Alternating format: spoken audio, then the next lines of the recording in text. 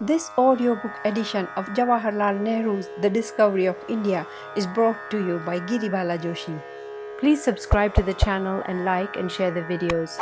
This audiobook is created with the help of advanced text-to-speech AI technology.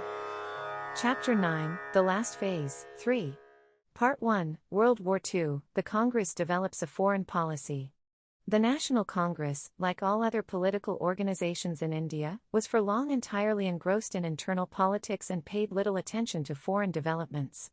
In the 1920s, it began to take some interest in foreign affairs. No other organization did so, except the small groups of socialists and communists. Muslim organizations were interested in Palestine, and occasionally passed resolutions of sympathy for the Muslim Arabs there. The intense nationalism of Turkey, Egypt, and Iran was watched by them, but not without some apprehension, as it was secular, and was leading to reforms which were not wholly in keeping with their ideas of Islamic traditions. The Congress gradually developed a foreign policy, which was based on the elimination of political and economic imperialism everywhere, and the cooperation of free nations. This fitted in with the demand for Indian independence. As early as 1920, a resolution on foreign policy was passed by the Congress, in which our desire to cooperate with other nations, and especially to develop friendly relations with all our neighboring countries, was emphasized. The possibility of another large-scale war was later considered, and in 1927, 12 years before World War II actually started, the Congress first declared its policy in regard to it. This was 5 or 6 years before Hitler came into power, and before Japanese aggression in Manchuria had begun. Mussolini was consolidating himself in Italy, but did not then appear as a major threat to world peace. Fascist Italy was on friendly terms with England, and British statesmen expressed their admiration for the Duce. There were a number of petty dictators in Europe, also usually on good terms with the British government. Between England and Soviet Russia, however, there was a complete breach. There had been the Arcos raid, and withdrawal of diplomatic representatives. In the League of Nations and the International Labour Office, British and French policy was definitely conservative. In the interminable discussions on disarmament, when every other country represented in the League, as well as the U.S.A., were in favour of the total abolition of aerial bombardment, Britain made some vital reservations. For many years the British government had used aircraft, for police purposes it was called, for bombing towns and villages in Iraq and the northwest frontier of India. This right was insisted upon, thus, preventing any general agreement on this subject in the League and later in the Disarmament Conference. Germany, the Weimar Republican Germany, had become a full member of the League of Nations, and Locarno had been hailed as a forerunner of perpetual peace in Europe, and a triumph of British policy. Another view of all these developments was that Soviet Russia was being isolated, and a joint front against her was being created in Europe. Russia had just celebrated the 10th anniversary of her revolution and had developed friendly ties with various eastern countries, Turkey, Iran, Afghanistan, and Mongolia. The Chinese Revolution had also advanced with great strides, and the nationalist armies had taken possession of half of China, coming into conflict with foreign, and especially British, interests in the port towns and the interior. Subsequently there had been internal trouble and a breakup of the Kuomintang into rival groups. The world situation seemed to be drifting towards a major conflict with England and France as heads of a European group of nations, and Soviet Russia associated with some Eastern nations. The United States of America held aloof from both these groups. Their intense dislike of communism kept them away from Russia, and their distrust of British policy and competition with British finance and industry, preventing them from associating themselves with the British group. Over and above these considerations was the isolationist sentiment of America and the fear of being embroiled in European quarrels. In this setting, Indian opinion inevitably sided with Soviet Russia and the Eastern nations.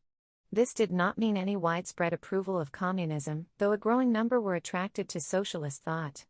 The triumphs of the Chinese Revolution were hailed with enthusiasm as portents of the approaching freedom of India, and of the elimination of European aggression in Asia. We developed an interest in nationalist movements in the Dutch East Indies and Indochina, as well as the Western Asiatic countries in Egypt. The conversion of Singapore into a great naval base, and the development of Trincomalee Harbour in Ceylon appeared as parts of the general preparations for the coming war, in which Britain would try to consolidate and strengthen her imperialist position and crush Soviet Russia and the rising nationalist movements of the East.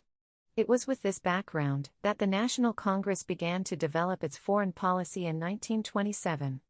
It declared that India could be no party to an imperialist war, and in no event should India be made to join any war without the consent of her people being obtained. In the years that followed, this declaration was frequently repeated, and widespread propaganda was carried on in accordance with it.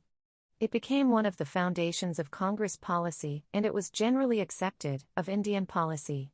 No individual or organization in India opposed it. Meanwhile, changes were taking place in Europe, and Hitler and Nazism had risen. The Congress immediately reacted against these changes and denounced them, for Hitler and his creed seemed the very embodiment and intensification of the imperialism and racialism against which the Congress was struggling. Japanese aggression in Manchuria produced even stronger reactions because of sympathy for China. Abyssinia, Spain, the Sino-Japanese War, Czechoslovakia, and Munich added to this strength of feeling and the tension of approaching war. But this coming war was likely to be different from the one that had been envisaged before Hitler had arisen. Even so, British policy had been almost continuously pro-fascist and pro-Nazi, and it was difficult to believe that it would suddenly change overnight and champion freedom and democracy. Its dominant imperialist outlook, and desire to hold on to its empire, would continue despite other developments, also its basic opposition to Russia and what Russia represented. But it became increasingly obvious that in spite of every desire to appease Hitler, he was becoming a dominating power in Europe, entirely upsetting the old balance and menacing the vital interests of the British Empire. War between England and Germany became probable, and if this broke out, what then would our policy be? How would we reconcile the two dominating trends of our policy, opposition to British imperialism and opposition to fascism and Nazism? How would we bring in line our nationalism and our internationalism? It was a difficult question in the existing circumstances, difficult for us, but offering no difficulty if the British government took a step to demonstrate to us that they had given up their imperialist policy in India and wanted to rely on popular goodwill. In a contest between nationalism and internationalism, nationalism was bound to win. That had happened in every country and in every crisis. In a country under foreign domination, with bitter memories of continuous struggle and suffering, that was an inevitable and unavoidable consequence. England and France had played false to Republican Spain, and betrayed Czechoslovakia, and thus sacrificed internationalism for what they considered, wrongly as events proved, their national interests. The United States of America had clung to isolationism, in spite of their evident sympathy with England, France, and China, and their hatred of Nazism and Japanese militarism and aggression. It was Pearl Harbor that flung them headlong into war. Soviet Russia, the very emblem of internationalism, had followed a strictly national policy, bringing confusion to many of her friends and sympathizers. It was the sudden and unannounced attack by the German armies that brought war to the U.S.S.R. The Scandinavian countries and Holland and Belgium tried to avoid war and entanglement in the vain hope of saving themselves, and yet were overwhelmed by it. Turkey has sat precariously for 5 years on the thin edge of a varying neutrality, governed solely by national considerations. Egypt, still a semi-colonial country, in spite of its apparent independence, itself one of the major battle areas, occupies a curious and anomalous position. For all practical purposes, it is a belligerent country, completely under the control of the armed forces of the United Nations, and yet apparently it is not a belligerent. There may be justification or excuse for all these policies adopted by various governments and countries. A democracy cannot easily jump into war without preparing its people and gaining their cooperation. Even an authoritarian state has to prepare the ground. But whatever the reason or justification may be, it is clear that whenever a crisis has occurred, national considerations, or what were considered to be such, have been paramount, and all others, which did not fit in with them, have been swept away. It was extraordinary how, during the Munich crises, the hundreds of international organizations, anti-fascist leagues, etc., in Europe, were struck dumb and became powerless and ineffective. Individuals and small groups may become internationally minded and may even be prepared to sacrifice personal and immediate national interests for a larger cause, but not so nations. It is only when international interests are believed to be in line with national interests that they arouse enthusiasm. A few months ago, the London Economist, discussing British foreign policy, wrote, "The only foreign policy that has any hope of being consistently pursued is one in which national interests are fully and obviously safeguarded. No nation puts the interests of the international community before its own. It is only if the two can be seen to coincide that there is any possibility of effective internationalism." Internationalism can indeed only develop in a free country, for all the thought and energy of a subject country are directed towards the achievement of its own freedom. That subject condition is like a cancerous growth inside the body, which not only prevents any limb from becoming healthy, but is a constant irritant to the mind and colors all thought and action. Conflict is inherent in it, and such conflict leads to a concentration of thought on it and prevents a consideration of wider issues. The history of a long succession of past conflicts and suffering becomes the inseparable companion of both the individual and the national mind. It becomes an obsession, a dominating passion, which cannot be exorcised, except by removing its root cause. And even then, when the sense of subjection has gone, the cure is slow, for the injuries of the mind take longer to heal than those of the body. All this background we have long had in India, and yet Gandhi gave a turn to our nationalist movement, which lessened the feelings of frustration and bitterness. Those feelings continued, but I do not know of any other nationalist movement which has been so free from hatred. Gandhi was an intense nationalist. He was also, at the same time, a man who felt he had a message not only for India but for the world, and he ardently desired world peace. His nationalism, therefore, had a certain world outlook and was entirely free from any aggressive intent. Desiring the independence of India, he had come to believe that a world federation of interdependent states was the only right goal, however distant that might be. He had said, "My idea of nationalism is that my country may become free, that if need be the whole of the country may die, so that the human race may live. There is no room for race hatred here. Let that be our nationalism." And again, I do want to think in terms of the whole world. My patriotism includes the good of mankind in general. Therefore, my service of India includes the services of humanity. Isolated independence is not the goal of the world states. It is voluntary interdependence. The better mind of the world desires today not absolutely independent states, warring one against another, but a federation of friendly, interdependent states. The consummation of that event may be far off. I want to make no grand claims for our country. But I see nothing grand or impossible about our expressing our readiness for universal interdependence rather than independence. I desire the ability to be totally independent without asserting the independence. As the nationalist movement grew in strength and self-confidence, many people began to think in terms of a free India, what she would be like, what she would do, and what her relations with other countries would be. The very bigness and potential strength and resources of the country made them think in big terms. India could not be a mere hanger-on of any country or group of nations. Her freedom and growth would make a vital difference to Asia, and therefore to the world. That led inevitably to the conception of full independence, and a severance of the bonds that tied her to England and her empire. Dominion status, even when that status approached independence, seemed an absurd limitation and a hindrance to full growth. The idea behind dominion status, of a mother country closely connected with her daughter nations, all of them having a common cultural background, seemed totally inapplicable to India. It meant certainly a wider sphere of international cooperation, which was desirable, but it also meant at the same time lesser cooperation with countries outside that empire or Commonwealth group. It thus became a limiting factor, and our ideas, full of the promise of the future, overstepped these boundaries and looked to a wider cooperation. In particular, we thought of close relations with our neighbor countries in the East and West, with China, Afghanistan, Iran, and the Soviet Union. Even with distant America, we wanted closer relations, for we could learn much from the United States, as also from the Soviet Union. There was a feeling that we had exhausted our capacity for learning anything more from England, and in any event we could only profit by contact with each other after breaking the unhealthy bond that tied us, and by meeting on equal terms. The racial discrimination and treatment of Indians in some of the British dominions and colonies were powerful factors in our determination to break from that group. In particular, South Africa was a constant irritant, and East Africa and Kenya, directly under the British colonial policy. Curiously enough, we got on well, as individuals, with Canadians, Australians, and New Zealanders, for they represent a new tradition and were free from many of the prejudices and the social conservatism of the British. When we talked of the independence of India, it was not in terms of isolation. We realized, perhaps more than many other countries, that the old type of complete national independence was doomed, and there must be a new era of world cooperation. We made it repeatedly clear, therefore, that we were perfectly agreeable to limit that independence, in common with other nations, within some international framework. That framework should preferably cover the world, or as large a part of it as possible, or be regional. The British Commonwealth did not fit in with either of these conceptions, though it could be a part of the larger framework. It is surprising how internationally minded we grew in spite of our intense nationalism.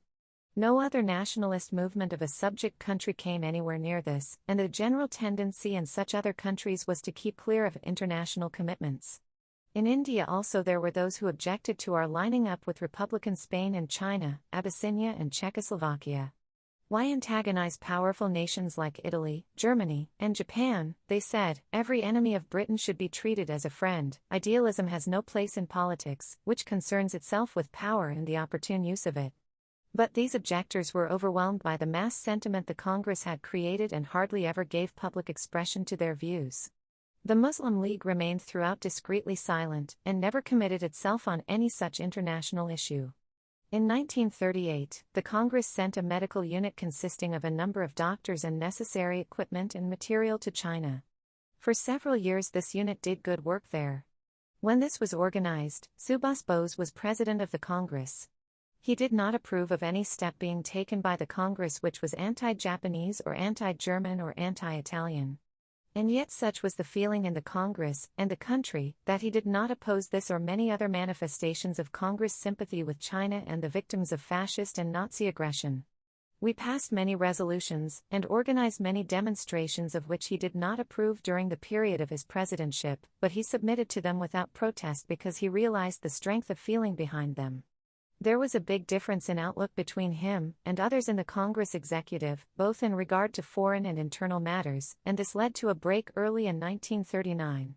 He then attacked Congress policy publicly, and early in August 1939, the Congress executive took the very unusual step of taking disciplinary action against him, one of its ex-presidents. End of Part 1, titled, World War II, The Congress Develops a Foreign Policy, of Chapter 9. Part 2, The Congress Approach to War. Thus, the Congress laid down and frequently repeated a dual policy in regard to war. There was, on the one hand, opposition to fascism, Nazism, and Japanese militarism, both because of their internal policies and their aggression against other countries. There was intense sympathy with the victims of that aggression, and there was a willingness to join up in any war or other attempt to stop this aggression. On the other hand, there was an emphasis on the freedom of India, not only because that was our fundamental objective for which we had continuously labored, but also especially in relation to a possible war. For we reiterated that only a free India could take proper part in such a war, only through freedom could we overcome the bitter heritage of our past relations with Britain and arouse enthusiasm and mobilize our great resources. Without that freedom the war would be like any old war, a contest between rival imperialism, and an attempt to defend and perpetuate the British Empire as such. It seemed absurd and impossible for us to line up in defense of that very imperialism against which we had been struggling for so long. And even if a few of us, in view of larger considerations, considered that a lesser evil, it was utterly beyond our capacity to carry our people. Only freedom could release mass energy and convert bitterness into enthusiasm for a cause. There was no other way. The Congress specially demanded that India should not be committed to any war without the consent of her people or their representatives, and that no Indian troops be sent for service abroad without such consent. The Central Legislative Assembly, consisting of various groups and parties, had also put forward this latter claim. It had long been a grievance of the Indian people that our armed forces were sent abroad for imperialist purposes and often to conquer or suppress other peoples with whom we had no quarrel whatever, and with whose efforts to regain their freedom we sympathized.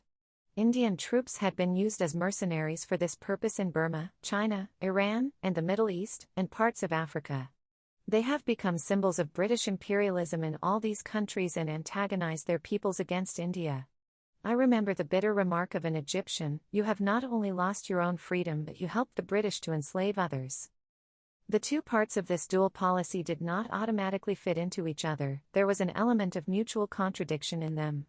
But that contradiction was not of our creation, it was inherent in the circumstances and was inevitably mirrored in any policy that arose from those circumstances. Repeatedly, we pointed out the inconsistency of condemning fascism and Nazism, and maintaining imperialist domination. It was true that the former were indulging in horrid crimes, whilst imperialism in India and elsewhere had stabilized itself. The difference was one of degree and of time, not of kind. The former also were far away, something which we read about. The latter was always at our doorstep, surrounding all of us, and pervading the entire atmosphere. We emphasized the absurdity of holding aloft the banner of democracy elsewhere, and denying it to us in India.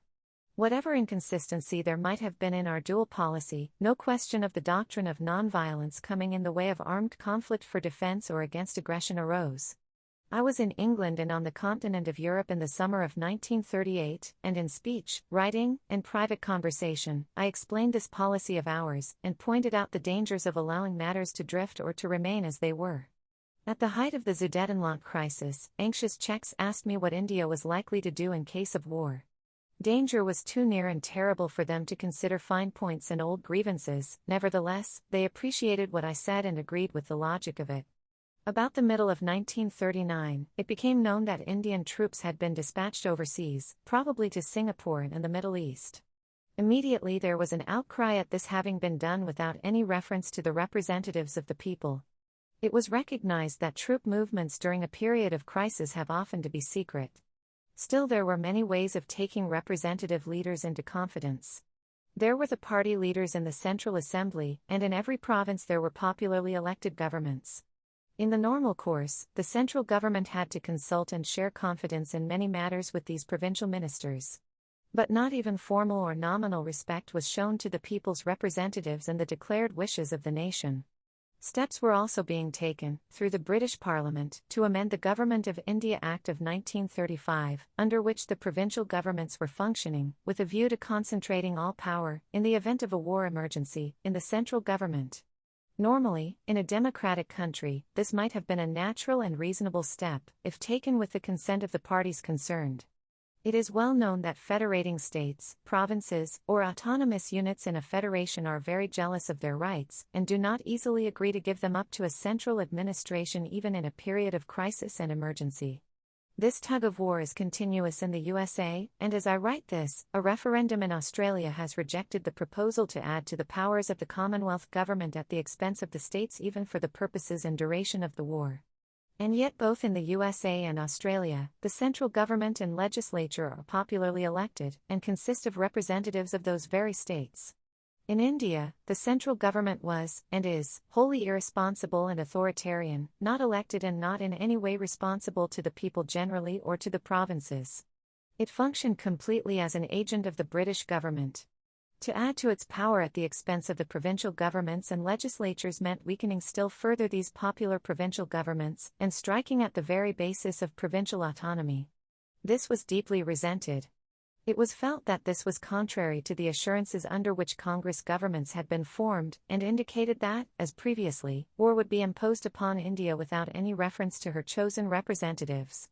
The Congress executive expressed its strong dissent with this policy, which it considered a deliberate flouting of the declarations both of the Congress and the central legislature.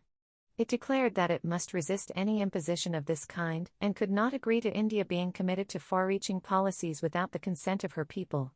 Again it stated, early in August 1939, that in this world crisis, the sympathies of the Working Committee are entirely with the people who stand for democracy and freedom, and the Congress has repeatedly condemned fascist aggression in Europe, Africa, and the Far East of Asia, as well as the betrayal of democracy by British imperialism in Czechoslovakia and Spain. But, it was added, the past policy of the British government as well as recent developments demonstrated abundantly that this government does not stand for freedom and democracy and may at any time betray these ideals. India cannot associate herself with such a government, or be asked to give her resources for democratic freedom which is denied to her, and which is likely to be betrayed. As a first step in protest against this policy, the Congress members of the Central Legislative Assembly were asked to refrain from attending the next session of the Assembly. This last resolution was passed 3 weeks before war actually broke out in Europe. It seemed that the government of India, and the British government behind it, were bent on ignoring completely Indian opinion, not only in regard to the major issues raised by the war crisis, but also on many minor matters. This policy was reflected in the attitudes of the governors in the provinces and the civil service administration, which became more non-cooperative with the Congress governments. The position of these Congress provincial governments was becoming increasingly difficult, and strong sections of public opinion were excited and apprehensive.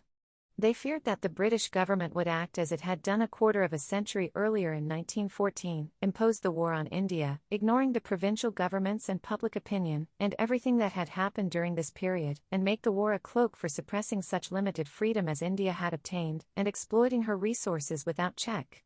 But much had happened during this quarter of a century, and the mood of the people was very different. The idea of a great country like India being treated as a chattel, and her people utterly and contemptuously ignored, was bitterly resented. Was all the struggle and suffering of the past 20 years to count for nothing? Were the Indian people to shame the land from which they sprang by quietly submitting to this disgrace and humiliation? Many of them had learnt to resist what they considered evil, and not to submit when such submission was considered shameful. They had willingly accepted the consequences of such non-submission. Then there were others, a younger generation, which had little personal experience of the nationalist struggle and what it had involved, and for whom even the civil disobedience movements of the 20s and early 30s were past history and nothing more. They had not been tested in the fire of experience and suffering and took many things for granted. They were critical of the older generation, considering it weak and compromising, and imagined that strong language was good substitute for action. They quarreled amongst themselves over questions of personal leadership or fine points of political or economic doctrine. They discussed world affairs without knowing much about them. They were immature and lacked ballast. There was good material in them, much enthusiasm for good causes, but somehow the general effect produced by them was disappointing and discouraging. Perhaps it was a temporary phase, which they would outgrow, which they may have outgrown already after the bitter experiences which they have since had. Whatever the other differences, all these groups within the nationalist ranks reacted in similar fashion to British policy towards India during the crisis. They were angered by it, and called upon Congress to resist it. A proud and sensitive nationalism did not want to submit to this humiliation. All other considerations became secondary. War was declared in Europe, and immediately the Viceroy of India announced that India was also at war. One man, and he a foreigner and a representative of a hated system, could plunge 400 millions of human beings into war without the slightest reference to them. There was something fundamentally wrong and rotten in a system under which the fate of these millions could be decided in this way. In the Dominions, the decision was taken by popular representatives after full debate and consideration of various points of view. Not so in India, and it hurt.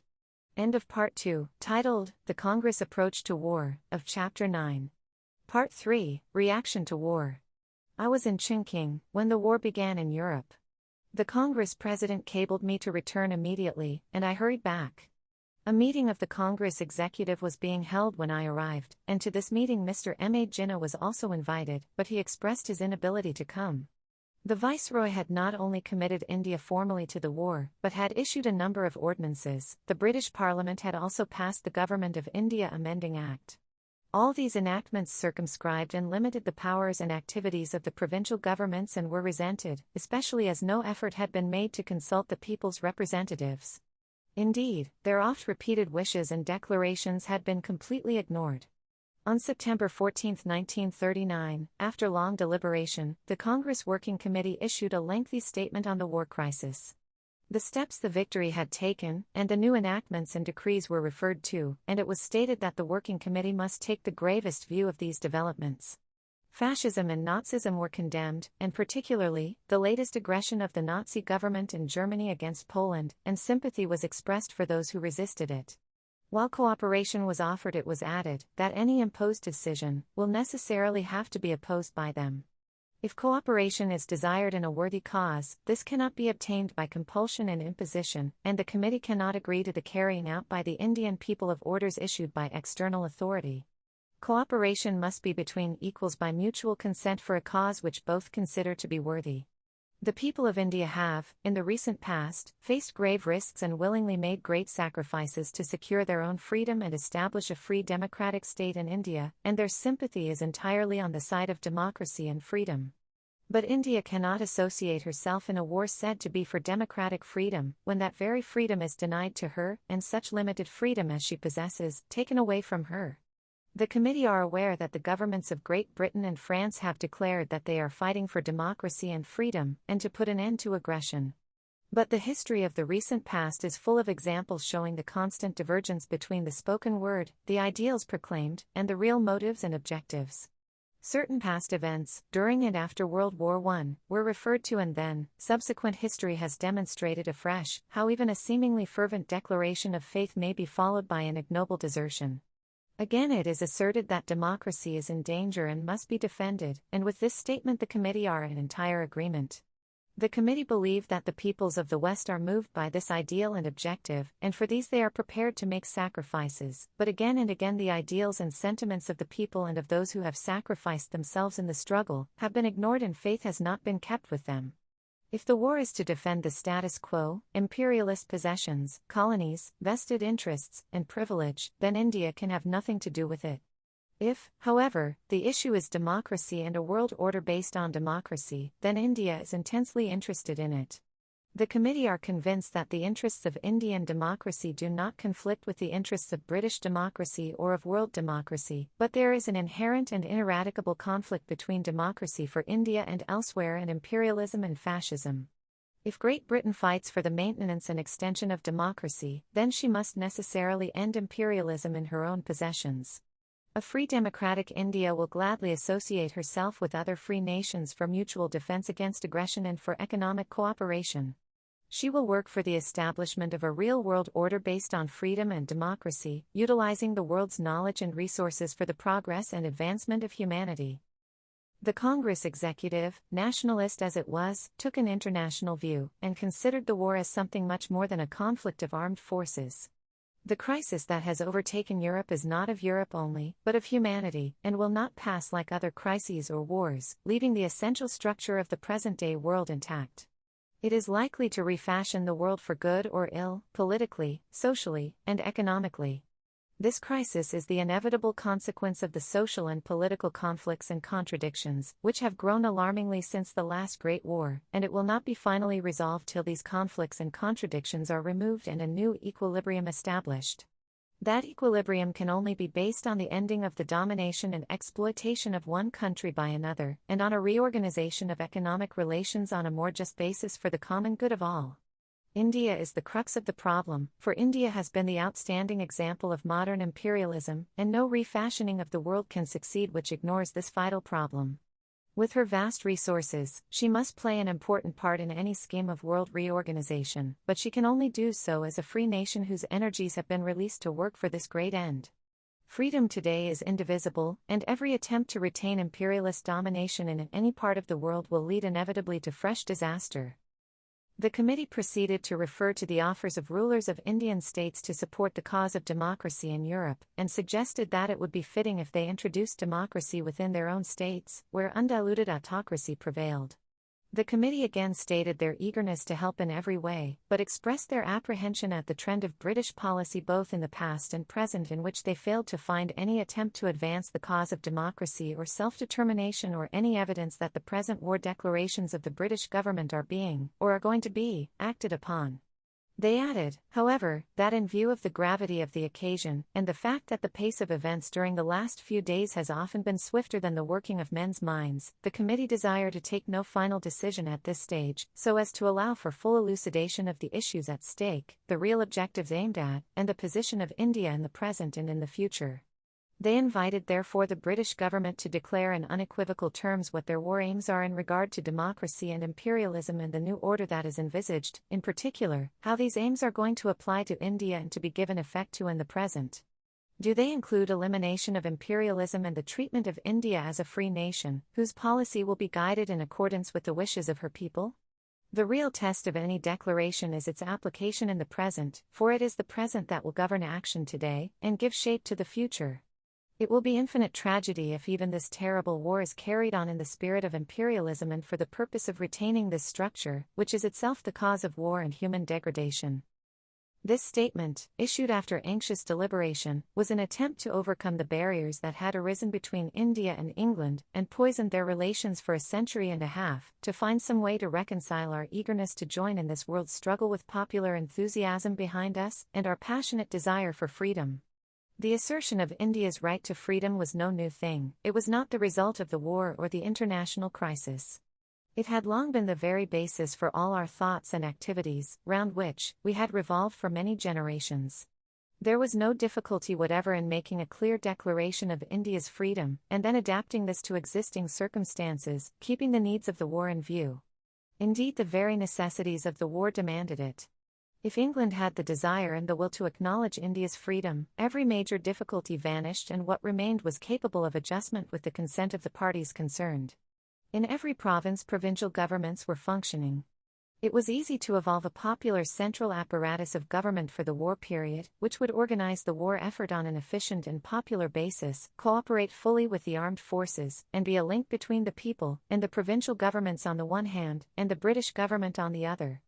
Other constitutional problems could be postponed till after the war, though of course it was desirable to attempt to solve them even earlier. After the war, the elected representatives of the people would draw up the permanent constitution and enter into a treaty with England in regard to our mutual interests. It was no easy matter for the Congress executive to make this offer to England, when most of our people had little appreciation of the international issues involved, and were expressing their resentment at recent British policy. We knew that long-standing distrust and suspicion on both sides could not vanish away by some magic word. Yet we hoped that the very stress of events would induce England's leaders to come out of their imperialist grooves, take a long view and accept our offer, thus ending the long feud between England and India, and releasing India's enthusiasm and resources for the war. But that was not to be, and their answer was a refusal of all we had asked for. It became clear to us that they did not want us as friends and colleagues, but as a slave people to do their bidding. We used the same word cooperation, but a different meaning was attached to it by either party. For us, cooperation was to be between comrades and equals. For them, it meant their commanding and our obeying without demur. It was impossible for us to accept this position without abandoning and betraying everything we had stood for, and that had given some meaning to our lives. And even if some of us had been willing to do so, we could not have carried our people with us. We would have been stranded, isolated, and cut off from the living currents of nationalism, as well as from the internationalism that we envisaged. The position of our provincial governments became difficult, and the choice for them was submission to continuous interference by the governor and the viceroy or conflict with them. The superior services were wholly on the governor's side, and looked upon the ministers and the legislature, even more than before, as intruders. Again there was the old constitutional conflict between an autocratic king or his representatives and a parliament, with this addition, that the former were foreigners basing their rule on armed force. It was decided that the Congress governments in the 8 provinces out of 11, all except Bengal, Punjab, and Sindh, should resign in protest. Some were of opinion that instead of resigning they should carry on and thus invite dismissal by the governor. It was clear that in view of the inherent conflict, which was daily becoming more obvious, clashes between them and the governors were inevitable, and if they did not resign, they would be dismissed from office. They took the strictly constitutional course of resigning, and thus inviting a dissolution of the legislature and fresh elections. As big majorities were behind them in the legislatures, no other ministries could be formed. The governors, however, were anxious to avoid new elections, as they knew well enough that these would result in the overwhelming triumph of the Congress. They did not dissolve the legislatures, but merely suspended them, and assumed all the powers of the provincial governments and legislatures. They became completely autocratic heads of provinces, making laws, issuing decrees, and doing everything else they wanted to without the slightest reference to any elected body or to public opinion. British spokesmen have often asserted that the Congress executive acted in an authoritarian manner in calling upon the provincial governments to resign. This is an odd charge, coming from those who have been functioning in a more autocratic and authoritarian manner than anyone outside the fascist and Nazi countries. As a matter of fact, the very foundation of Congress policy, on which members of the legislatures had been elected, and provincial governments had been formed after assurances from the viceroy, was freedom of action in the provincial sphere and no interference by governor or viceroy. This interference was now of frequent occurrence, and even the statutory powers of the provincial governments, given under the Government of India Act of 1935, had been further limited.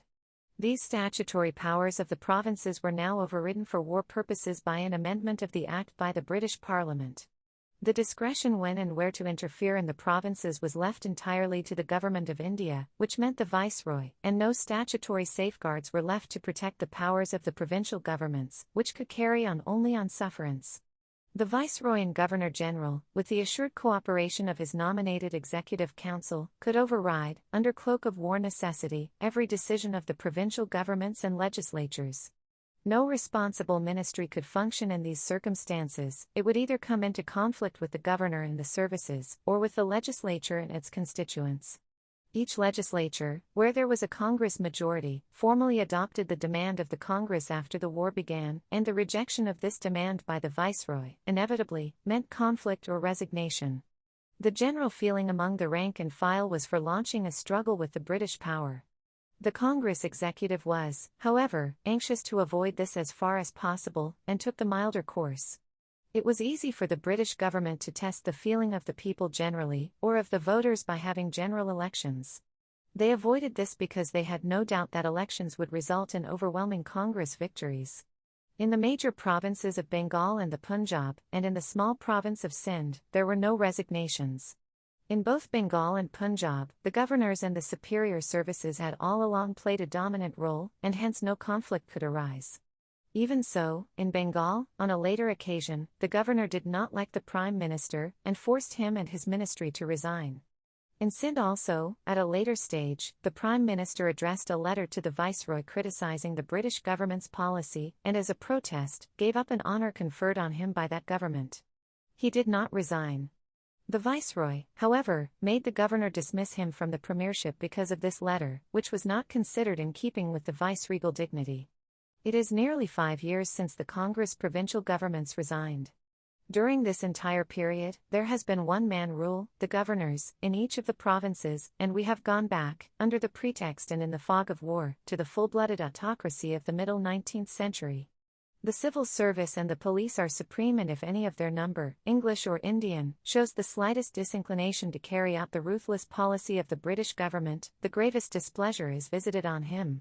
Much of the work done by the Congress governments has been undone, and their schemes have been liquidated. Fortunately, some of the tenancy legislation has remained, but even this is often interpreted against the interests of the tenants. During the last 2 years, in the 3 minor provinces of Assam, Orissa, and the northwest frontier, provincial governments have been reconstituted by the very simple device of imprisoning a number of members of the legislatures, and thus converting a minority into a majority.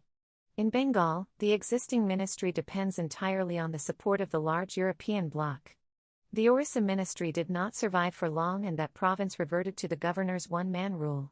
In the frontier province, a ministry continued to function, though it had no majority to back it, and hence a meeting of the legislature was avoided. In the Punjab and Sindh, special executive orders were passed on Congress members of the legislatures, those out of prison, preventing them from attending the sessions of the legislative assemblies or participating in any public activities. Footnote: early in 1945, the Frontier Legislative Assembly had at last to meet for the budget session. The ministry was defeated on a vote of confidence and resigned. A Congress ministry, with Dr. Khan Sahib as premier, then took office. End of footnote. End of Part 3, titled, Reaction to War, of Chapter 9. Part 4, Another Congress Offer and its Rejection by the British Government, Mr. Winston Churchill.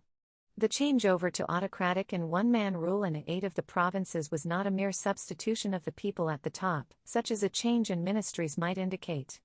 It was a radical and organic change affecting the whole spirit, policy, and methods of the entire state organization.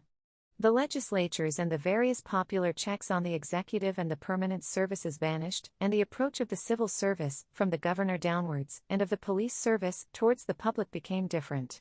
It was not merely a reversion and setback to the days before the Congress governments had come into power. It was much worse. In so-called law, it was a going back to the unchecked autocracy of the 19th century. In practice, it was harsher, as the old confidence and paternalism were absent, and all the fear and passion of a long-established vested interest which was breaking up, pervaded the British element in the administration. The 2¼ years of Congress governments had been hard to bear. The carrying out of the policy and orders of those who could always be sent to prison if they gave trouble had not been pleasant. Now there was a desire not only to resume the old thread, but also to put these troublemakers in their proper places.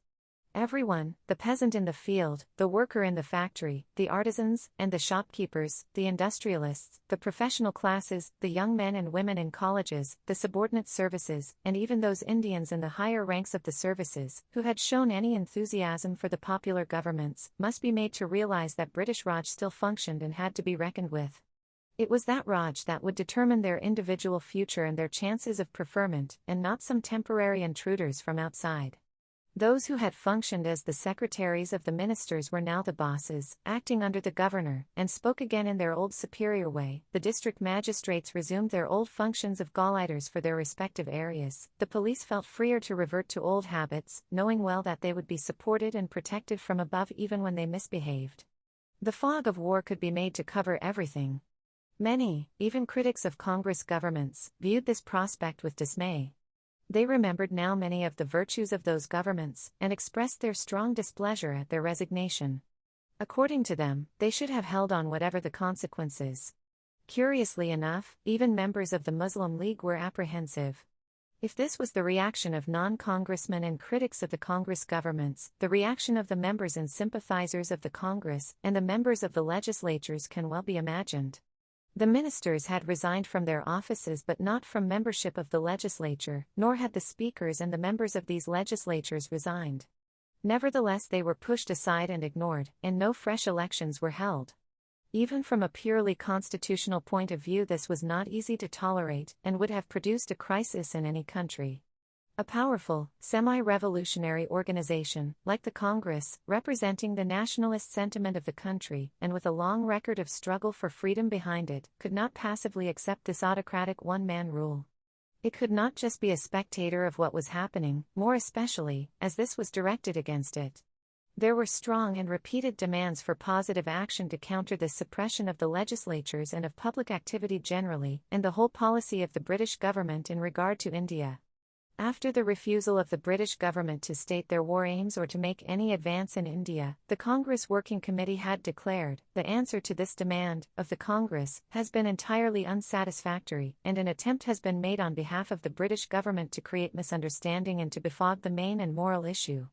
The committee can only interpret this attempt to avoid a statement of war aims and Indian freedom, by taking shelter under irrelevant issues, as a desire to maintain imperialist domination of India in alliance with the reactionary elements in the country.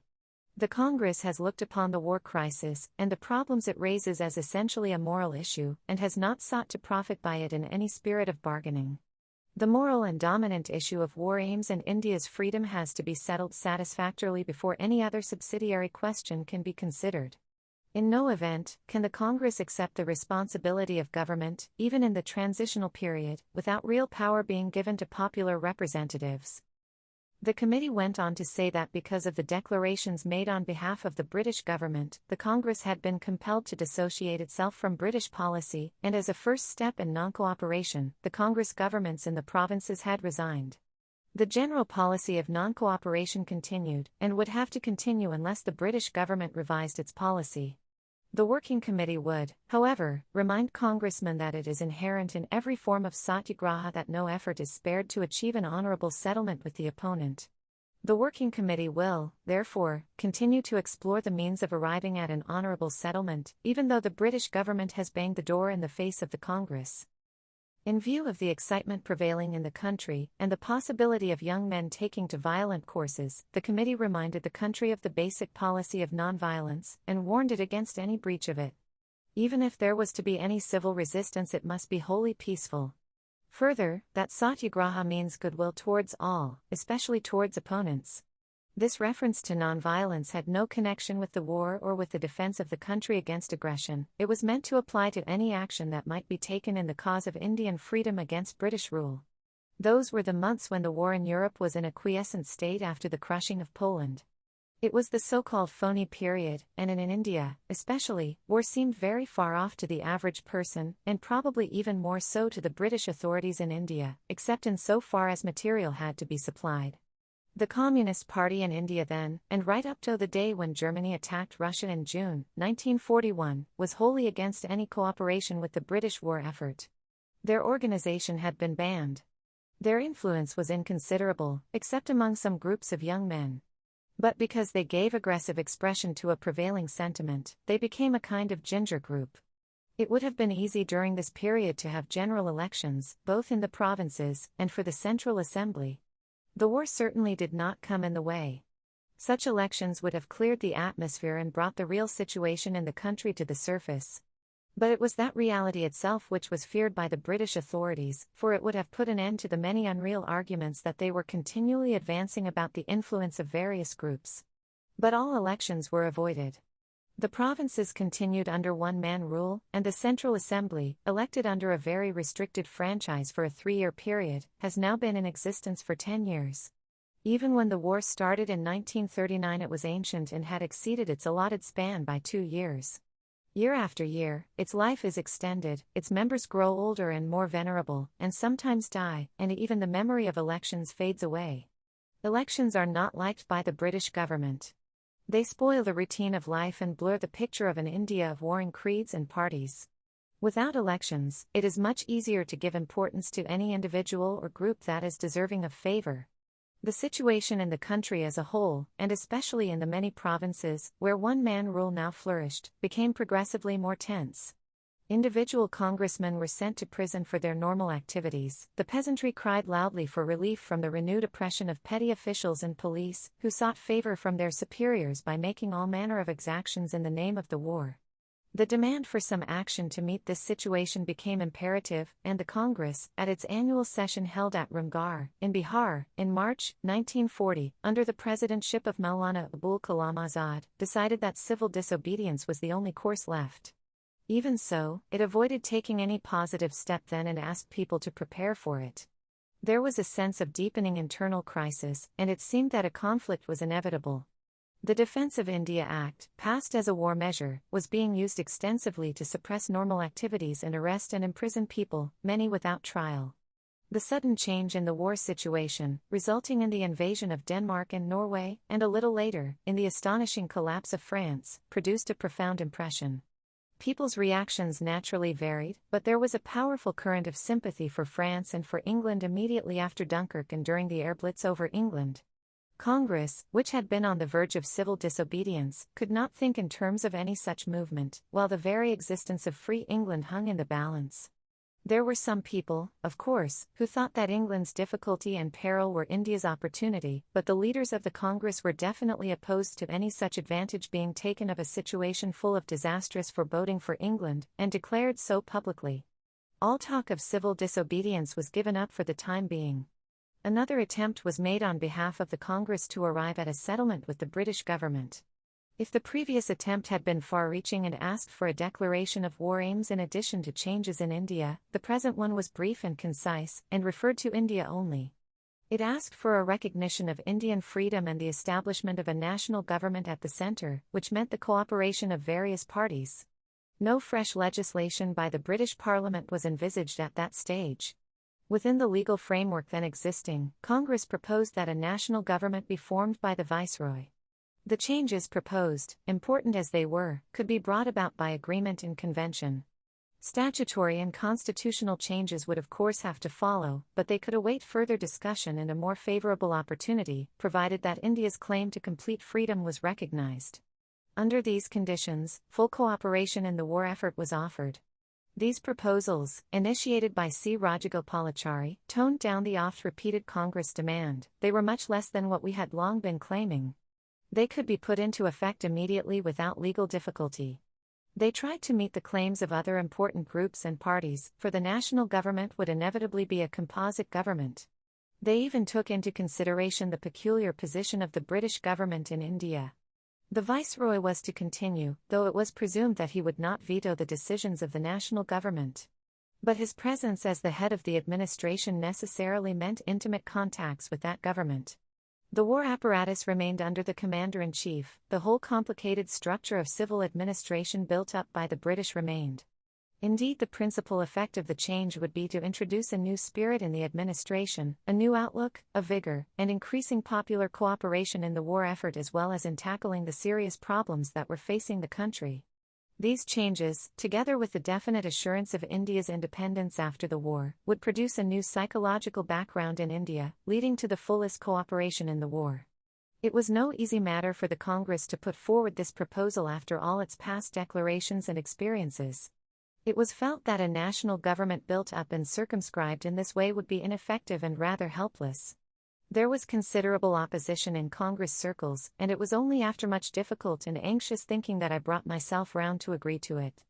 I agreed chiefly because of larger international considerations and my desire that, if it was at all honorably possible, we should identify ourselves completely with the struggle against fascism and Nazism. But there was a much greater difficulty before us, and that was Gandhiji's opposition. This opposition was almost entirely due to his pacifism. He had not opposed our previous offers to help in the war effort, though no doubt he must have felt uncomfortable about them. Right at the beginning of the war, he had told the Viceroy that Congress could give full moral help only, but that had not been the Congress position, as subsequently and repeatedly defined. Now he expressed himself definitely against Congress agreeing to undertake responsibility for a violent war effort. He felt so strongly that he broke on this issue from his colleagues as well as the Congress organization. This was a painful wrench to all those associated with him, for the Congress of today was his creation. Nevertheless, the Congress organization could not accept his application of the principle of nonviolence to the war situation, and in its eagerness to bring about a settlement with the British government, it went to the extreme length of breaking with its cherished and well-loved leader. The situation in the country was deteriorating in many ways. Politically, this was obvious. Even economically, while some among the peasantry and the workers were somewhat better off owing to war conditions, large numbers had been hit hard. The persons who were really prospering were the war profiteers, contractors, and a horde of officials, chiefly British, employed at fancy salaries for war work. The government's idea apparently was that the war effort would be best promoted by encouraging the motive for excessive profit. Corruption and nepotism were rampant, and there were no popular checks on them. Public criticism was considered a discouragement of war effort, and hence to be put down by the all-embracing provisions of the Defence of India Act. It was a discouraging spectacle. All these factors induced us to try our utmost once again to arrive at a settlement with the British government. What were the chances? Not very promising. The whole organization of the permanent services was enjoying a freedom from control and criticism such as they had not had for more than 2 generations. They could clap in prison any person they disapproved of, with or without trial. The governors enjoyed unrestrained power and authority over vast provinces. Why should they consent to a change, unless they were forced to do so by circumstances? Over the top of the imperial structure, sat the Viceroy, Lord Linlithgow, surrounded by all the pomp and ceremony befitting his high position. Heavy of body and slow of mind, solid as a rock, and with almost a rock's lack of awareness, possessing the qualities and failings of an old-fashioned British aristocrat, he sought with integrity and honesty of purpose to find a way out of the tangle. But his limitations were too many, his mind worked in the old groove, and shrank back from any innovations. His vision was limited by the traditions of the ruling class, out of which he came. He saw and heard through the eyes and ears of the civil service and others who surrounded him. He distrusted people who talked of fundamental political and social changes. He disliked those who did not show a becoming appreciation of the high mission of the British Empire and its chief representative in India. In England, there had been a change during the dark days of the German blitzkrieg over Western Europe. Mr. Neville Chamberlain had gone, and that was a relief from many points of view. The Marquess of Zetland, that ornament of his noble order, had also departed from the India Office without any tears being shed. In his place had come Mr. Amory, about whom little was known, but this little was significant.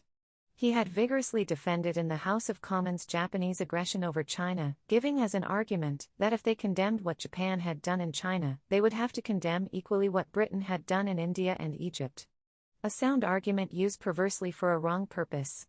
But the person who really counted was Mr. Winston Churchill, the new Prime Minister. Mr. Churchill's views on Indian freedom were clear and definite and had been frequently repeated. He stood out as an uncompromising opponent of that freedom. In January 1930, he had said, "Sooner or later, you will have to crush Gandhi and the Indian Congress and all they stand for." In December of that year he said, "The British nation has no intention whatever of relinquishing control of Indian life and progress. We have no intention of casting away that most truly bright and precious jewel in the crown of the king, which, more than all our dominions and dependencies, constitutes the glory and strength of the British Empire." Later, he explained what those magic words dominion status, so frequently thrown at us, really meant in relation to India. In January 1931, he said, "We have always contemplated it, Dominion status, as the ultimate goal, but no one has supposed, except in a purely ceremonious sense in the way in which representatives of India attend conferences during the war, that the principle and policy for India would be carried into effect in any time, which it is reasonable or useful for us to foresee." And, again, in December 1931, most of the leading public men, of whom I was one in those days, made speeches, I certainly did, about Dominion status, but I did not contemplate India having the same constitutional rights and system as Canada in any period which we can foresee. England, apart from her empire in India, ceases forever to exist as a great power. That was the crux of the question. India was the empire, it was her possession and exploitation that gave glory and strength to England and made her a great power. Mr. Churchill could not conceive of England except as the head and possessor of a vast empire, and so he could not conceive of India being free.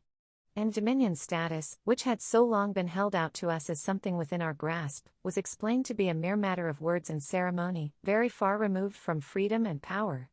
Dominion status, even in its fullest sense, had been rejected by us and we claimed independence.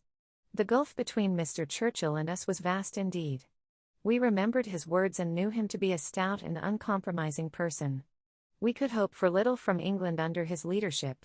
For all his courage and great qualities of leadership, he represented the 19th century, conservative, imperialist England, and seemed to be incapable of understanding the New World with its complex problems and forces, and much less the future which was taking shape. And yet, he was a big man, who could take a big step.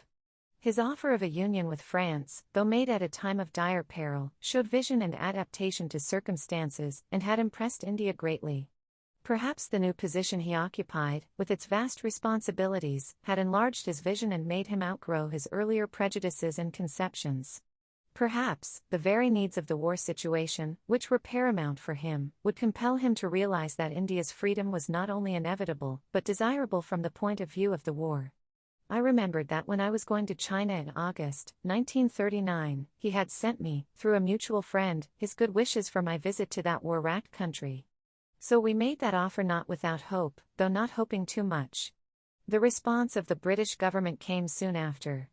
It was a total rejection, and, what was more, it was couched in terms which convinced us that the British had no intention, whatever, of parting with power in India. They were bent on encouraging division and strengthening every medieval and reactionary element. They seemed to prefer civil war and the ruin of India to a relaxation of their imperialist control. Used though we were to this kind of treatment, it came as a shock and a feeling of depression grew. I remember writing an article just then to which I gave the title, "The Parting of the Ways." I had long stood for the independence of India, convinced that in no other way could we progress and develop as a people, or have normal friendly and cooperative relations with England. Yet, I had looked forward to those friendly relations. Now suddenly, I felt that unless England changed completely there was no common path for us. We must follow different ways. End of Part 4, titled, Another Congress Offer and Its Rejection by the British Government, Mr. Winston Churchill, of Chapter 9. Part 5, Individual Civil Disobedience. So, instead of the intoxication of the thought of freedom which would unleash our energies and throw us with the nation's enthusiasm into the world's struggle, we experienced the aching frustration of its denial. And this denial was accompanied by an arrogance of language, a self-glorification of British rule and policy, and an enumeration of conditions, which were said to be necessary before India could claim freedom, conditions, some of which seemed impossible of realization. It became obvious that all this talk and ritual of parliamentary debate in England, of rounded phrases and pompous utterance, was just political trickery, barely veiling the fixed intention to hold on to India as an imperial domain and possession for as long as this was possible. The claws of imperialism would continue deep in the living body of India. And that was the measure of that international order of freedom and democracy for which Britain claimed to be fighting. There was yet another significant indication. Burma had put forward a modest claim that an assurance of dominion status after the war be given to her. This was long before the Pacific War started, and in any event it did not interfere with the war in any way, for it was only intended to take effect after the conclusion of hostilities.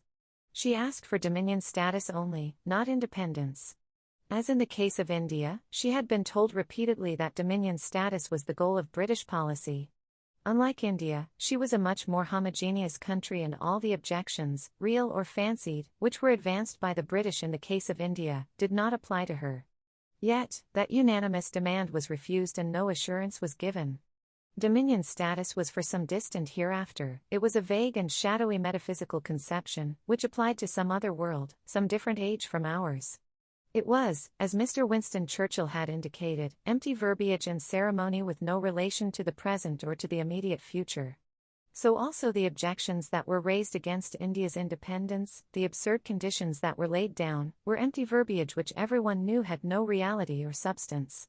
The only realities were Britain's determination to hold on to India at all costs and India's determination to break this hold. All else was quibbling, lawyers' talk, or diplomatic prevarication. Only the future could show the result of this conflict between incompatibles. The future showed us soon enough the results of British policy in Burma. In India also, that future slowly unrolled itself, bringing struggle and bitterness and suffering in its train.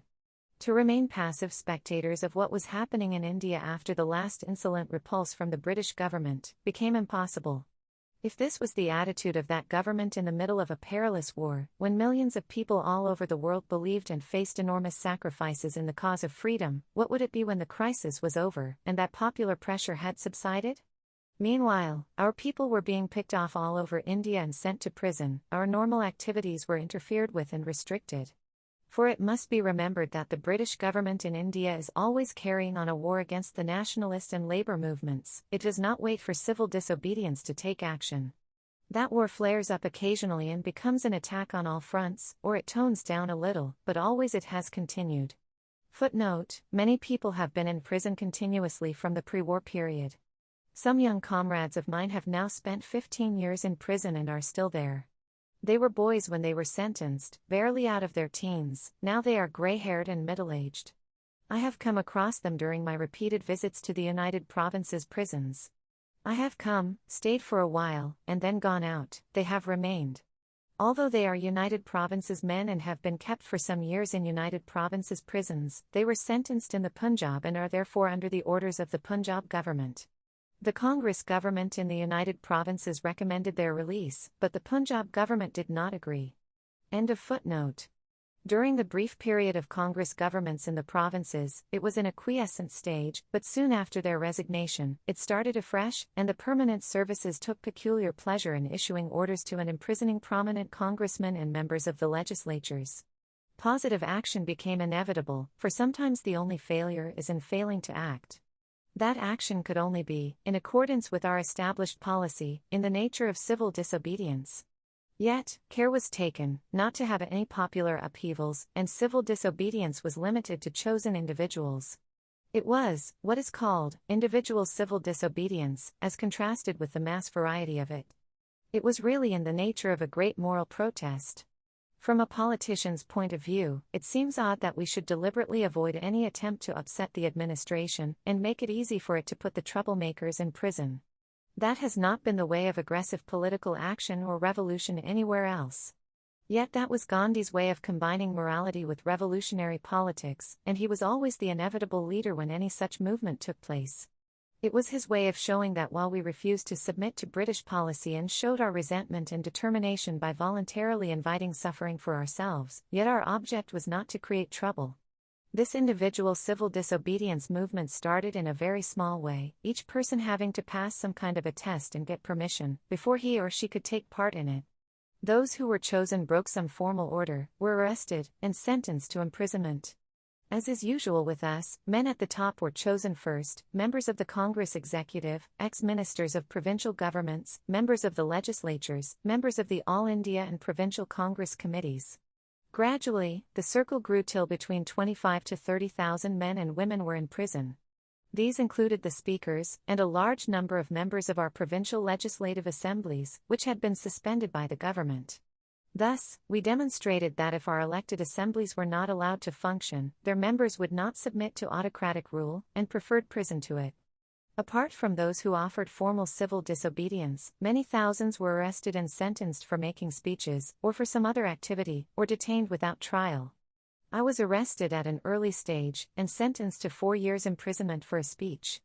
From October 1940, for over a year, all these persons remained in prison.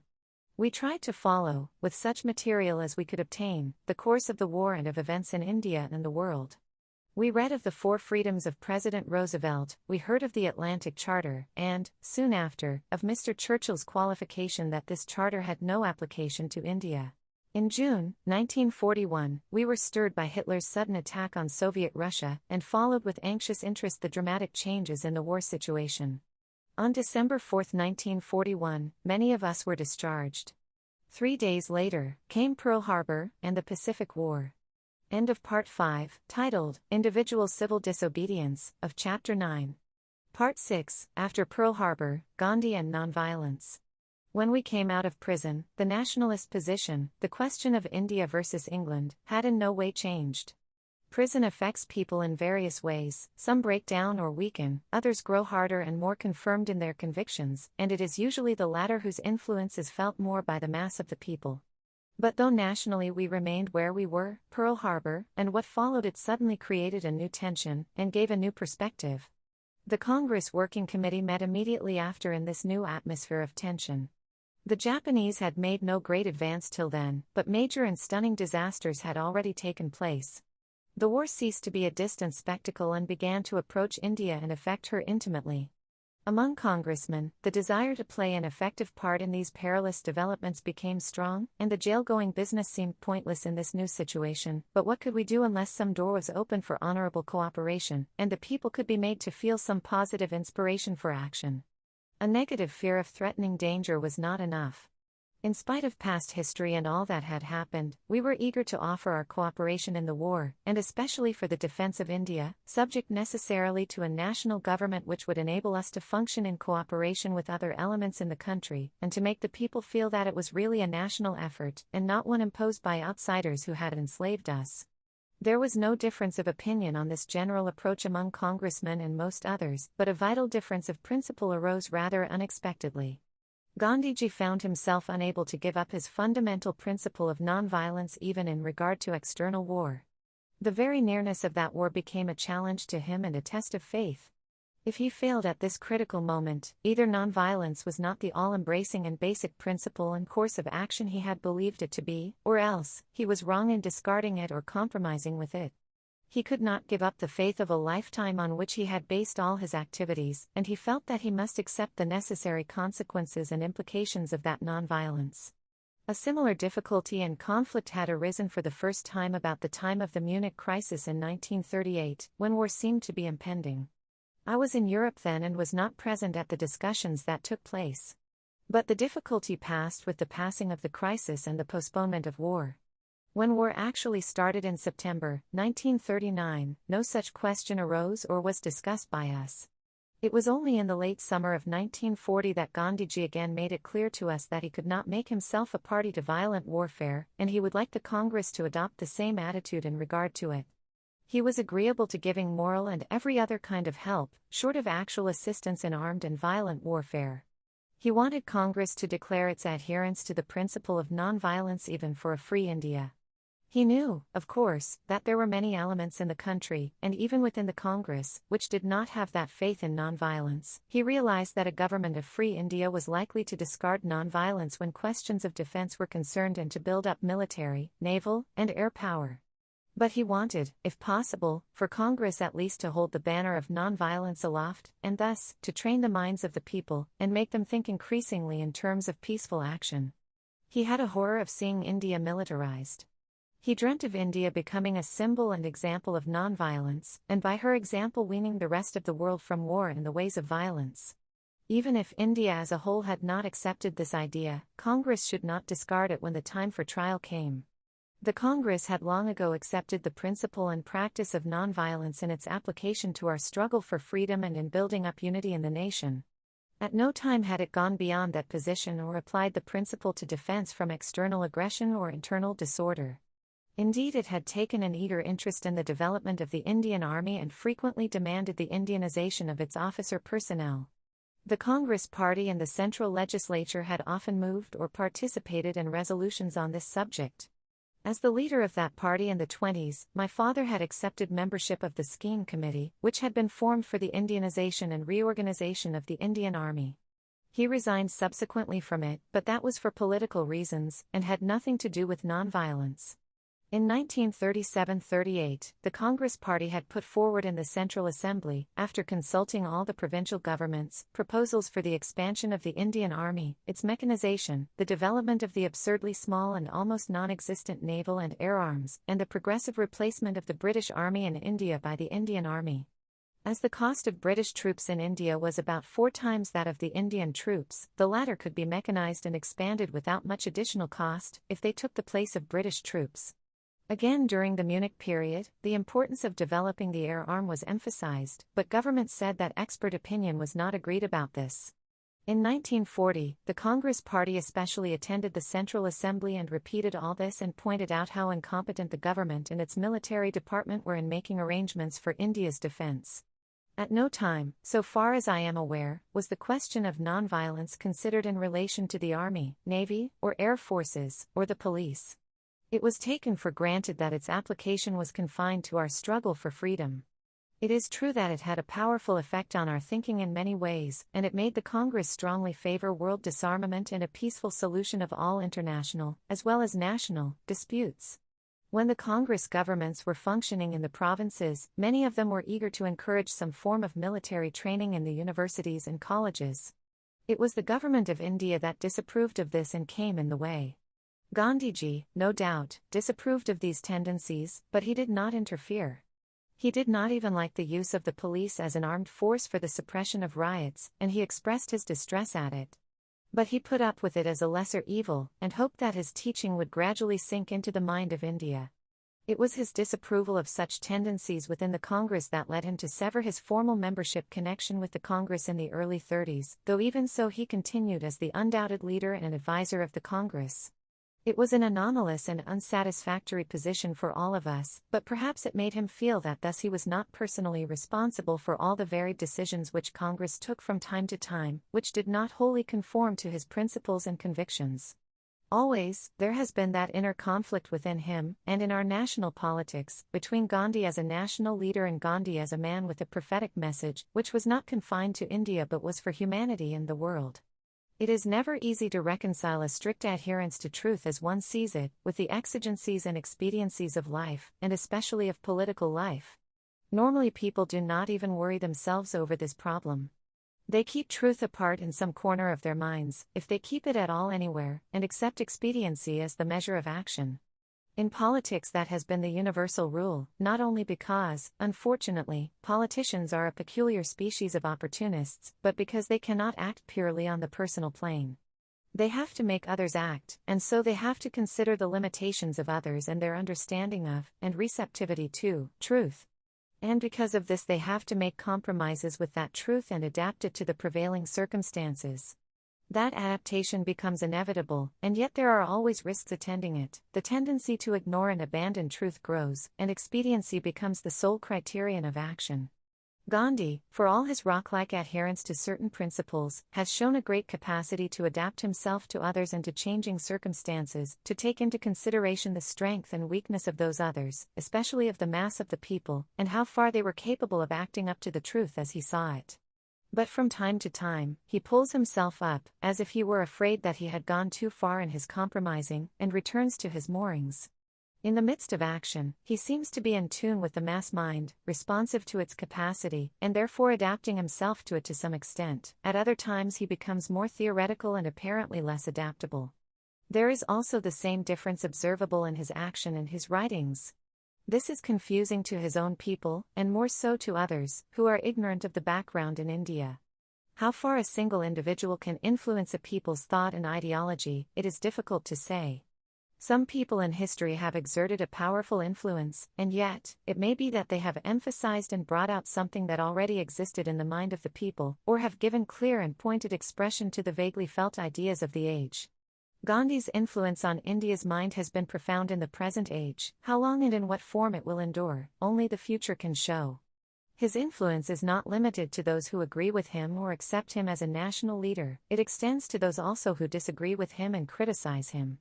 Very few persons in India accept in its entirety his doctrine of non-violence or his economic theories, yet very many have been influenced by them in some way or other. Usually speaking in terms of religion, he has emphasized the moral approach to political problems as well as those of everyday life. The religious background has affected those chiefly who were inclined that way, but the moral approach has influenced others also. Many have been appreciably raised to higher levels of moral and ethical action, many more have been forced to think at least in those terms, and that thought itself has some effect on action and behavior.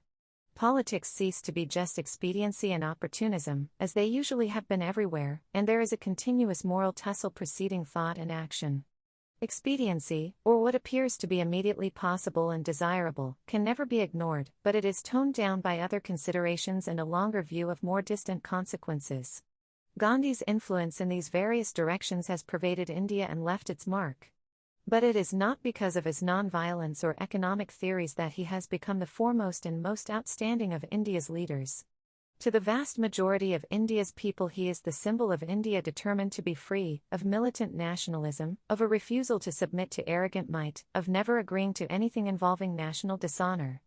Though many people in India may disagree with him on 100 matters, though they may criticize him or even part company from him on some particular issue, at a time of action and struggle, when India's freedom is at stake they flock to him again, and look up to him as their inevitable leader. When Gandhiji raised in 1940 the question of non-violence in relation to the war and the future of free India, the Congress Working Committee had to face the issue squarely.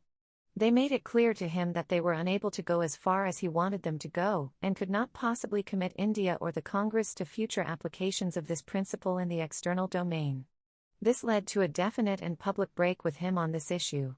2 months later, further discussions led to an agreed formula which was later adopted as part of a resolution by the All India Congress Committee.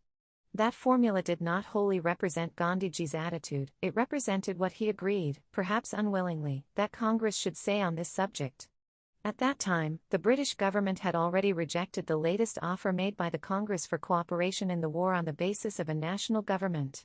Some kind of conflict was approaching, and as was inevitable, both Gandhiji and Congress looked towards each other, and were impelled by a desire to find a way out of the deadlock between them. The formula did not refer to the war, as just previously our offer of cooperation had been unceremoniously and utterly rejected. It dealt theoretically with the Congress policy in regard to nonviolence, and for the first time stated how, in the opinion of the Congress, the free India of the future should apply it in its external relations. That part of the resolution ran thus. The All India Congress Committee firmly believes in the policy and practice of nonviolence, not only in the struggle for Swaraj, but also, in so far as this may be possible of application, in free India. The committee is convinced, and recent world events have demonstrated, that complete world disarmament is necessary, and the establishment of a new and juster political and economic order, if the world is not to destroy itself and revert to barbarism. A free India will, therefore, throw all her weight in favor of world disarmament, and should herself be prepared to give a lead in this to the world. Such lead will inevitably depend on external factors and internal conditions, but the state would do its utmost to give effect to this policy of disarmament. Effective disarmament and the establishment of world peace by the ending of national wars depend ultimately on the removal of the causes of wars and national conflicts. These causes must be rooted out by the ending of the domination of one country over another, and the exploitation of one people or group by another. To that end, India will peacefully labor, and it is with this objective in view that the people of India desire to attain the status of a free and independent nation. Such freedom will be the prelude to the close association with other countries within a comity of free nations for the peace and progress of the world. This declaration, it will be noticed, while strongly affirming the Congress' wish for peaceful action and disarmament, also emphasized a number of qualifications and limitations. The internal crisis within the Congress was resolved in 1940, and then came a year of prison for large numbers of us. In December 1941, however, the same crisis took shape again when Gandhiji insisted on complete nonviolence. Again, there was a split and public disagreement, and the president of the Congress, Maulana Abul Kalam Azad, and others were unable to accept Gandhiji's viewpoint. It became clear that the Congress as a whole, including some of the faithful followers of Gandhiji, disagreed with him in this matter. The force of circumstances and the rapid succession of dramatic events influenced all of us, including Gandhiji, and he refrained from pressing his viewpoint on the Congress, though he did not identify himself with the Congress view. At no other time was this issue raised by Gandhiji in the Congress.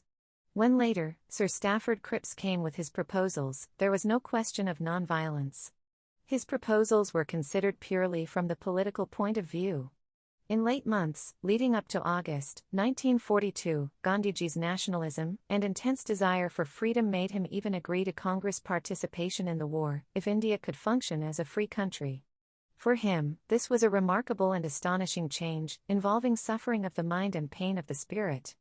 In the conflict between that principle of nonviolence, which had become his very lifeblood and meaning of existence, and India's freedom, which was a dominating and consuming passion for him, the scales inclined towards the latter.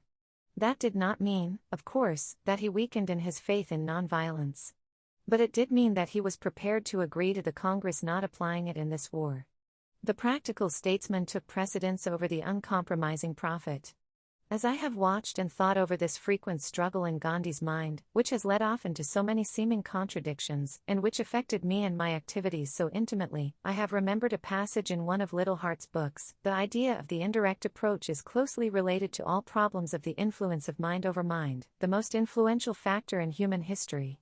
Yet it is hard to reconcile with another lesson, that true conclusions can only be reached, or approached, by pursuing the truth without regard to where it may lead or what its effect may be, on different interests.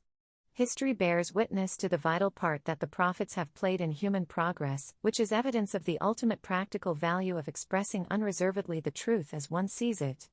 Yet, it also becomes clear that the acceptances and spreading of that vision has always depended on another class of men, leaders, who had to be philosophical strategists, striking a compromise between truth and men's receptivity to it.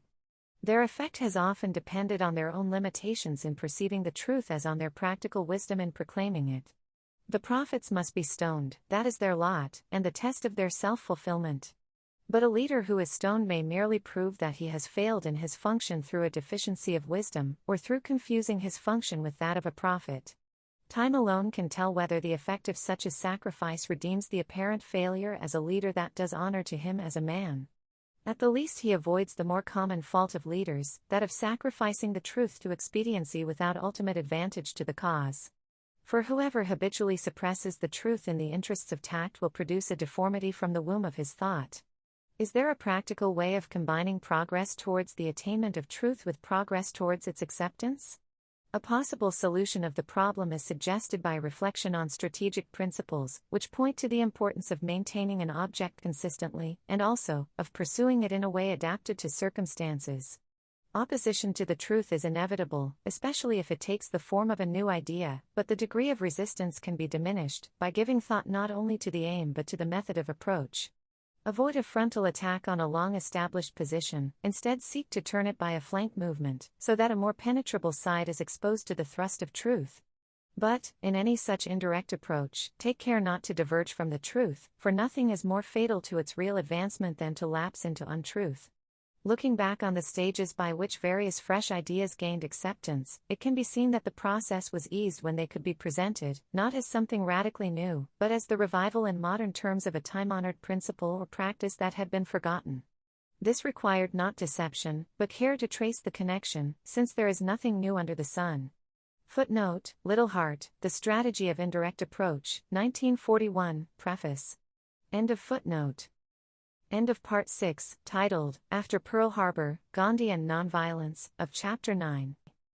Part 7, Tension. In India, tension grew in those early months of 1942. The theater of war came ever nearer, and there was now the probability of air raids over Indian cities. What was going to happen in those eastern countries where war was raging?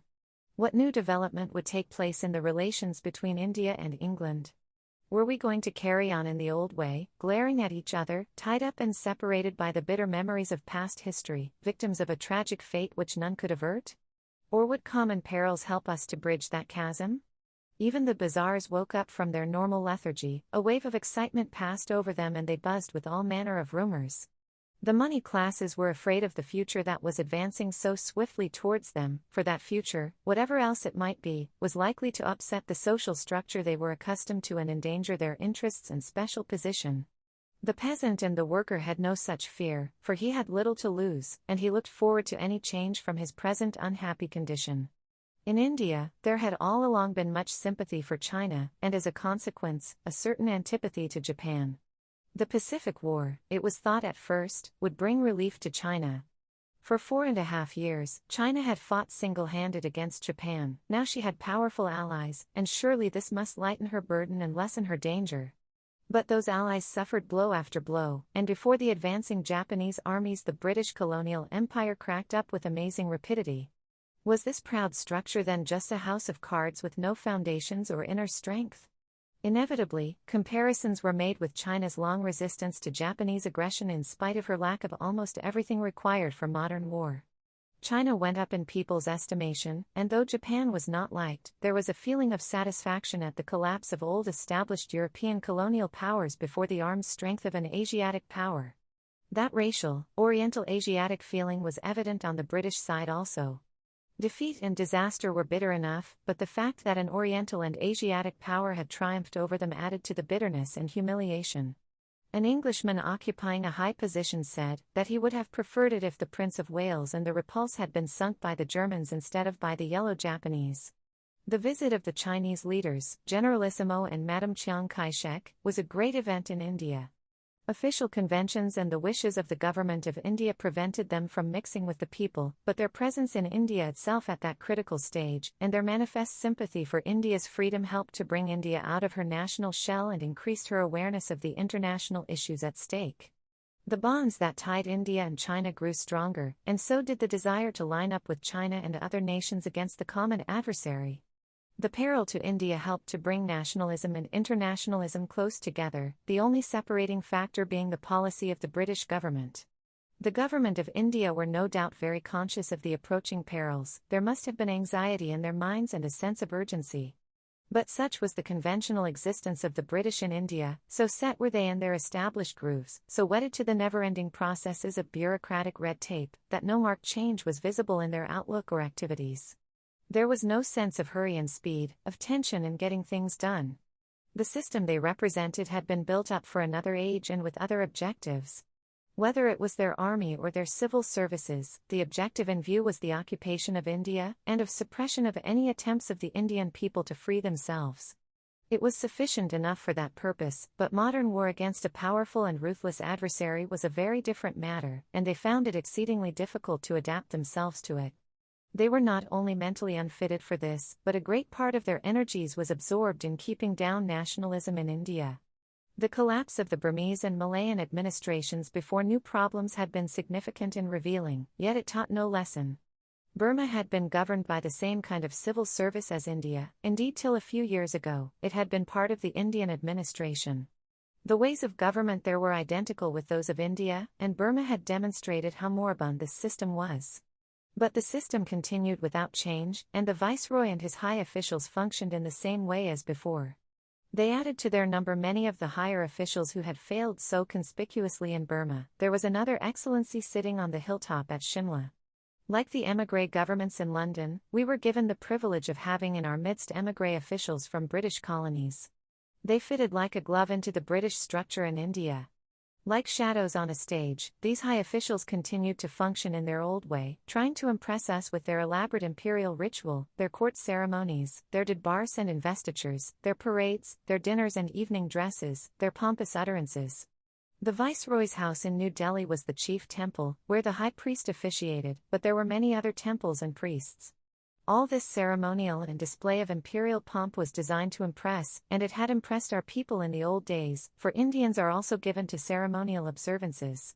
But new standards had arisen, different values had been created, and now this elaborate show was the subject of jest and ridicule. Indians are supposed to be a slow-moving people, disinclined to rush and hurry, but even they had developed a certain speed and vigor in their work, so strong was their desire to get things done. The Congress provincial governments, whatever their failings might have been, were anxious to achieve results and worked hard and continuously, disregarding many old established routines. It was irritating to see the passivity and slowness of the government of India and its many agents in the face of grave crisis and peril. And then came the Americans. They were very much in a hurry, eager to get things done, ignorant of the ways and ceremonial of the government of India, and not particularly anxious to learn them. Intolerant of delay, they pushed aside obstructions and red tape methods and upset the even tenor of life in New Delhi. They were not even careful of the dress they should wear on particular occasions, and sometimes offended against the rigid rules of protocol and official procedure. While the help they were bringing was very welcome, they were not liked in the highest official circles, and relations were strained.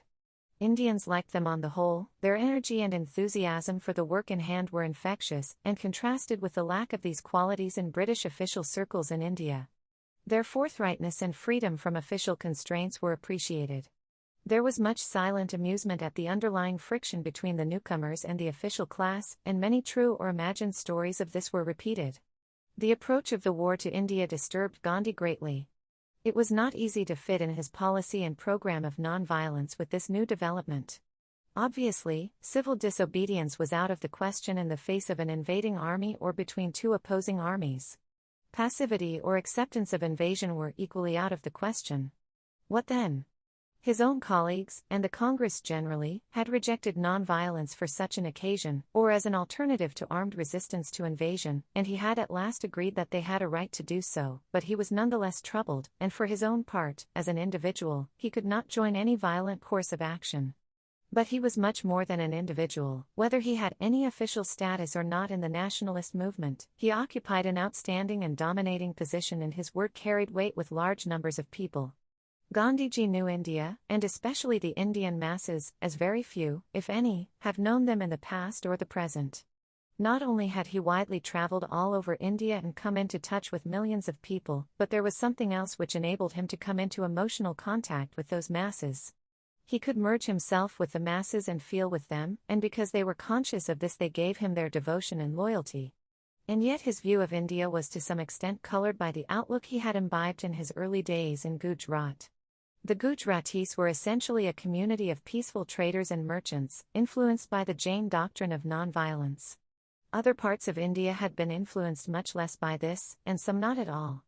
The widespread Kshatriya class of warriors certainly did not allow it to interfere with war or hunting wild animals. Other classes also, including the Brahmins, had been as a whole little influenced by it. But Gandhiji took an eclectic view of the development of Indian thought and history, and believed that non-violence had been the basic principle underlying it, even though there had been many deviations from it. That view appeared to be far-fetched, and many Indian thinkers and historians did not agree with it. This had nothing to do with the merits of non-violence in the present stage of human existence, but it did indicate a historical bias in Gandhiji's mind. The accidents of geography have had a powerful effect on determining national character and history. The fact that India was cut off by the tremendous barrier of the Himalayas and by the sea produced a sense of unity in this wide area, and at the same time bred exclusiveness. Over this vast territory a vivid and homogeneous civilization grew up, which had plenty of scope for expansion and development, and which continued to preserve a strong cultural unity. Yet, within that unity, geography again produced diversity. The huge northern and central plain differed from the hilly and variegated areas of the Deccan, and the people living in different geographical areas developed different characteristics. History also took a different course in the north and in the south, though often the two overlapped and joined hands. The flatness of the land, and the vast open spaces of the north, as in Russia, required powerful central governments for protection against external enemies. Empires flourished in the south as well as the north, but the north was really the center of empire and often dominated the south. A strong central government in the old days inevitably meant autocracy. It was not a mere accident of history that the Mughal Empire was broken up, among other causes, by the Marathas. The Marathas came from the hilly tracts of the Deccan, and had preserved some spirit of independence when the great majority of the dwellers on the northern plains had grown servile and submissive. The British had an easy victory in Bengal, and the people of the fertile plains there submitted with extraordinary docility. Having established themselves there they spread elsewhere. Geography counts still and must count in the future, but other factors play a more important role now. Mountains and seas are no longer barriers, but they still determine a people's character and a country's political and economic position. They cannot be ignored in considering new schemes of division, partition or remerging, unless the planning is on a world scale. Gandhiji's knowledge of India and the Indian people is profound. Though not greatly interested in history as such, and perhaps not possessing that feeling for history, that historical sense, which some people have, he is fully conscious and intimately aware of the historical roots of the Indian people. He is well informed about current events and follows them carefully, though inevitably he concentrates on present-day Indian problems. He has a capacity for picking out the essence of a problem or a situation, avoiding non-essentials. Judging everything by what he considers the moral aspect, he gets a certain grip and a longer perspective. Bernard Shaw has said that though he, Gandhi, may commit any number of tactical errors, his essential strategy continues to be right. Most people, however, are not much concerned with the long run, they are far more interested in the tactical advantage of the moment. End of Part 7, titled, Tension, of Chapter 9. Part 8, Sir Stafford Cripps comes to India. With the fall of Penang and Singapore, and as the Japanese advanced in Malaya, there was an exodus of Indians and others and they poured into India. They had to leave very suddenly, carrying nothing with them except the clothes they were in. Then followed the flood of refugees from Burma, hundreds of thousands of them, mostly Indians.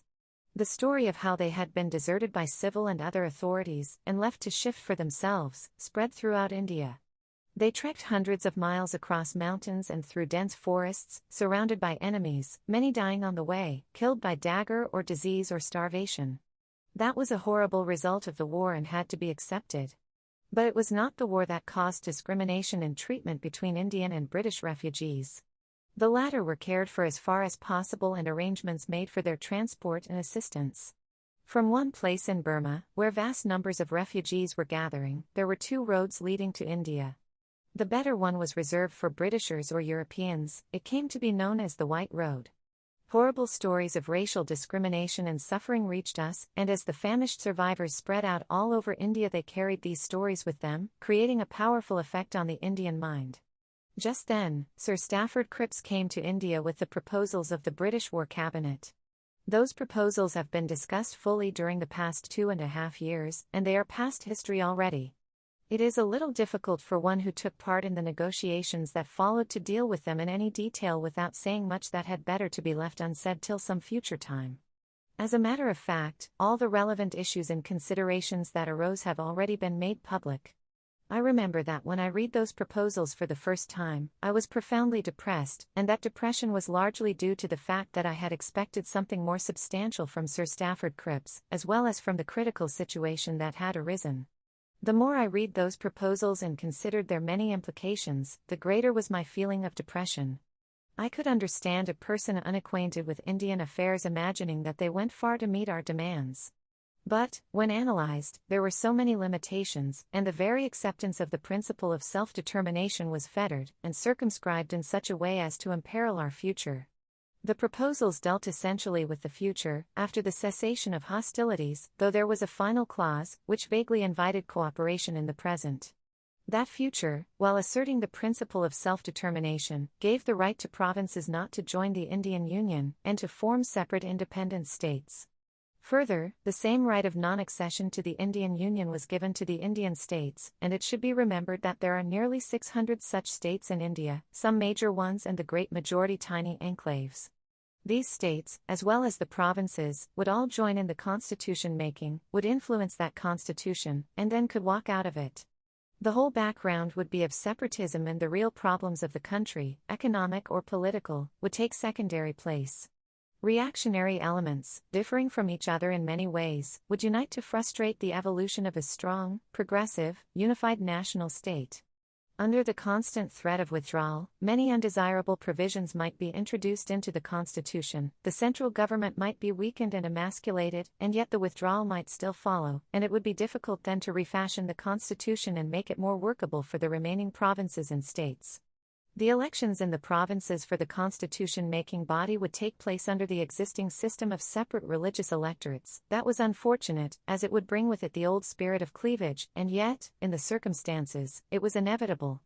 But in the states, there was no provision for elections, and their 90 million inhabitants were completely ignored. The semi-feudal rulers of the states could nominate their own representatives in proportion to the population. These nominees might contain some able ministers, but as a whole, they would inevitably represent, not the people of the states, but the feudal and autocratic ruler. They would form nearly 1/4 of the members of the constitution-making body, and would powerfully influence its decisions by their numbers, their socially backward attitude, and their threats of subsequent withdrawal. The Constituent Assembly or constitution-making body would be a curious mixture of elected and non-elected elements, the former chosen by separate religious electorates as well as by certain vested interests, the latter nominated by the rulers of the states. To this, had to be added the fact that there would be no pressure to accept joint decision, and the sense of reality which comes from evolving integrates and final decisions would be lacking. The tendency for many of its members would be to act in a wholly irresponsible manner, for they would feel that they could always withdraw and refuse to accept the responsibility for carrying out those decisions. Any proposal to cut up India into parts was a painful one to contemplate. It went against all those deeply felt sentiments and convictions that moved people so powerfully.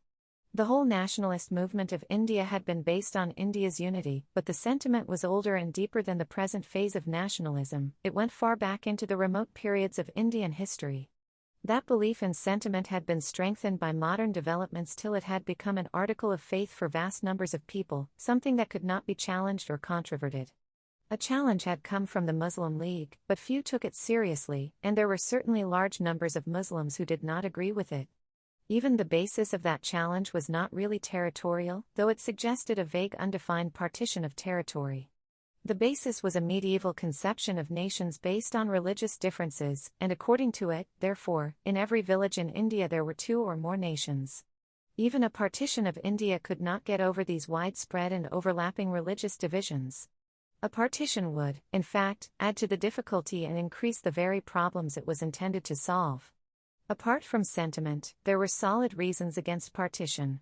The social and economic problems of India had reached a crisis, chiefly because of the policy of the British government, which necessitated rapid and all-round progress if the gravest of disasters had to be averted.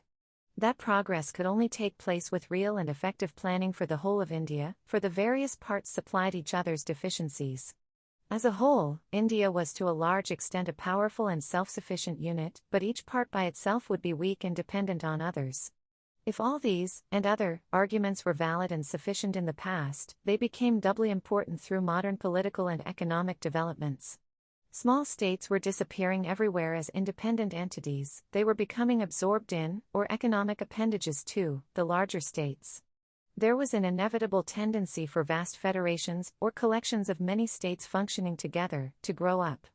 The idea of the national state itself was giving place to the multinational state, and in the distant future there appeared a vision of a world federation. To think of partitioning India at this stage went against the whole current of modern historical and economic development. It seemed to be fantastic in the extreme. And yet, under stress of dire necessity or some compelling disaster, one has to agree to many undesirable things. Circumstances may force a partition of what logically and normally must not be divided. But the proposals put forward on behalf of the British government did not deal with any definite and particular partition of India. They opened out a vista of an indefinite number of partitions both of provinces and states. They incited all the reactionary, feudal, and socially backward groups to claim partition. Probably none of them seriously wanted it because they could not stand by themselves. But they could give a lot of trouble, and obstruct and delay the formation of a free Indian state. If they were backed by British policy, as they well might be, it meant no freedom at all for a long time. Our experience of that policy had been bitter, and at every stage we had found that it encouraged vociferous tendencies. What was the guarantee that it would not continue to do so, and then claim that it could not fulfill its promise because the conditions for it were lacking? Indeed, the probability was that this policy would continue. Thus, this proposal was not a mere acceptance of Pakistan or a particular partition, bad as that would have been, but something much worse, opening the door to the possibility of an indefinite number of partitions. It was a continuing menace to the freedom of India, and a barrier to the fulfillment of the very promise that had been made. The decision about the future of the Indian states was not going to be made by the people of those states or their chosen representatives, but by their autocratic rulers. Our acceptance of this principle would have been a negation of our well-established and often repeated policy, and a betrayal of the people of the states, who would have been condemned to autocratic rule for a much longer period. We were prepared to treat the princes as gently as possible, so as to gain their cooperation in the changeover to democracy, and if there had been no third party, like the British power, we would no doubt have succeeded. But with the British government supporting autocracy in the States, the princes were likely to keep out of the Indian Union and rely on British military support for protection against their own people. Indeed, we were told that if such circumstances arose, foreign armed forces would be kept in the States. As these states were often likely to be isolated islands in the territory of the proposed Indian Union, the question arose how foreign forces could reach them or communicate with the forces in some other similar state. That necessitated a right-of-way for foreign forces over the territory of the Indian Union. Gandhiji had repeatedly declared that he was no enemy of the princes. Indeed, his attitude has been consistently a friendly one towards them, though he had often criticized their methods of government and their denial of even elementary rights to their people. For many years, he had prevented the Congress from interfering directly with the affairs of the states, believing as he did, that the people of the states should themselves take the initiative and thus develop self-confidence and strength. Many of us had disapproved of this attitude of his. Yet, behind it lay one basic conviction, as he put it himself: one fundamental element in my attitude is that I shall never be a party to the sale of the rights of the people of the states, even, for the sake of the freedom of the people of British India. Professor Berriedale Keith, the eminent authority on the British Commonwealth and Indian constitutions, supported Gandhiji's claim, which was the Congress claim, in regard to the states. Keith wrote, "It is impossible for the Crown's advisers to contend that the people of the states shall be denied the rights of Indians in the provinces, and it is their clear duty to advise the King Emperor to use his authority to secure that the princes shall enter into constitutional reforms, which will result at no distant date in securing responsible government therein. No federation can be deemed in the interest of India, if in it representatives of the provinces are compelled to sit with the nominees of irresponsible rulers. There is, in fact, no answer to Mr. Gandhi's claim that the princes are bound to follow the Crown in its transfer of authority to the people." Professor Keith had given this opinion in regard to the earlier proposal of the British government relating to federation, but it was even more applicable to the proposals brought by Sir Stafford Cripps. The more one thought of these proposals, the more fantastic they grew. India became a checkerboard, containing scores of nominally independent or semi-independent states, many of them relying on Britain for military protection of autocratic rule. There was to be neither political nor economic unity, and Britain might well continue to exercise dominating power, both politically and economically, through the many petty states she controlled. Footnote: the entire dependence of the Indian states on British power and protection is stressed by Sir Geoffrey de Montmorency in his The Indian States and Indian Federation, 1942. The states are still so numerous in India that they offer a grave conundrum in evolution to which no solution is at present forthcoming. Their disappearance and absorption would, of course, be inevitable if Britain ever ceased to be the supreme power as regards India. End of footnote. What the British War Cabinet had in mind for the future, I do not know. I think Sir Stafford Cripps meant well for India, and hoped to see her free and united. But this was not a matter of individual views or opinions or personal goodwill. We had to consider a state document, carefully drafted in spite of its deliberate vagueness, and we were told that we had to accept it or reject it as a whole. And behind it lay the continuous, century-old policy of the British government, creating division in India, and encouraging every factor that came in the way of national growth and freedom. Every forward step that had been taken in the past had always been hedged in by qualifications and limitations, which seemed innocuous enough at the beginning, and yet which proved to be formidable checks and brakes. It was possible, and even probable, that the dire consequences that seemed to flow from the proposals need not all take shape. Wisdom and patriotism, and a larger view of what was good for India and the world, would no doubt influence many people, including rulers and ministers of Indian states.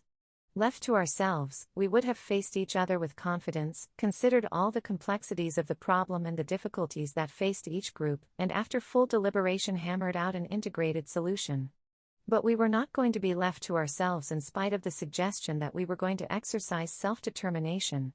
The British government was always there, occupying strategic points, in a position to hinder and interfere in many ways.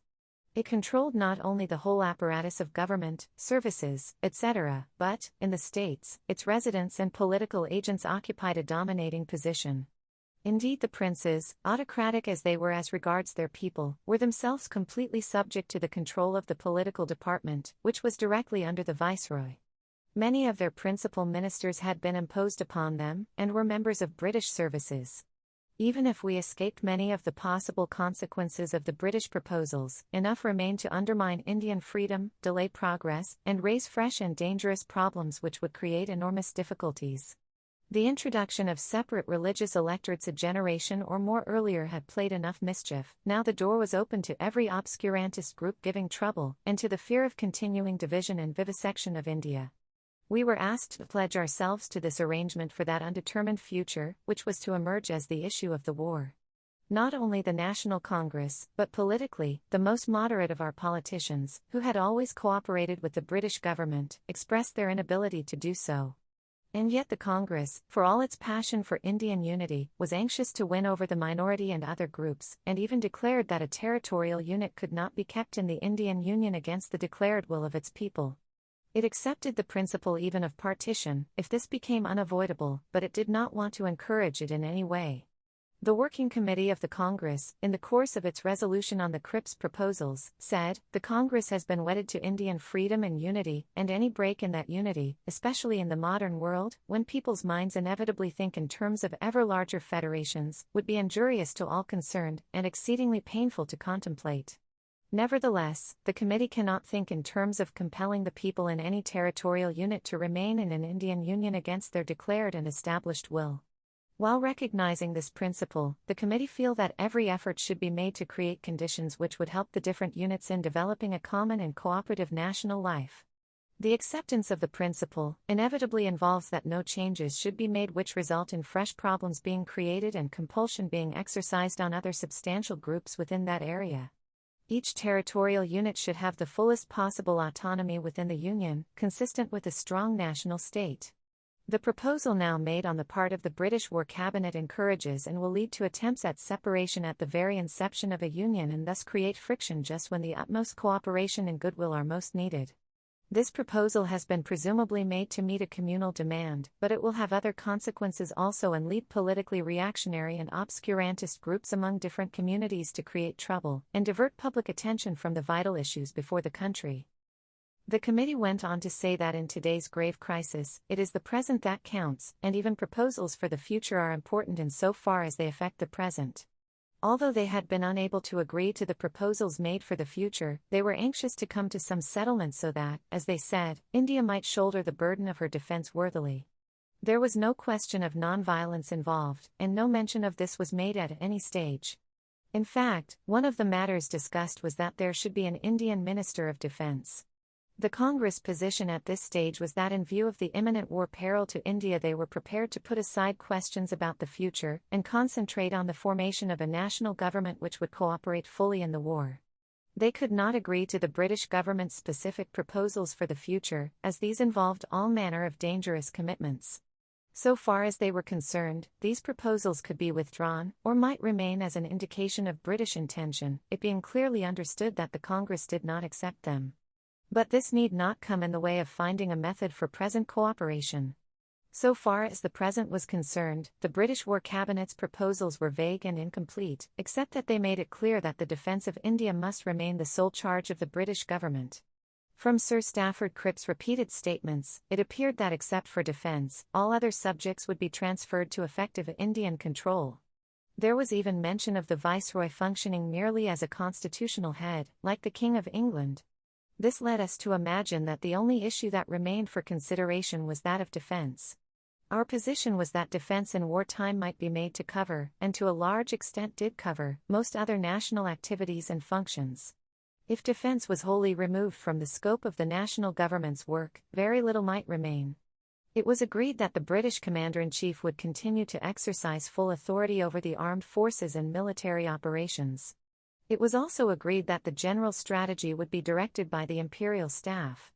Apart from this, it was claimed that there should be a defense member of the national government. After some discussion, it was agreed by Sir Stafford that there might be a defense department under an Indian member, but the matters to be dealt with by this department were public relations, petroleum, canteens, stationery and printing, social arrangements for foreign missions, amenities for troops, etc. This list was remarkable, and made the position of an Indian defense member ludicrous. Further discussions led to a somewhat different approach. There still seemed to be a considerable gap between the two viewpoints, but we seemed to be moving towards one another. For the first time, I felt, and so did others, that a settlement was probable. The deepening crisis in the war situation was a continuous spur to all of us to come to an agreement. The peril of war and invasion was great, and had in any event to be met. Yet there were different ways of meeting it, or rather there was only one really effective way of doing so in the present, and much more so for the future. We felt that the psychological moment might pass, not only bringing present dangers in its train but also adding to the greater dangers of the future. New weapons were necessary as well as old, new ways of using them, new enthusiasms, new horizons, a new faith in a future that was going to be essentially different from the past and the present, and the proof of it lay in a change in the present. Perhaps our eagerness fed our optimism, and made us forget for a while or minimize the width and depth of the formidable chasm that separated us from Britain's rulers.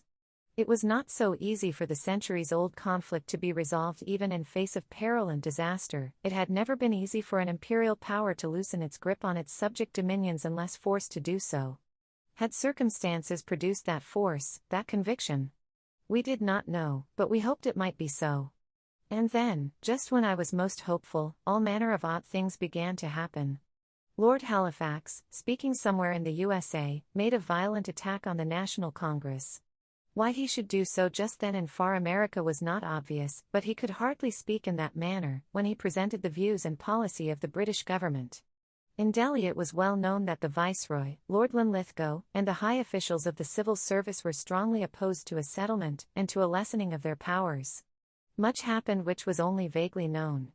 When we met Sir Stafford Cripps again to discuss the latest formula about the functions of the defense minister, it transpired that all our previous talk was entirely beside the point, as there were going to be no ministers with any power. The existing Viceroy's executive council was to continue, and all that was contemplated was to appoint additional Indians, representing political parties, to this council. The council was in no sense a cabinet, it was just a group of heads of departments or secretaries, and all power was concentrated in the Viceroy's hands. We realized that legal changes take time, and we had not therefore pressed for them, but we insisted that a convention should be observed that the Viceroy was to treat this council as a cabinet and accept its decisions. We were now told that this was not possible, and the Viceroy's powers must remain unaltered not only in theory but in practice. This was an astonishing development which we could hardly credit, for all our previous talks had taken place on a different basis. We discussed how we could increase India's powers of resistance against invasion. We were anxious to make the Indian Army feel that it was a national army, and thus to introduce a patriotic element in the war. Also to build up new armies, militias, home guards, etc., rapidly for home defense in case of invasion. All these would of course function under the Commander-in-Chief. We were told that we could not do so. The Indian Army was really a part and section of the British Army, and it could not be considered, or even referred to, as a national army. It was further doubtful if we could be allowed to raise any separate forces like militias or home guards. So it all came to this, that the existing structure of government would continue exactly as before, the autocratic powers of the Viceroy would remain, and a few of us could become his liveried camp followers, and look after canteens and the like. There was not an atom of difference between this and what Mr. Amory had offered 18 months earlier, which had seemed to us then an affront to India. It was true that there would be a psychological change after all that had happened, and individuals make a difference. Strong and capable men would function differently from the servile breed that usually surrounded the vice-regal throne. But it was inconceivable and impossible for us to accept this position at any time, and more especially at that time. If we had ventured to do so we would have been disowned and rejected by our own people. As a matter of fact, when later, the facts were known to the public, there was an outcry against the many concessions we had agreed to in the course of the negotiations. In the whole course of our talks with Sir Stafford Cripps, the so-called minority or communal issue was at no time raised or considered. Indeed, it did not arise at that stage. It was an important issue in considering future constitutional changes, but these had been deliberately put aside after our initial reaction to the British proposals. If the principle of an effective transfer of power to a national government had been agreed to, then the question would no doubt have arisen as to the relative strengths of the various groups represented in it. But as we never reached the stage of agreement on that principle, the other question did not arise and was not considered at all. So far as we were concerned, we were so anxious to have an effective national government enjoying the confidence of the principal parties, that we felt that the question of proportions would not give much trouble. Maulana Abul Kalam Azad, the Congress President, in a letter to Sir Stafford Cripps had said, "We would point out to you that the suggestions we have put forward are not ours only, but may be considered to be the unanimous demand of the Indian people. On these matters there is no difference of opinion among various groups and parties, and the difference is as between the Indian people as a whole and the British government. Such differences as exist in India relate to constitutional changes in the future. We are agreeable to the postponement of this issue so that the largest possible measure of unity might be achieved in the present crisis for the defence of India. It would be a tragedy that even when there is this unanimity of opinion in India, the British government should prevent a free national government from functioning and from serving the cause of India, as well as the larger causes for which millions are suffering and dying today." In a subsequent and final letter of the Congress President it was stated, "We are not interested in the Congress as such gaining power, but we are interested in the Indian people as a whole having freedom and power. We are convinced that if the British government did not pursue a policy of encouraging disruption, all of us, to whatever party or group we belonged, would be able to come together and find a common line of action.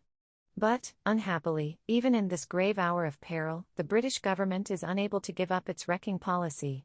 We are driven to the conclusion that it attaches more importance to holding on to its rule in India, as long as it can, and promoting discord and disruption here with that end in view, than to an effective defence of India against the aggression and invasion that overhang us.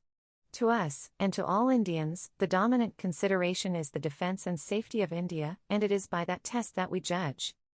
In this letter, he also made clear our position in regard to defence. No one has suggested any restrictions on the normal powers of the Commander-in-Chief. Indeed, we went beyond this, and were prepared to agree to further powers being given to him as War Minister. But it is clear that the British government's conception and ours in regard to defence differ greatly. For us, it means giving it a national character and calling upon every man and woman in India to participate in it. It means trusting our own people, and seeking their full cooperation in this great effort. The British government's view seems to be based on an utter lack of confidence in the Indian people, and in withholding real power from them. You refer to the paramount duty and responsibility of His Majesty's government in regard to defence. That duty and responsibility cannot be discharged effectively unless the Indian people are made to have and feel their responsibility, and the recent past stands witness to this. The government of India do not realise that the war can only be fought on a popular basis. Almost immediately after this last letter of the Congress President, Sir Stafford Cripps returned to England by air. But before he did so, and on his return, he made certain statements to the public which were contrary to the facts, and which were bitterly resented in India. In spite of contradiction by responsible persons in India, these statements were repeated by Sir Stafford and others. The British proposals had been rejected, not by the Congress only, but by every single party or group in India. Even the most moderate of our politicians had expressed their disapproval of them. Apart from the Muslim League, the reasons for disapproval were more or less the same. The Muslim League, as has been its custom, waited for others to express their opinions and then, for its own reasons, rejected the proposals. It was stated in the British Parliament and elsewhere that the rejection by the Congress was due to the uncompromising attitude of Gandhiji. This is wholly untrue. Gandhiji had strongly disapproved, in common with most others, of the indefinite and innumerable partitions that the proposals involved, and of the way in which the 90 million people of the Indian states had been allowed no say in their future. All the subsequent negotiations, which dealt with changes in the present and not with the future, took place in his absence, as he had to leave because of his wife's illness, and he had nothing whatever to do with them. The Congress Working Committee had, on several previous occasions, disagreed with him on the question of non-violence, and was anxious to have a national government to cooperate in the war, and especially in the defence of India. The war was the dominant issue and thought in men's minds, and the invasion of India seemed imminent. And yet it was not the war that came in the way of agreement, for that war would inevitably have to be conducted by experts and not by laymen. On the conduct of the war itself, it was easy to come to an agreement. The real question was the transfer of power to the national government. It was the old issue of Indian nationalism versus British imperialism, and on that issue, war or no war, the British governing class in England and in India was determined to hold on to what it had. Behind them stood the imposing figure of Mr. Winston Churchill. End of Part 8, titled, Sir Stafford Cripps Comes to India, of Chapter 9. Part 9, Frustration. The abrupt termination of the Cripps negotiations, and Sir Stafford's sudden departure came as a surprise. Was it to make this feeble offer, which turned out to be, so far as the present was concerned, a mere repetition of what had been repeatedly said before? Was it for this that a member of the British War Cabinet had journeyed to India? Or had all this been done merely as a propaganda stunt for the people of the U.S.A? The reaction was strong and bitter. There was no hope of a settlement with Britain, no chance was given to the people of India even to defend their country against invasion as they wanted to. Meanwhile, the chances of that invasion were growing, and hordes of starving Indian refugees were pouring across the eastern frontiers of India. In eastern Bengal, in a panicky state of mind in anticipation of an invasion, tens of thousands of river boats were destroyed. It was subsequently stated that this had been done by a mistaken interpretation of an official order. That vast area was full of waterways and the only transport possible was by these boats. Their destruction isolated large communities, destroyed their means of livelihood and transport, and was one of the contributory causes of the Bengal famine. Preparations were made for large-scale withdrawals from Bengal, and a repetition of what had happened in Rangoon and Lower Burma seemed probable. In the city of Madras, a vague and unconfirmed, and, as it turned out, a false, rumor of the approach of a Japanese fleet led to the sudden departure of high government officials and even to a partial destruction of harbour facilities. It seemed that the civilian administration of India was suffering from a nervous breakdown. It was strong only in its suppression of Indian nationalism. What were we to do? We could not tolerate any part of India submitting tamely to invasion. So far as armed resistance was concerned, that was a matter for the Army and Air Force, such as they were. American help was pouring in, especially in the shape of aircraft, and was slowly changing the military situation. The only way we could have helped was by changing the whole atmosphere of the home front, by creating enthusiasm in the people, and a fierce desire to resist at all costs, by building up citizen forces for this purpose and home guards and the like. That had been made terribly difficult for us by British policy. Even on the eve of invasion, no Indian outside the regular army could be trusted with a gun, and even our attempts to organize unarmed self-defense units in villages were disapproved and sometimes suppressed. Far from encouraging the organization of popular resistance, the British authorities were afraid of this, for they had long been accustomed to look upon all popular self-defense organizations as seditious and dangerous to British rule. They had to follow their old policy, for the only alternative was to accept a national government relying on the people and organizing them for defense. This alternative had been definitely rejected by them, and there was no middle course or halfway house. Inevitably, they were led to treat the people as chattels, who were to be allowed no initiative, and were to be used and disposed of entirely according to their own wishes. The All India Congress Committee, which met at the end of April, 1942, declared its deep resentment at this policy and treatment, and said that it could never accept a position which involved our functioning as slaves of foreign authority. Nevertheless, we could not remain silent and inert spectators of the tragedy that seemed to be imminent. We had to advise the people, the vast masses of the civilian population, as to what they should do in case of invasion. We told them that in spite of their indignation against British policy, they must not interfere in any way with the operations of the British or Allied armed forces, as this would be giving indirect aid to the enemy aggressor. Further, that they must on no account submit to the invader, or obey his orders, or accept any favors from him. If the invading forces sought to take possession of the people's homes and fields, they must be resisted even unto death. This resistance was to be peaceful, it was to be the completest form of non-cooperation with the enemy. Many people criticized with considerable sarcasm what seemed to them the absurd notion of resisting an invading army with these methods of non-violent non-cooperation. Yet far from being absurd, it was the only method, and a very brave method, left to the people. The advice was not offered to the armed forces, nor was peaceful resistance put forward as an alternative to armed resistance. That advice was meant only for the unarmed civilian population, which almost invariably submits to the invader when its armed forces are defeated or withdrawn. Apart from the regular armed forces, it is possible to organize guerrilla units to harass the enemy. But this was not possible for us, for it requires training, arms, and the full cooperation of the regular army. And even if some guerrilla units could have been trained, the rest of the population remained. Normally the civilian population is expected to submit to enemy occupation. Indeed, it was known that directions had been issued by British authorities in certain threatened areas advising submission, even by some of the petty officials, to the enemy when the army and the higher officials withdrew. We knew perfectly well that peaceful non-cooperation could not stop an advancing enemy force. We knew also that most of the civilian inhabitants would find it difficult to resist even if they wanted to do so. Nevertheless, we hoped that some leading personalities in the towns and villages occupied by the enemy would refuse to submit or carry out the enemy's orders or help in getting provisions or in any other way. That would have meant swift punishment for them, very probably death as well as reprisals.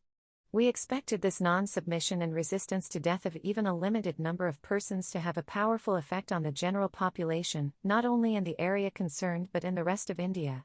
Thus, we hoped that a national spirit of resistance might be built up. For some months previously, we had been organizing, often in the face of official opposition, food committees and self-defense units in towns and villages. The food problem was troubling us and we feared a crisis in view of the increasing difficulties of transport and other developments of the war situation.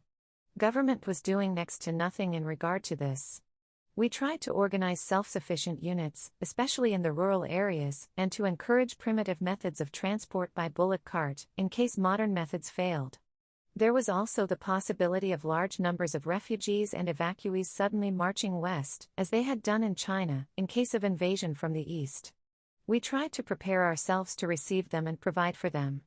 All this was exceedingly difficult, indeed hardly possible, without the cooperation of the government, yet we made such attempts as we could. The purpose of the self-defense units was to help in these tasks and to prevent panic and keep order in their respective areas. Air raids and the news of invasion, even in a distant area, might well cause panic in the civilian population, and it was important to stop this. The official measures taken in this behalf were totally insufficient, and looked upon with distrust by the public. In the rural areas, dacoities and robberies were on the increase. We made these vast plans, and in a small measure gave effect to them, but it was obvious that we were only scratching the surface of the tremendous problem which confronted us. A real solution could come only through complete cooperation between the governmental apparatus and the people, and that had been found to be impossible. It was a heartbreaking situation, for while the crisis called to us, and we were bubbling over with the desire to act, effective action was denied us. Catastrophe and disaster advanced with tremendous strides towards us, while India lay helpless and inert, bitter and sullen, a battleground for rival and foreign forces. Much as I hated war, the prospect of a Japanese invasion of India had in no way frightened me. At the back of my mind, I was in a sense attracted to this coming of war, horrible as it was, to India. For I wanted a tremendous shake-up, a personal experience for millions of people, which would drag them out of that piece of the grave that Britain had imposed upon us. Something that would force them to face the reality of today, and to outgrow the past which clung to them so tenaciously, to get beyond the petty political squabbles and exaggerations of temporary problems, which filled their minds. Not to break with the past, and yet not to live in it, realize the present and look to the future. To change the rhythm of life, and make it in tune with this present and future. The cost of war was heavy, and the consequences full of uncertainty. That war was not of our seeking, but since it had come, it could be made to harden the fiber of the nation, and provide those vital experiences out of which a new life might blossom forth. Vast numbers would die, that was inevitable, but it is better to die in war than through famine, it is better to die than to live a miserable, hopeless life. Out of death, life is born afresh, and individuals and nations who do not know how to die, do not know also how to live. Only where there are graves are there resurrections. But though the war had come to India, it had brought no exhilaration of the spirit to us, no pouring out of our energies in some glad endeavor, when pain and death were forgotten and self itself ignored, and only the cause of freedom counted and the vision of the future that lay beyond. Only the suffering and sorrow were for us, and an awareness of impending disaster which sharpened our perceptions and quickened pain, and which we could not even help to avert. A brooding sense of inevitable and ineluctable tragedy grew upon us, a tragedy that was both personal and national. This had nothing to do with victory or defeat in the war, with who won and who lost. We did not want the Axis powers to win, for that led to certain disaster. We did not want the Japanese to enter or occupy any part of India. That had to be resisted anyhow, and we repeatedly impressed the public with this fact, but all this was a negative approach. What positive aim was there in this war? What future would emerge out of it? Was it just a repetition of past follies and disasters, a play of nature's blind forces which took no cognizance of man's wishes and ideals? What was going to be the fate of India? We thought of Rabindranath Tagore's last testament, his deathbed message given the year before. He wrote, "The demon of barbarity has given up all pretense, and has emerged with unconcealed fangs ready to tear up humanity in an orgy of devastation. From one end of the world to the other, the poisonous fumes of hatred darken the atmosphere. The spirit of violence, which perhaps lay dormant in the psychology of the West, has at last roused itself, and desecrated the spirit of man. The wheels of fate will some day compel the English to give up their Indian empire. But what kind of India will they leave behind? What stark misery! When the stream of their centuries' administration runs dry at last, what a waste of mud and filth they will leave behind. I had one time believed that the springs of civilization would issue out of the heart of Europe. But today, when I am about to quit the world, that faith has gone bankrupt altogether. As I look round, I see the crumbling ruins of a proud civilization strewn like a vast heap of futility. And yet, I shall not commit the grievous sin of losing faith in man. I would rather look forward to the opening of a new chapter in his history after the cataclysm is over, and the atmosphere rendered clean with the spirit of service and sacrifice. Perhaps, that dawn will come from this horizon, from the east where the sun rises. A day will come when unvanquished man will retrace his path of conquest, despite all barriers, to win back his lost human heritage. Today, we witness the perils which attend on the insolence of might. One day shall be borne out the full truth of what the sages have proclaimed: by unrighteousness man prospers, gains what appears desirable, conquers enemies, but perishes at the root." End of the quotation from Rabindranath Tagore's last testament. No, one may not lose faith in man. God we may deny, but what hope is there for us, if we deny man and thus reduce everything to futility? Yet, it was difficult to have faith in anything or to believe that the triumph of righteousness is inevitable. Weary of body and troubled in mind, I sought escape from my surroundings and journeyed to Kulu, in the inner valleys of the Himalayas. End of Part 9, titled, Frustration, of Chapter 9. Part 10, The Challenge, Quit India Resolution. On my return from Kulu, after a fortnight's absence, I realized that the internal situation was changing rapidly. The reaction from the failure of the last attempt at a settlement had grown, and there was a feeling that no hope lay in that direction. British official statements in Parliament and elsewhere had confirmed that view and angered the people. Official policy in India was definitely aiming at the suppression of our normal political and public activities, and there was an all-round tightening of pressure. Many of our workers had remained in prison throughout the Cripps negotiations. Now some of the nearest and most important of my friends and colleagues had been arrested and imprisoned under the Defence of India Act. Rapi Ahmed Kidwai was arrested early in May. Sri Krishna Dutt Paliwal, president of the United Provinces Provincial Congress Committee, followed soon after, and so did many others. It seemed that most of us would be picked off in this way and removed from the scene of action, and our national movement prevented from functioning and gradually disintegrated. Could we submit to all this passively? We had not been trained that way, and both our personal and national pride rose in revolt against this treatment. But what could we do in view of the grave war crisis and possibility of invasion? Yet, inaction was no service even to this cause, for it was leading to the growth of sentiments, which we viewed with anxiety and apprehension. There were many trends in public opinion, as was natural in such a vast country, and at such a time of crisis. Actual pro-Japanese sentiment was practically nil, for no one wanted to change masters, and pro-Chinese feelings were strong and widespread. But there was a small group which was indirectly pro-Japanese in the sense that it imagined that it could take advantage of a Japanese invasion for Indian freedom. They were influenced by the broadcasts being made by Subhas Chandra Bose, who had secretly escaped from India the year before. Most people were, of course, just passive, dumbly awaiting developments. If unfortunately circumstances so fashioned themselves that a part of India was under the invaders' control, then there would undoubtedly be many collaborators, especially among the upper-income groups, whose ruling passion was to save themselves and their property. That breed and mentality of collaborators had been cherished and encouraged by the British government in India in the past for its own purposes, and they could adapt themselves to changing circumstances, always keeping their own personal interests in view. We had seen collaboration in full flood even in France and Belgium and Norway and many of the occupied countries of Europe, in spite of growing resistance movements. We had seen how the men of Vichy had, in Pertinax's words, racked their brains to palm off shame as honor, cowardice as courage, pusillanimity and ignorance as wisdom, humiliation as virtue, and wholehearted acceptance of the German victory as moral regeneration. If that had been so in France, that country of revolution and fiery patriotism, it was certainly not unlikely among similar classes in India, where the mentality of collaboration had flourished for so long under British patronage and brought so many rewards.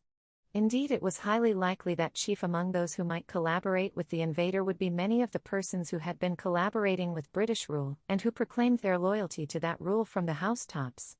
They had perfected the art of collaboration, and would find no difficulty in holding on to that basis even though the superstructure changed. And if subsequently there was yet another change of that superstructure, well, they would readapt themselves again as others of their kind were doing in Europe. When necessity arose, they could take advantage of the anti-British feelings that had grown more powerful than ever after the failure of the Cripps negotiations. So would others also, not for personal and opportunist reasons, but pushed on by different motives, losing all perspective and forgetting the larger issues. These developments filled us with dismay, and we felt that the growth of enforced and sullen submission to British policy in India would lead to all manner of dangerous consequences and the complete degradation of the people.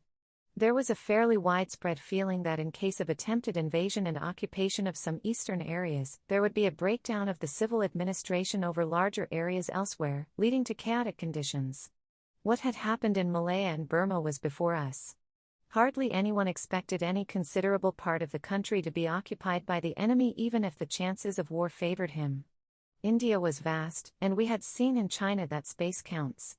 But space counts only when there is a determination to take advantage of it and resist, and not to collapse and submit.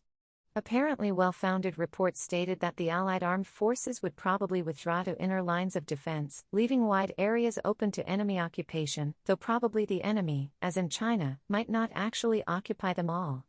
So questions arose as to how we should meet this situation both in these areas as well as in other areas where the civil administration might cease to function. We tried, as far as we could, to prepare mentally and otherwise for such crises by encouraging local organizations which could function and keep order, and at the same time by insisting that the invader had to be resisted at any cost. Why had the Chinese fought so stoutly for many years? Why, above all others, had the Russians and other peoples of the Soviet Union fought with such courage, tenacity, and wholeheartedness? Elsewhere, people fought bravely also because they were moved by love of country, fear of aggression, and desire to preserve their ways of life. And yet, there appeared to be a difference in the wholeheartedness of the war effort between Russia and other countries. Others had fought magnificently as at the time of Dunkirk and after, but there had been some moral slackening of effort when the immediate crisis was past. It seemed as if there were some doubts about the future, though the war had anyhow to be won. In the Soviet Union, so far as one could judge from the material available, there seemed to be no doubt or debate, though it was true that debate was not encouraged, and there was a supreme confidence in both the present and the future. In India, there was a deep-seated dislike of the present, and the future seemed equally dark. No patriotic urge to action moved the people, only a desire to defend themselves against invasion and a worse fate. A few were moved by international considerations. Mixed up with all these feelings was resentment at being ordered about, suppressed and exploited by an alien and imperialist power. There was a fundamental wrongness in a system under which everything depended on the wishes and whims of an autocrat. Freedom is dear to all, but most of all to those who have been deprived of it, or those who are in danger of losing it. Freedom in the modern world is conditioned and limited in many ways, but those who do not possess it, do not realize these limitations, and idealize the conception, till it becomes a passionate craving and an overwhelming and consuming desire. If anything does not fit in with this longing or seems to go counter to it, that thing must inevitably suffer. The desire for freedom, for which so many in India had labored and suffered, had not only received a check, but it seemed that the prospect of it had receded into some dim and distant future.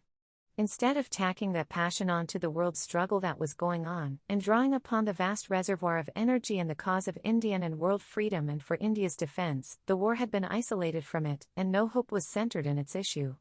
It is never wise to leave any people, even enemies, without hope. There were some, of course, in India who looked upon the war as something far bigger and vaster than the petty ambitions of the statesmen of the various countries involved in it, some who felt its revolutionary significance in their bones, and realized that its ultimate issue, and the consequences that would flow from it would take the world far beyond military victories and the pacts and utterances of politicians. But the number of these people was inevitably limited, and the great majority, as in other countries, took a narrower view, which they called realistic, and were governed by the considerations of the moment. Some, inclined to opportunism, adapted themselves to British policy and fitted themselves into it, as they would have collaborated with any other authority and policy. Some reacted strongly against this policy and felt that a submission to it was a betrayal not only of India's cause, but the world's cause. Most people became just passive, static, quiescent, the old failing of the Indian people against which we had struggled for so long. While this struggle was going on in India's mind and a feeling of desperation was growing, Gandhiji wrote a number of articles, which suddenly gave a new direction to people's thoughts, or, as often happens, gave shape to their vague ideas. Inaction at that critical stage and submission to all that was happening had become intolerable to him. The only way to meet that situation was for Indian freedom to be recognized and for a free India to meet aggression and invasion in cooperation with the Allied nations.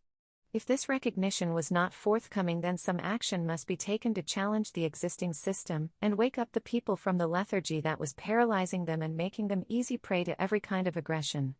There was nothing new in this demand, for it was a repetition of what we had been saying all along, but there was a new urgency and passion in his speech and writing. And there was the hint of action. There was no doubt that he represented at the moment the prevailing sentiment in India. In a conflict between the two, nationalism had triumphed over internationalism, and Gandhiji's new writings created a stir all over India. And yet that nationalism was at no time opposed to internationalism, and indeed was trying its utmost to find some opening to fit in with that larger aspect, if only it could be given an opportunity to do so honorably and effectively. There was no necessary conflict between the two, for unlike the aggressive nationalisms of Europe, it did not seek to interfere with others but rather to cooperate with them to their common advantage. National freedom was seen as the essential basis of true internationalism, and hence as the road to the latter, as well as the real foundation for cooperation in the common struggle against fascism and Nazism. Meanwhile, that internationalism, which was being so much talked about, was beginning to look suspiciously like the old policy of the imperialist powers, in a new, and yet not so new, attire. Indeed, it was itself an aggressive nationalism, which in the name of empire or commonwealth or mandatory, sought to impose its will on others. Some of us were disturbed and upset by this new development, for action was futile unless it was effective action, and any such effective action must necessarily come in the way of the war effort at a time when India herself stood in peril of invasion. Gandhiji's general approach also seemed to ignore important international considerations and appeared to be based on a narrow view of nationalism. During the 3 years of war, we had deliberately followed a policy of non-embarrassment, and such action as we had indulged in had been in the nature of symbolic protest. That symbolic protest had assumed huge dimensions when 30,000 of our leading men and women were sent to prison in 1940-41. And yet even the prison-going was a selected individual affair, and avoided any mass upheaval or any direct interference with the governmental apparatus. We could not repeat that, and if we did something else it had to be of a different kind and on a more effective scale. Was this not bound to interfere with the war on India's borders and encourage the enemy? These were obvious difficulties, and we discussed them at length with Gandhiji without converting each other. The difficulties were there, and risks and perils seemed to follow any course of action or inaction. It became a question of balancing them and choosing the lesser evil. Our mutual discussion led to a clarification of much that had been vague and cloudy, and to Gandhiji's appreciation of many international factors to which his attention was drawn. His subsequent writing underwent a change, and he himself emphasized these international considerations and looked at India's problem in a wider perspective. But his fundamental attitude remained, his objection to a passive submission to British autocratic and repressive policy in India and his intense desire to do something to challenge this. Submission, according to him, meant that India would be broken in spirit, and whatever shape the war might take, whatever its end might be, her people would act in a servile way and their freedom would not be achieved for a long time. It would mean also submission to an invader, and not continuing resistance to him, regardless, even of temporary military defeat or withdrawal. It would mean the complete demoralization of our people, and their losing all the strength that they had built up during a quarter of a century's unceasing struggle for freedom. It would mean that the world would forget India's demand for freedom and the post-war settlement would be governed by the old imperialist urges and ambitions. Passionately desirous of India's freedom as he was, India was to him something more than his loved homeland. It was the symbol of all the colonial and exploited peoples of the world, the acid test whereby any world policy must be judged. If India remained unfree, then also the other colonial countries and subject races would continue in their present enslaved condition, and the war would have been fought in vain. It was essential to change the moral basis of the war. The armies and the navies and air forces would function in their respective spheres, and they might win by superior methods of violence, but to what end was their victory? And even armed warfare requires the support of morale. Had not Napoleon said that in war the moral is to the physical as 3-to-1? The moral factor of hundreds of millions of subject and exploited people all over the world, realizing and believing that this war was really for their freedom, was of immense importance even from the narrower viewpoint of the war, and much more so for the peace to come. The very fact that a crisis had risen in the fortunes of the war necessitated a change in outlook and policy and the conversion of these sullen and doubting millions into enthusiastic supporters. If this miracle could take place, all the military might of the Axis powers would be of little avail, and their collapse was assured. Many of the peoples of the Axis countries might themselves be affected by this powerful world sentiment. In India, it was better to convert the sullen passivity of the people into a spirit of non-submission and resistance. Though that non-submission would be, to begin with, to arbitrary orders of the British authorities, it could be turned into resistance to an invader. Submissiveness and servility to one would lead to the same attitude towards the other, and thus to humiliation and degradation. We were familiar with all these arguments, we believed them and had ourselves used them frequently. But the tragedy was that the policy of the British government prevented that miracle from taking place. All our attempts to solve the Indian problem, even temporarily, during the course of the war had failed, and all our requests for a declaration of war aims had been turned down. It was certain that a further attempt of this kind would also fail. What then?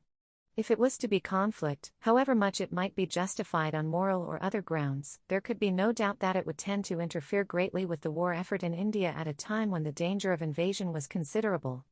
There was no getting away from that fact. And yet, oddly enough, it was that very danger that had brought this crisis in our minds, for we could not remain idle spectators of it, and see our country mismanaged and ruined by people whom we considered incompetent and wholly incapable of shouldering the burden of a people's resistance, which the occasion demanded.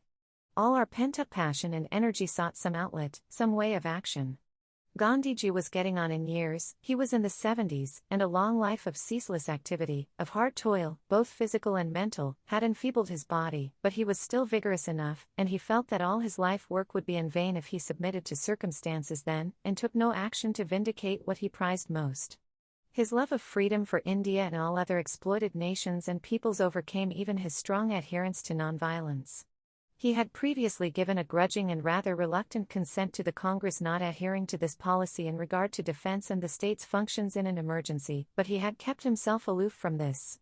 He realized that his half-hearted attitude in this matter might well come in the way of a settlement with Britain and the United Nations.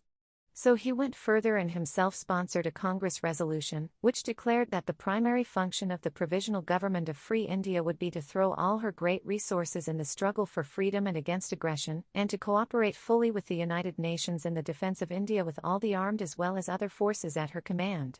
It was no easy matter for him to commit himself in this way, but he swallowed the bitter pill, so overpowering was his desire that some settlement should be arrived at to enable India to resist the aggressor as a free nation. Many of the theoretical and other differences that had often separated some of us from Gandhiji disappeared, but still that major difficulty remained: any action on our part must interfere with the war effort. Gandhiji, to our surprise, still clung to the belief that a settlement with the British government was possible, and he said he would try his utmost to achieve it. And so, though he talked a great deal about action, he did not define it or indicate what he intended to do. While we were doubting and debating, the mood of the country changed, and from a sullen passivity, it rose to a pitch of excitement and expectation.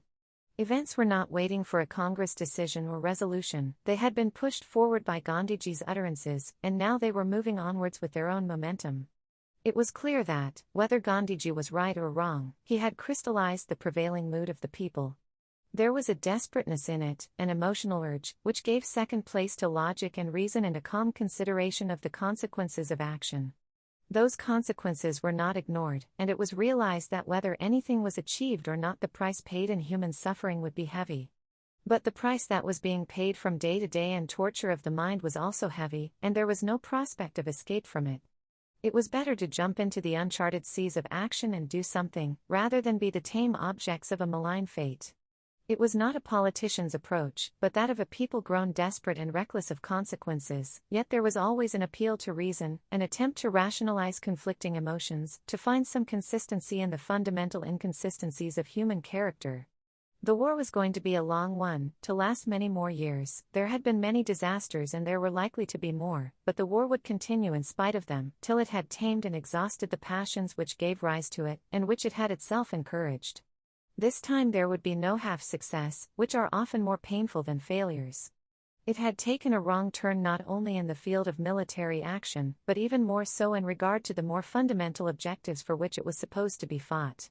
Perhaps, such action as we might indulge in might draw forcible attention to this latter failure, and help to give a new and more promising turn. And even if present success was lacking, it might serve that saving purpose in the longer run, and thus help also in giving powerful support in the future to military action. If the temper of the people rose, so also did the temper of the government. No emotional or other urge was required for this, for it was its natural temper, and its normal way of functioning, the way of an alien authority and occupation of a subject country. It seemed to welcome this opportunity of crushing once for all, as it thought, all the elements in the country which dared to oppose its will, and for this it prepared accordingly. Events marched ahead, and yet, curiously, Gandhiji, who had said so much about action to protect the honor of India and affirm her right to freedom, and as a free nation to cooperate fully in the fight against aggression, said nothing at all about the nature of this action. Peaceful, of course, it had necessarily to be, but what more? He began to lay greater stress on the possibilities of an agreement with the British government, of his intention to approach it again, and try his utmost to find a way out. His final speech at the All India Congress Committee expressed his earnest desire for a settlement, and his determination to approach the Viceroy for this. Neither in public, nor in private at the meetings of the Congress Working Committee, did he hint at the nature of the action he had in mind, except in one particular. He had suggested privately that in the event of failure of all negotiations, he would appeal for some kind of non-cooperation and a one-day protest hurtal, or cessation of all work in the country, something in the nature of a one-day general strike, symbolic of a nation's protest. Even this was a vague suggestion which he did not particularize, for he did not want to make any further plans till he had made his attempt at a settlement. So neither he nor the Congress Working Committee issued any kind of directions, public or private, except that people should be prepared for all developments, and should in any event adhere to the policy of peaceful and non-violent action. Though Gandhiji was still hopeful of finding some way out of the impasse, very few persons shared his hope. The course of events, and all the development that had taken place pointed inevitably to a conflict, and when that stage is reached, middle positions cease to have importance, and each individual has to choose on which side he will range himself. For congressmen, as for others who felt that way, there was no question of choice. It was inconceivable that the whole might of a powerful government should try to crush our people, and that any of us should stand by, and be passive spectators of a struggle in which India's freedom was involved. Many people of course do stand by in spite of their sympathies, but any such attempt to save himself from the consequences of his own previous acts would have been shameful and dishonorable for prominent congressmen. But even apart from this there was no choice left for them. The whole of India's past history pursued them, as well as the agony of the present and the hope of the future, and all these drove them forward, and conditioned their actions. The piling up of the past upon the past goes on without relaxation, says Bergson in his Creative Evolution. In reality the past is preserved by itself, automatically. In its entirety, probably, it follows us at every instant. Doubtless, we think with only a small part of our past, but it is with our entire past, including the original bent of our soul, that we desire, will, and act. On August 7 and 8, in Bombay, the All India Congress Committee considered and debated in public the resolution, which has since come to be known as the Quit India Resolution. That resolution was a long and comprehensive one, a reasoned argument for the immediate recognition of Indian freedom and the ending of British rule in India, both for the sake of India and for the success of the cause of the United Nations. The continuation of that rule is degrading and enfeebling India, and making her progressively less capable of defending herself and of contributing to the cause of world freedom. The possession of empire, instead of adding to the strength of the ruling power, has become a burden and a curse. India, the classic land of modern imperialism, has become the crux of the question, for by the freedom of India will Britain and the United Nations be judged, and the peoples of Asia and Africa be filled with hope and enthusiasm. The resolution went on to suggest the formation of a provisional government, which would be composite and would represent all important sections of the people, and whose primary function must be to defend India and resist aggression with all the armed as well as the non-violent forces at its command, together with its allied powers. This government would evolve a scheme for a constituent assembly which would prepare a constitution for India acceptable to all sections of the people. The constitution would be a federal one, with the largest measure of autonomy for the federating units, and with the residuary powers vesting in those units. Freedom will enable India to resist aggression effectively with the people's united will and strength behind it. This freedom of India must be the symbol of the prelude to the freedom of all other Asiatic nations. Further, a world federation of free nations was proposed, of which a beginning should be made with United Nations.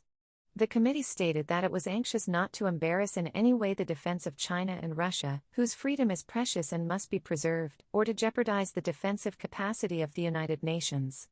At that time the dangers to China and Russia were the greatest, but the peril grows both to India and these nations, and inaction and submission to a foreign administration at this stage is not only degrading India, and reducing her capacity to defend herself and resist aggression, but is no answer to that growing peril and is no service to the peoples of the United Nations. The committee again appealed to Britain and the United Nations in the interest of world freedom. But, and there came the sting of the resolution, the committee is no longer justified in holding the nation back from endeavoring to assert its will against an imperialist and authoritarian government, which dominates over it and prevents it from functioning in its own interest and in the interest of humanity. The committee resolves therefore to sanction, for the vindication of India's inalienable right to freedom and independence, the starting of a mass struggle on non-violent lines under the inevitable leadership of Gandhiji. That sanction was to take effect only when Gandhiji so decided. Finally, it was stated that the committee had no intention of gaining power for the Congress. The power, when it comes, will belong to the whole people of India. In their concluding speeches, Maulana Abul Kalam Azad, the Congress president, and Gandhiji made it clear that their next steps would be to approach the Viceroy, as representing the British government, and to appeal to the heads of the principal United Nations for an honourable settlement, which, while recognising the freedom of India, would also advance the cause of the United Nations in the struggle against the aggressor Axis powers. The resolution was finally passed late in the evening of August 8, 1942. A few hours later, in the early morning of August 9, a large number of arrests were made in Bombay and all over the country. And so to Ahmednagar Fort. End of Part 10, titled, The Challenge, Quit India Resolution, of Chapter 9. This concludes the 9th chapter, titled, The Last Phase, 3. Chapter 10, Ahmednagar Fort Again. Part 1, The Chain of Happening. Ahmednagar Fort. August 13, 1944. It is just over 2 years since we came here, 2 years of a dream life rooted in one spot, with the same few individuals to see, the same limited environment, the same routine from day to day. Sometime in the future, we shall wake up from this dream and go out into the wider world of life and activity, finding it a changed world. There will be an air of unfamiliarity about the persons and things we see, we shall remember them again and past memories will crowd into our minds, and yet they will not be the same, nor will we be the same, and we may find it difficult to fit in with them. Sometimes, we may wonder whether this renewed experience of everyday living is not itself a sleep and a dream from which we may suddenly wake up. Which is the dream and which is the waking? Are they both real, for we experience and feel them in all their intensity, or are they both unsubstantial and of the nature of fleeting dreams, which pass, leaving vague memories behind? Prison and its attendant solitude and passivity lead to thought and an attempt to fill the vacuum of life with memories of past living, of one's own life, and of the long chain of history of human activity. So during the past 4 months, in the course of this writing, I have occupied my mind with India's past records and experiences, and out of the multitude of ideas that came to me, I have selected some, and made a book out of them. Looking back at what I have written, it seems inadequate, disjointed and lacking in unity, a mixture of many things, with the personal element dominant and giving its color even to what was intended to be an objective record and analysis. That personal element has pushed itself forward almost against my will. Often I checked it and held it back, but sometimes I loosened the reins and allowed it to flow out of my pen, and mirror, to some extent, my mind. By writing of the past, I have tried to rid myself of the burden of the past. But the present remains with all its complexity and irrationality, and the dark future that lies beyond, and the burden of these is no less than that of the past. The vagrant mind, finding no haven, still wanders about restlessly, bringing discomfort to its possessor as well as to others. There is some envy for those virgin minds, which have not been soiled or violated by thought's assault, and on which doubt has cast no shadow nor written a line. How easy is life for them in spite of its occasional shock and pain. Events take place one after the other, and the uninterrupted and unending stream of happenings goes on. We seek to understand a particular event by isolating it and looking at it by itself, as if it were the beginning and the end, the resultant of some cause immediately preceding it. Yet, it has no beginning, and is but a link in an unending chain, caused by all that has preceded it, and resulting from the wills, urges, and desires of innumerable human beings coalescing and conflicting with each other, and producing something different from that which any single individual intended to happen. Those wills, urges, and desires are themselves largely conditioned by previous events and experiences, and the new event in its turn becomes another conditioning factor for the future. The man of destiny, the leader who influences the multitude, undoubtedly plays an important part in this process, and yet, he himself is the product of past events and forces, and his influence is conditioned by them. End of Part 1, titled, The Chain of Happening, of Chapter 10. Part 2, The Two Backgrounds, Indian and British. What happened in India in August, 1942, was no sudden development but a culmination of all that had gone before. Much has been written about it, in attack, criticism or defense, and many explanations given. And yet most of this writing misses the real meaning, for it applies purely political considerations to something that was deeper than politics. Behind it all lay an intense feeling that it was no longer possible to endure and live under foreign autocratic rule. All other questions became secondary, whether under that rule, it was possible to make improvements or progress in some directions, or whether the consequences of a challenge might be more harmful still. Only the overwhelming desire to be rid of it, and to pay any price for the riddance remained, only the feeling that whatever happened, this could not be endured. That feeling was no new sensation, it had been there for many years. But previously it had been restrained in many ways and disciplined to keep pace with events. The war itself was both a restraining and releasing factor. It opened out our minds to vast developments and revolutionary changes, to the possibility of the realization of our hopes in the near future, and it put a brake on much that we might otherwise have done because of our desire to help, and certainly not to hinder in any way, the struggle against the Axis powers.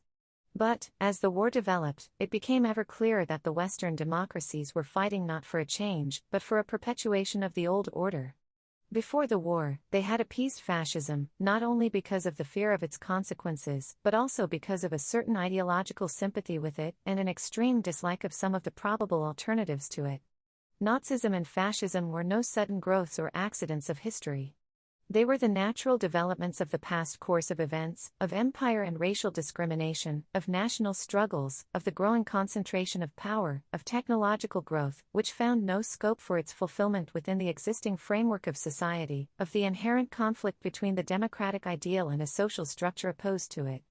Political democracy in Western Europe and North America, opening the door to national and individual progress, had also released new forces and ideas, aiming inevitably at economic equality. Conflict was inherent in the situation. There would either be an enlargement of that political democracy or attempts to curb it and end it. Democracy grew in content and area, in spite of constant opposition, and became the accepted ideal of political organization. But a time came when a further expansion endangered the basis of the social structure, and then the upholders of that structure became clamant and aggressive and organized themselves to oppose change. In countries so circumstanced that the crisis developed more rapidly, democracy was openly and deliberately crushed and fascism and Nazism appeared. In the democracies of Western Europe and North America, the same processes were at play, though many other factors delayed the crisis, and probably, the much longer tradition of peaceful and democratic government also helped.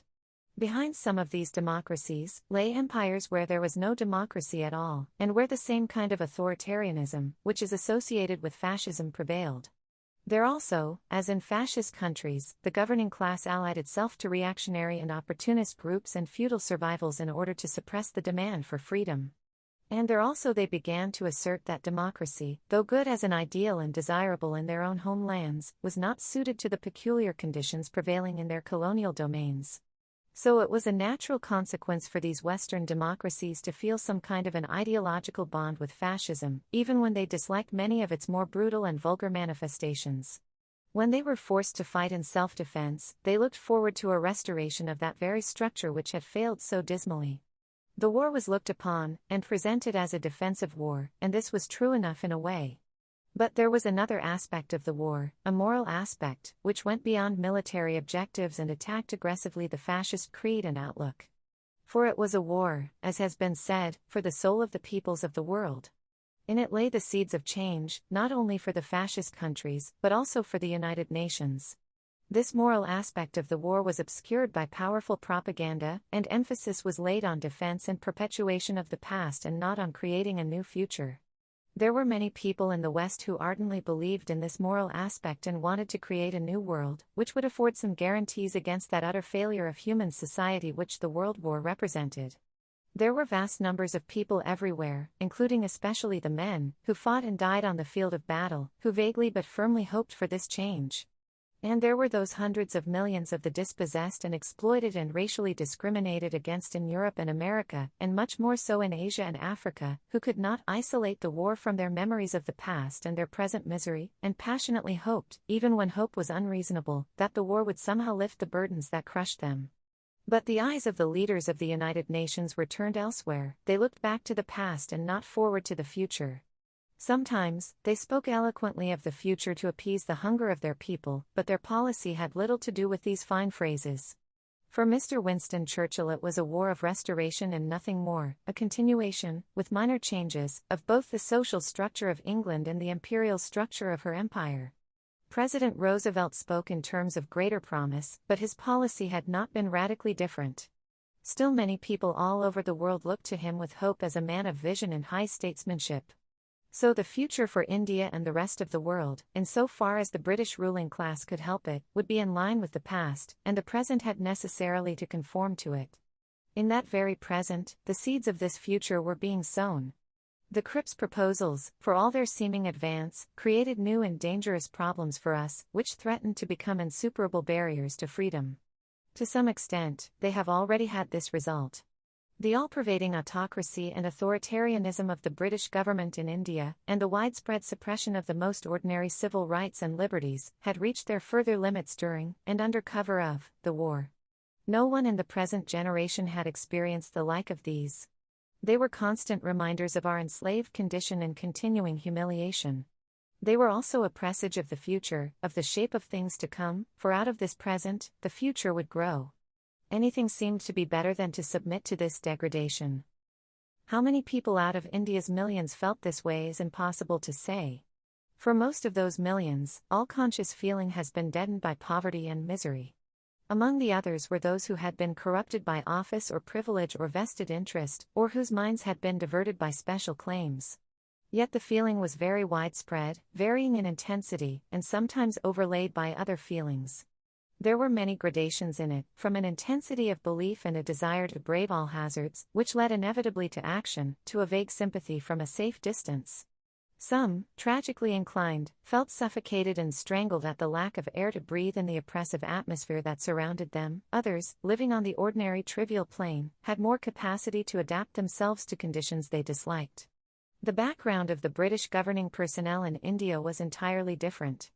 Indeed, nothing is more striking than the vast gulf that separates the mind of the British and the Indians, and whoever may be right or wrong, this very fact demonstrates the utter incapacity of the British to function as a ruling class in India.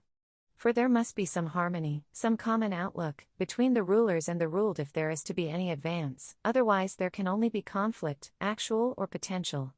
The British in India have always represented the most conservative elements of Britain. Between them and the liberal tradition in England, there is little in common.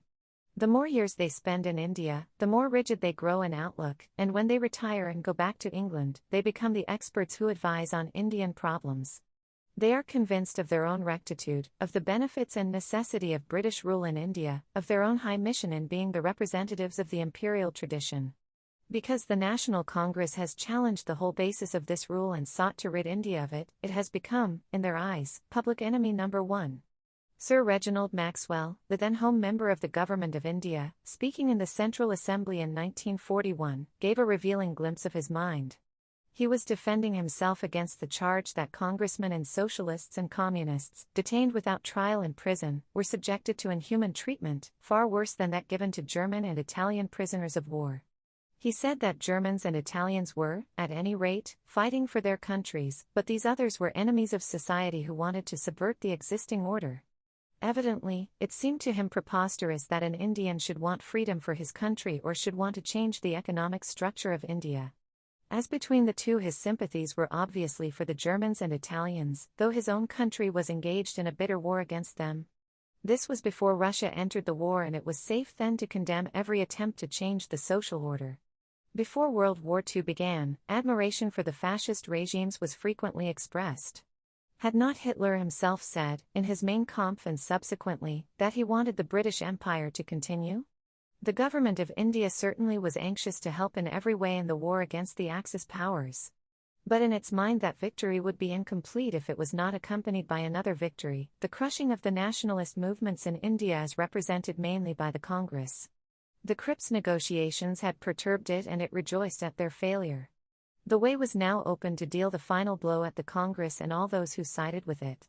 The moment was favorable, for at no previous time had there been such concentration of unlimited power, both at the center and in the provinces, in the hands of the Viceroy and his principal subordinates.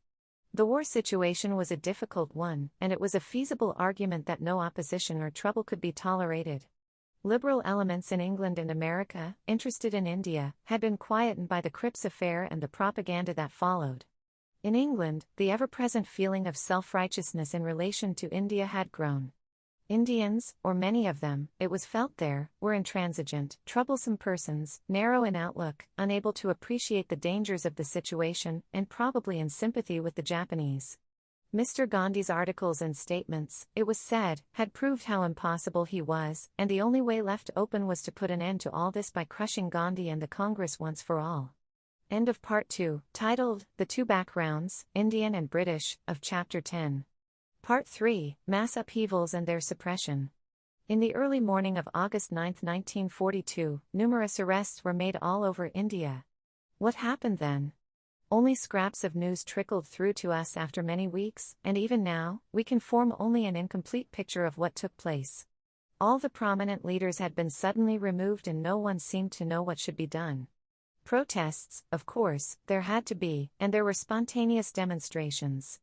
These were broken up and fired upon, and tear gas bombs were used. All the usual channels of giving expression to public feeling were stopped.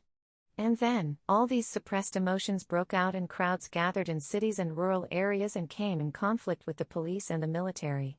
They attacked especially what seemed to them the symbols of British authority and power, the police stations, post offices, and railway stations. They cut the telegraph and telephone wires. These unarmed and leaderless mobs faced police and military firing, according to official statements, on 538 occasions, and they were also machine-gunned from low-flying aircraft.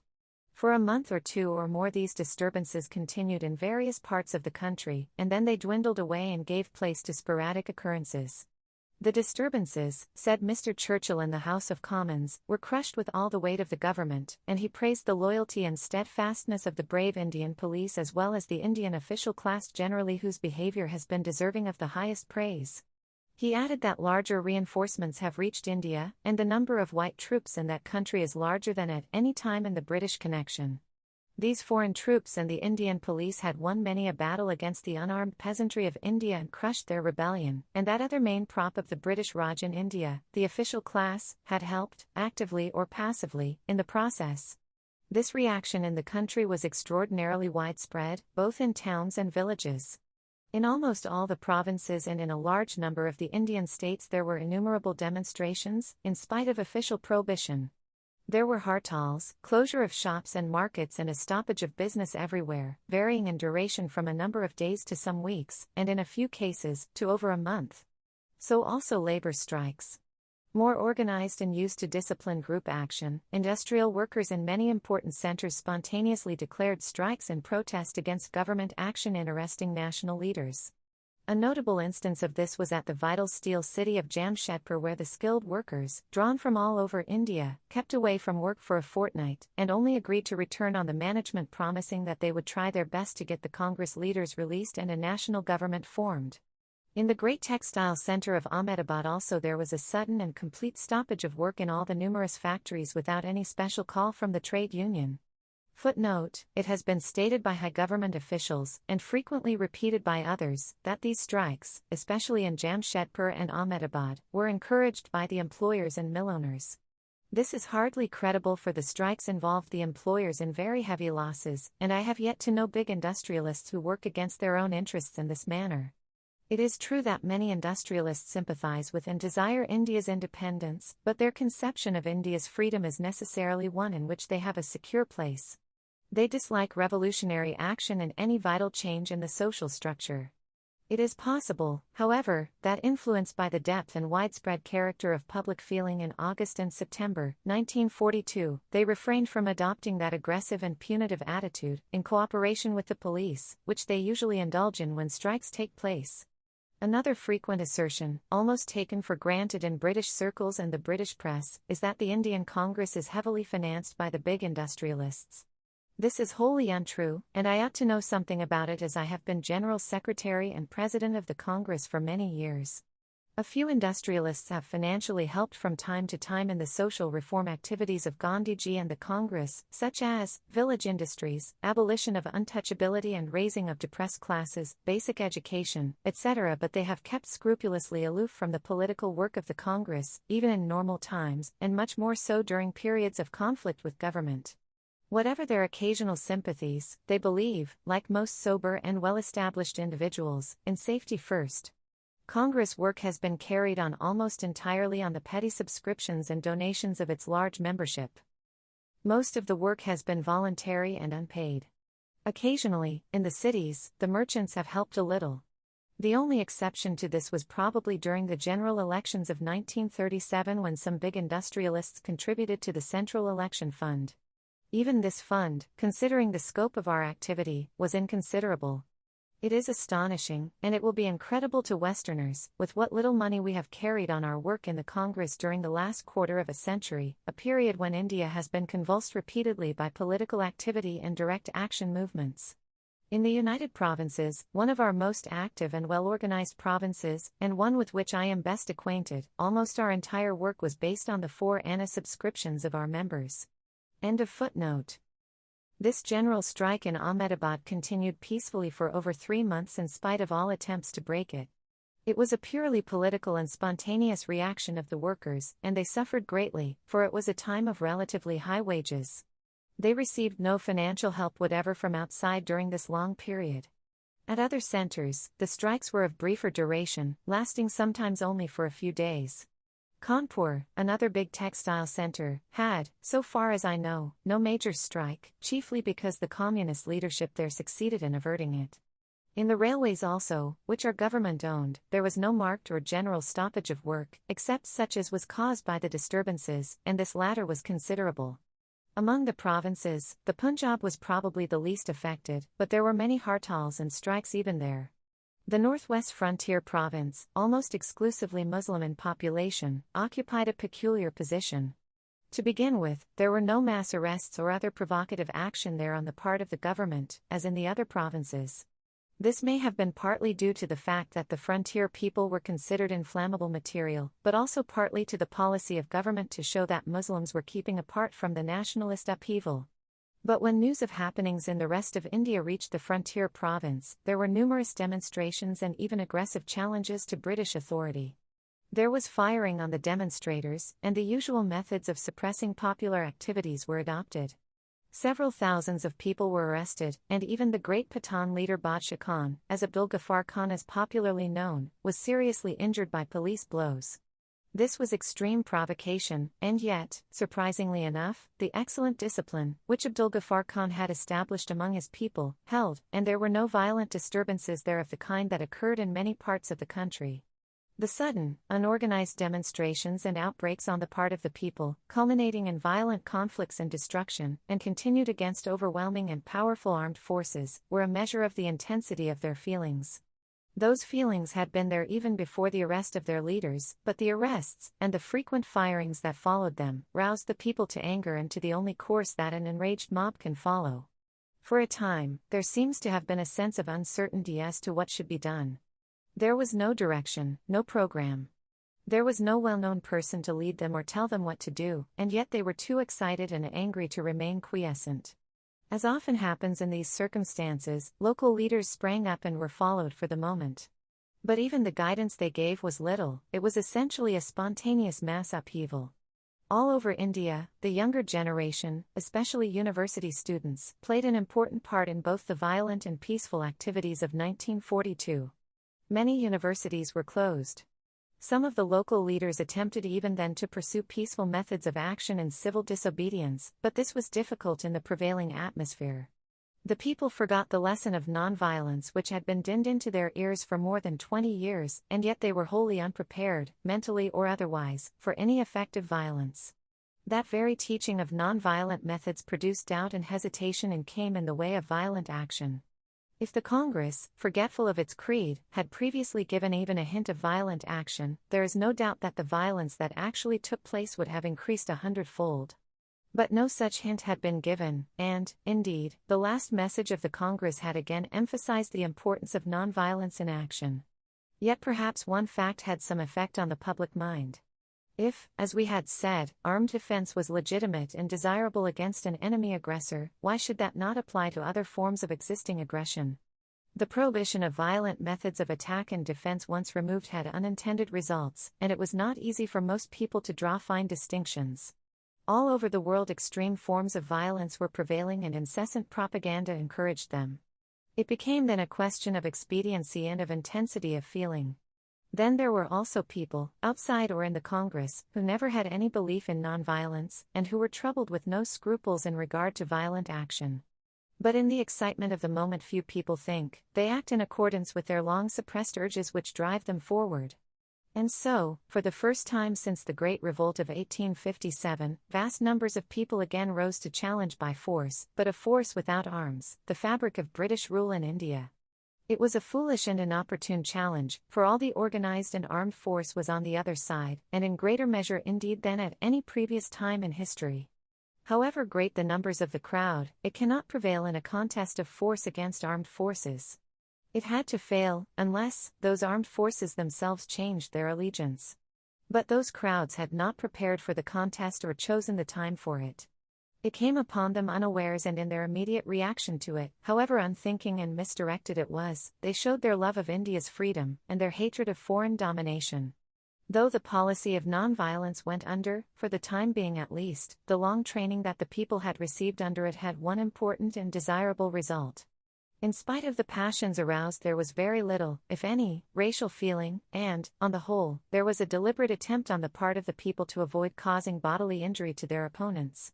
There was a great deal of destruction of communications and governmental property, but even in the midst of this destruction, care was taken to avoid loss of life. This was not always possible or always attempted, especially in actual conflicts with the police or other armed forces. According to official reports, so far as I have been able to find them, about 100 persons were killed by mobs in the course of the disturbances all over India. This figure is very small considering the extent and area of the disturbances and the conflicts with the police. One particularly brutal and distressing case was the murder of 2 Canadian airmen by a mob somewhere in Bihar. But, generally speaking, the absence of racial feeling was very remarkable. Footnote: a revealing incident is reported in British Soldier Looks at India, being letters of Clive Branson. Branson was an artist and a communist. He served in the International Brigade in Spain, and in 1941 joined the Royal Armoured Corps, in which he was a sergeant. He was sent to India with his regiment in 1942. In February 1944, he was killed in action in Arakan in Burma. He was in Bombay in August 1942, after the arrest of the Congress leaders and at a time when the people of Bombay were seething with anger and passion and were being shot down. Branson is reported to have said, "What a clean, healthy nationalism you have. I asked people the way to the Communist Party's office. I was in uniform. Men like me were shooting unarmed Indians, and naturally, I was a little worried. I wondered how I would be treated. But everyone whom I asked was anxious to help, not one tried to insult or mislead me." End of footnote. Official estimates of the number of people killed and wounded by police or military firing in the 1942 disturbances are 1,028 killed and 3,200 wounded. These figures are certainly gross underestimates, for it has been officially stated that such firing took place on at least 538 occasions, and besides this, people were frequently shot at by the police or the military from moving lorries. It is very difficult to arrive at even an approximately correct figure. Popular estimates place the number of deaths at 25,000, but probably this is an exaggeration. Perhaps 10,000 may be nearer the mark. It was extraordinary how British authority ceased to function over many areas, both rural and urban, and it took many days, and sometimes weeks, for a reconquest, as it was often termed. This happened particularly in Bihar, in the Midnapur district of Bengal and in the southeastern districts of the United Provinces. It is noteworthy that in the district of Balia, in the United Provinces, which had to be reconquered, there have been no serious allegations of physical violence and injury to human beings caused by the crowds, so far as one can judge from the numerous subsequent trials by special tribunals. The ordinary police proved incapable of meeting the situation. Early in 1942, however, a new force called the Special Armed Constabulary (SAC) had been created, and this had been especially trained to deal with popular demonstrations and disturbances. This played an important part in curbing and suppressing the people and often functioned after the manner of the Black and Tarts in Ireland. The Indian Army was not often used in this connection, except for certain groups and classes in it. British soldiers were more often employed, and also the Gurkhas. Sometimes Indian soldiers as well as the special police were sent to distant parts of the country where they functioned more or less as strangers, being unacquainted with the language. If the reaction of the crowd was natural, so also, in the circumstances, was the reaction of the government. It had to crush both the impromptu frenzy of the mob and the peaceful demonstrations of other people, and in the interests of its own self-preservation, attempt to destroy those whom it considered its enemies. If it had had the capacity or desire to understand and appreciate what moved the people so powerfully, the crisis would not have risen at all and India's problem would have been nearer solution. The government had prepared carefully to crush once for all, as it thought, any challenge to its authority. It had taken the initiative and chosen the time for its first blow. It had removed to its prisons thousands of men and women who had played a prominent part in the nationalist, the labor, and the peasant movements. Yet, it was surprised and taken aback by the upheaval that suddenly convulsed the country, and momentarily, its widespread apparatus of repression was disjoined. But it had enormous resources at its command and it utilized them to crush both the violent and non-violent manifestations of the rebellion. Many of the upper and richer classes, timidly nationalist, and sometimes even critical of government, were frightened by this exhibition of mass action on an all-India scale, which cared little for vested interests, and smelt not only of political revolution but also of social change. As the success of the government in crushing the rebellion became apparent, the waverers and the opportunists lined up with it, and began to curse all those who had dared to challenge authority. The external evidences of rebellion having been crushed, its very roots had to be pulled out, and so the whole apparatus of government was turned in this direction in order to enforce complete submission to British domination. Laws could be produced overnight by the Viceroy's decree or ordinance, but even the formalities of these laws were reduced to a minimum. The decisions of the Federal Court and the High Courts, which were creations and emblems of British authority, were flouted and ignored by the executive, or a new ordinance was issued to override those decisions. Special tribunals, which were subsequently held by the courts to be illegal, were established, functioning without the trammels of the ordinary rules of procedure and evidence, and these sentenced thousands to long terms of imprisonment and many even to death. The police, and especially the Special Armed Constabulary, and the Secret Service were all powerful and became the chief organs of the state, and could indulge in any illegalities or brutalities without criticism or hindrance. Corruption grew to giant proportions. Vast numbers of students and schools and colleges were punished in various ways, and thousands of young men were flogged. Public activity of all kinds was prohibited unless it was in favor of the government. But the greatest sufferers were the simple-hearted, poverty-stricken villagers of the rural areas. Suffering, for many generations, had been the badge of their tribe. They had ventured to look up and hope, to dream of better times. They had even roused themselves to action. Whether they had been foolish or mistaken or not, they had proved their loyalty to the cause of Indian freedom. Their effort had failed, and the burden had fallen on their bent shoulders and broken bodies. Cases were reported of whole villages being sentenced from flogging to death. It was stated on behalf of the Bengal government that government forces burnt 193 Congress camps and houses in the subdivisions of Tamluk and Kantai before and after the cyclone of 1942. The cyclone had worked havoc in that area and created a wilderness, but that made no difference to the official policy. Huge sums were imposed on villages as a whole as punitive fines. According to Mr. Amory's statement in the House of Commons, the total collective fines amounted to rupees 90 lakhs, 9 million, and out of this 7,850,000 rupees were realized. How these vast sums were realized from starving wretches is another matter, and nothing that took place in 1942 or after, not the shooting and the burning by the police, caused such an intensity of suffering as this forcible realization. Not merely were the fines imposed realized, but often much more, the excess vanishing in the process of realization. All the conventions and subterfuges, that usually veil the activities of governments, were torn aside and only naked force remained as the symbol of power and authority. There was no further need for subterfuge, for the British power had succeeded, at least for the time being, in crushing both the non-violent and violent attempts made to replace it by a national authority, and stood supreme in India. India had failed in that final test when strength and power only count and all else is mere quibbling and irrelevance. She had failed not only because of British armed might and the confusion produced by the war situation in people's minds, but also because many of her own people were not prepared for that last sacrifice which freedom requires. So the British felt they had firmly re-established their rule in India, and they saw no reason to loosen their hold again. End of Part 3, titled, Mass Upheavals and Their Suppression, of Chapter 10. Part 4, Reactions Abroad. A strict censorship cast a heavy veil over the happenings in India. Even newspapers in India were not permitted to give publicity to much that was daily taking place, and messages to foreign countries were subject to an ever stricter surveillance. At the same time, official propaganda was let loose abroad and false and tendentious accounts were circulated.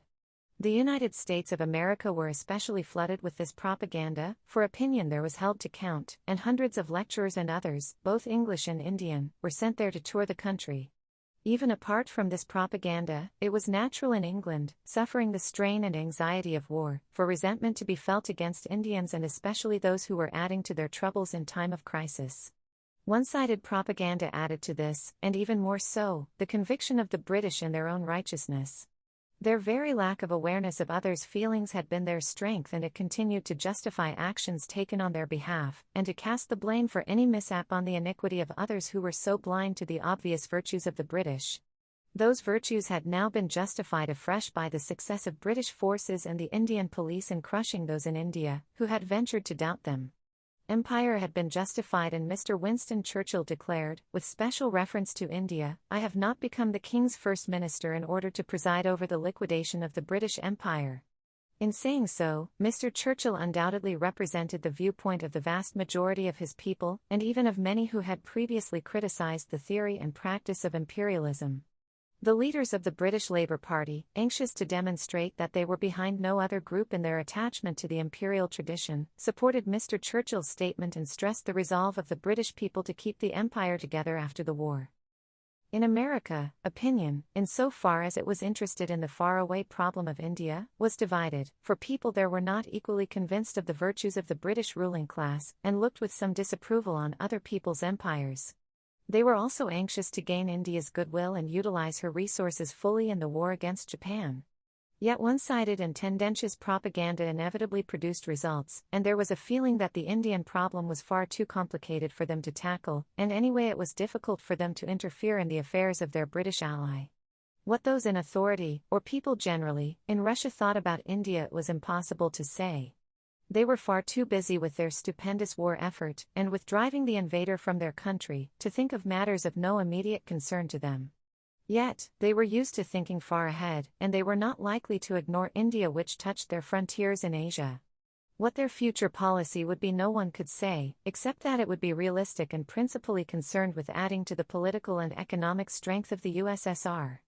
They had carefully avoided all reference to India, but Stalin had declared in November 1942, on the occasion of the 25th anniversary of the Soviet Revolution, that their general policy was abolition of racial exclusiveness, equality of nations and integrity of their territories, liberation of the enslaved nations and restoration of their sovereign rights, the right of every nation to arrange its affairs as it wishes, economic aid to nations that have suffered and assistance to them in attaining their material welfare, restoration of democratic liberties, the destruction of the Hitlerite regime.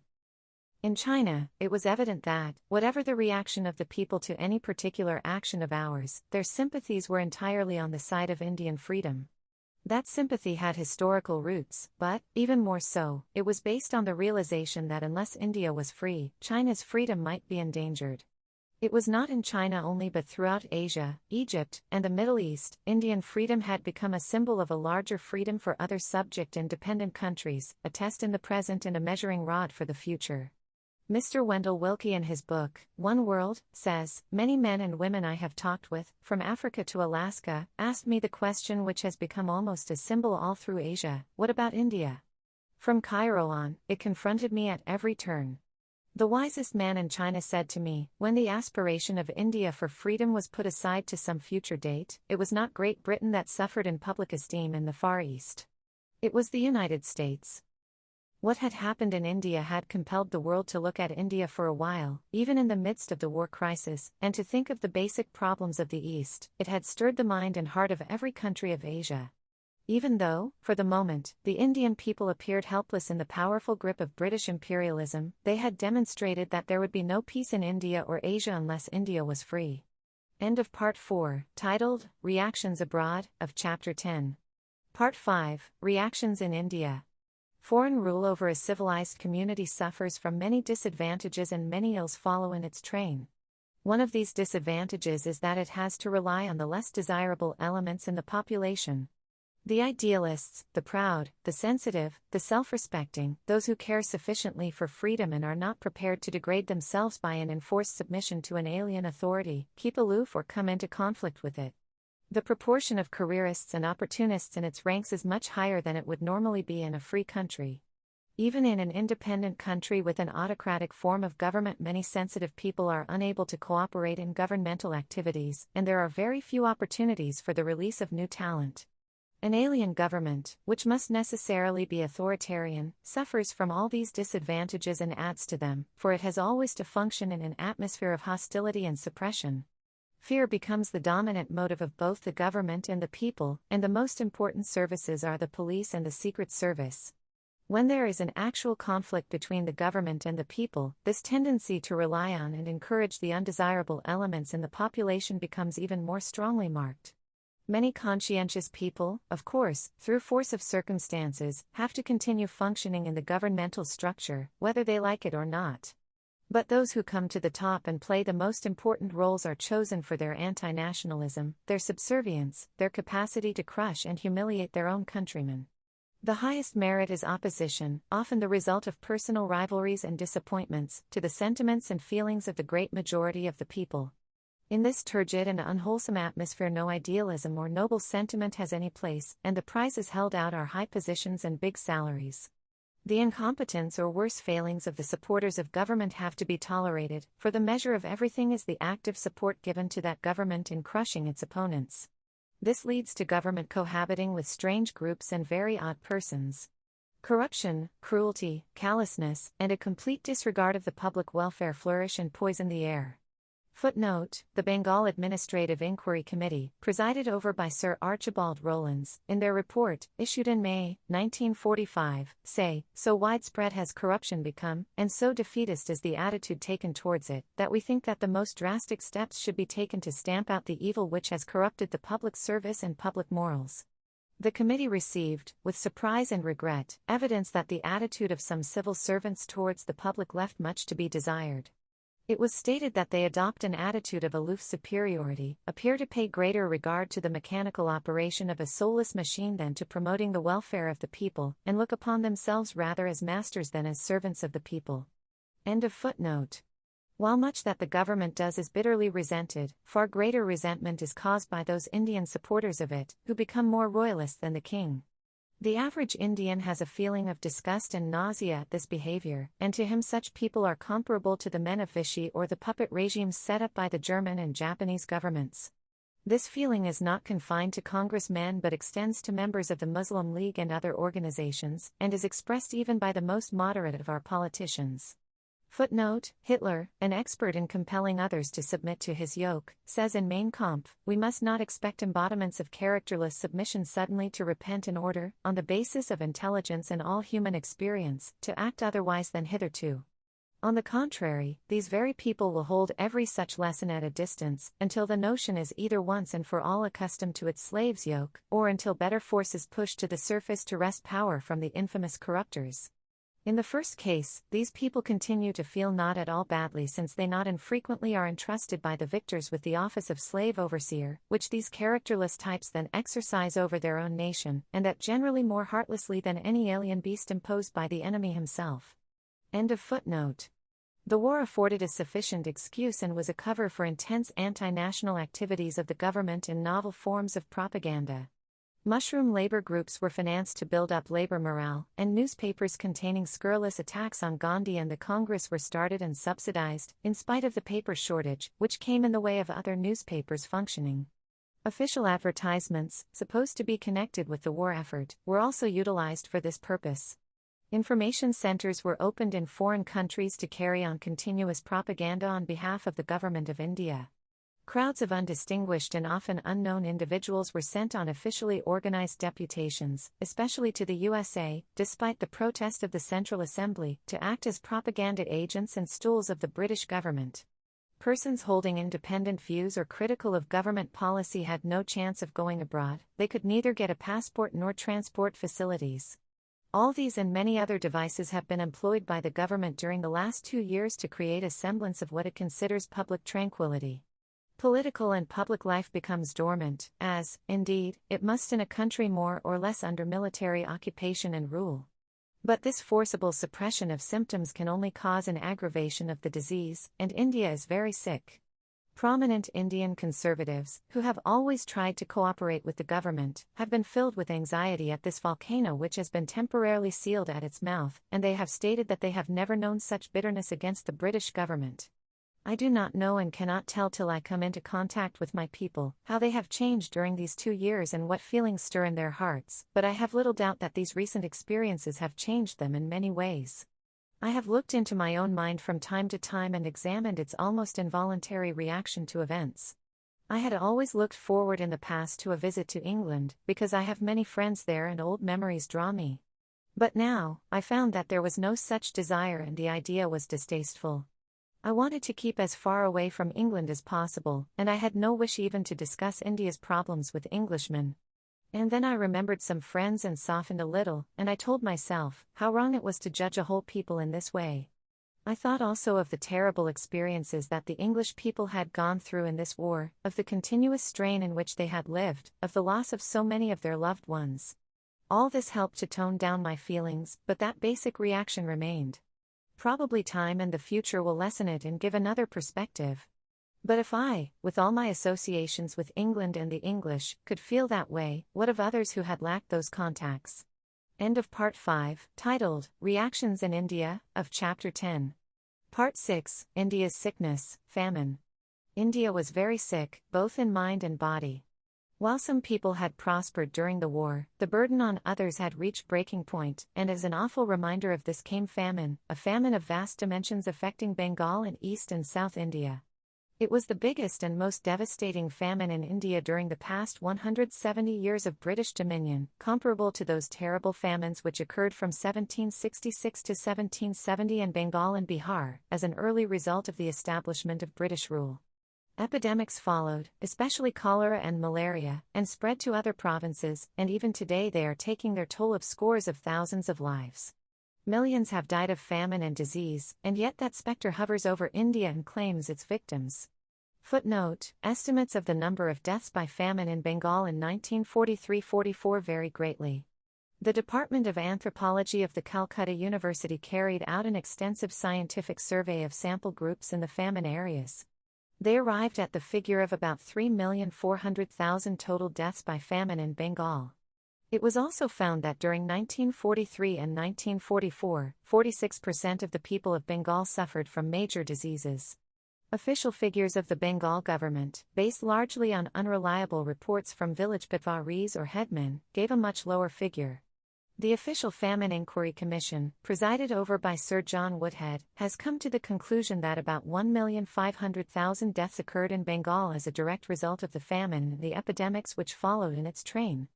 All these figures relate to Bengal alone. Many other parts of the country also suffered from famine and epidemic diseases consequent upon it. End of footnote. This famine unveiled the picture of India as it was below the thin veneer of the prosperity of a small number of people at the top, a picture of poverty and ugliness of British rule. That was the culmination and fulfillment of British rule in India. It was no calamity of nature or play of the elements that brought this famine, nor was it caused by actual war operations and enemy blockade. Every competent observer is agreed that it was a man-made famine, which could have been foreseen and avoided. Everyone is agreed that there was amazing indifference, incompetence, and complacency shown by all the authorities concerned. Right up to the last moment, when thousands were dying daily in the public streets, famine was denied and references to it in the press were suppressed by the censors. When the Statesman, newspaper of Calcutta, published gruesome and ghastly pictures of starving and dying women and children in the streets of Calcutta, a spokesman of the Government of India, speaking officially in the Central Assembly, protested against the dramatization of the situation. To him apparently it was a normal occurrence for thousands to die daily from starvation in India. Mr. Amory, of the India office in London, distinguished himself especially by his denials and statements.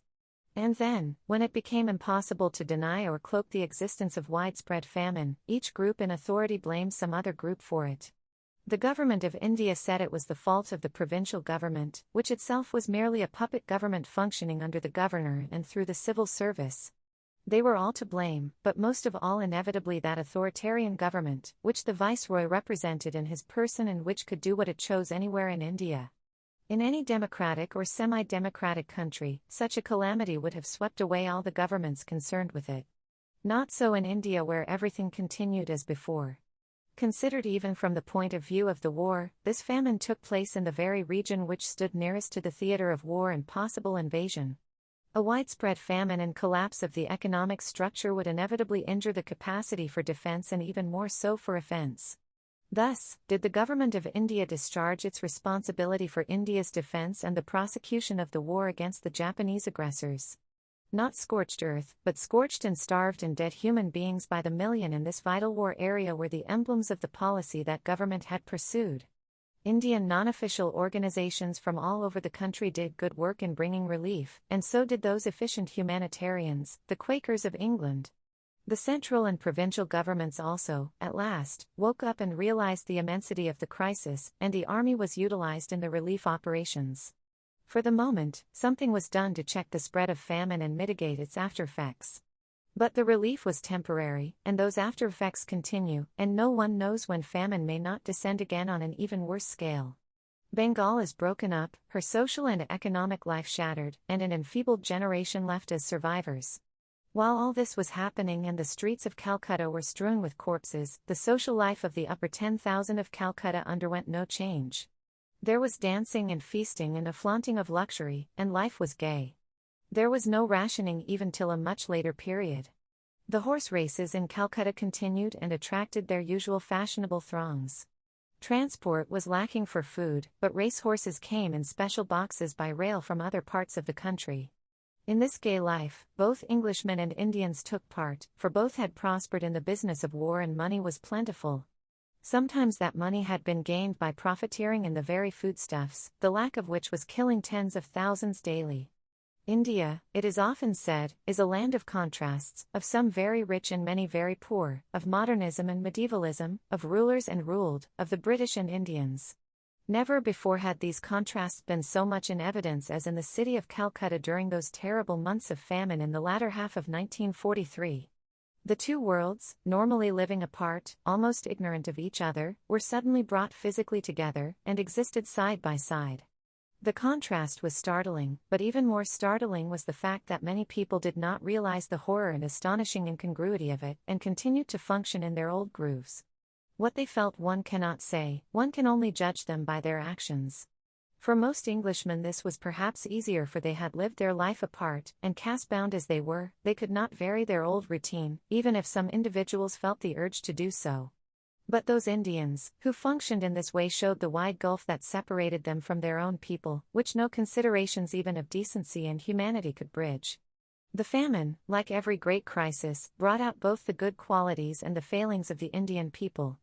Large numbers of them, including the most vital elements, were in prison and unable to help in any way. Still, the relief works, organized unofficially, drew men and women from every class who labored hard under discouraging circumstances, displaying ability, the spirit of mutual help and cooperation and self-sacrifice. The failings were also evident in those who were too full of their petty rivalries and jealousies to cooperate together, those who remained passive and did nothing to help others, and those few who were so denationalized and dehumanized as to care little for what was happening. The famine was a direct result of war conditions and the carelessness and complete lack of foresight of those in authority. The indifference of the authorities to the problem of the country's food passes comprehension, when every intelligent man who gave thought to the matter knew that some such crisis was approaching. The famine could have been avoided, given proper handling of the food situation in the earlier years of the war. In every other country affected by the war, full attention was paid to this vital aspect of war economy even before the war started. In India, the government of India started a food department 3¼ years after the war began in Europe, and over a year after the Japanese war started. And yet, it was common knowledge that the Japanese occupation of Burma vitally affected Bengal's food supply. The government of India had no policy at all in regard to food till the middle of 1943, when famine was already beginning its disastrous career. It is most extraordinary how inefficient the government always is in every matter other than the suppression of those who challenge its administration. Or perhaps it is more correct to say that, constituted as it is, its mind is completely occupied in its primary task of ensuring its own continuance. Only an actual crisis forces it to think of other matters. That crisis again is accentuated by the ever-present crisis of want of confidence in the government's ability and bona fides. Footnote: the Famine Inquiry Commission, presided over by Sir John Woodhead, report published in May, 1945, reveal in restrained official language the tragic succession of official errors and private greed which led to the Bengal famine. It has been for us a sad task, they say, to inquire into the course and causes of the Bengal famine. We have been haunted by a deep sense of tragedy. 1.5 million of the poor of Bengal fell victims to circumstances for which they themselves were not responsible. Society, together with its organs, failed to protect its weaker members. Indeed, there was a moral and social breakdown, as well as administrative breakdowns. They refer to the low economic level of the province, to the increasing pressure on land not relieved by growth of industry, to the fact that a considerable section of the population was living on the margin of subsistence and was incapable of standing any severe economic stress, to the very bad health conditions and low standards of nutrition, to the absence of a margin of safety as regards either health or wealth. They consider the more immediate causes to be the failure of the season's crop, the fall of Burma leading to stoppage of imports of Burma rice, to the denial policy of government which brought ruin to certain poorer classes, to the military demands on food and transport, and the lack of confidence in the government. They condemn the policy, or often the lack of policy or the ever-changing policy, of both the government of India and of the Bengal government, their inability to think ahead and provide for coming events, their refusal to recognize and declare famine even when it had come, their totally inadequate measures to meet the situation. They go on to say, but often considering all the circumstances, we cannot avoid the conclusion that it lay in the power of the government of Bengal, by bold, resolute and well-conceived measures at the right time to have largely prevented the tragedy of the famine as it actually took place. Further, that the government of India failed to recognize at a sufficiently early date the need for a system of planned movement of food grains. The government of India must share with the Bengal government responsibility for the decision to decontrol in March, 1943. The subsequent proposal of the Government of India to introduce free trade throughout the greater part of India was quite unjustified and should not have been put forward. Its application, successfully resisted by many of the provinces and states, might have led to serious catastrophes in various parts of India. After referring to the apathy and mismanagement of the governmental apparatus both at the centre and in the province, the commissions say that the public in Bengal, or at least certain sections of it, have also their share of blame. We have referred to the atmosphere of fear and greed, which, in the absence of control, was one of the causes of the rapid rise in the price level. Enormous profits were made out of the calamity, and in the circumstances profits for some meant death for others. A large part of the community lived in plenty while others starved, and there was much indifference in face of suffering. Corruption was widespread throughout the province and in many classes of society. The total profit made in this traffic of starvation and death is estimated at 150 crores of rupees, 1,500 rupees millions. Thus, if there were 1.5 million deaths by famine, each death was balanced by roughly a 1,000 rupees of excess profit. End of footnote.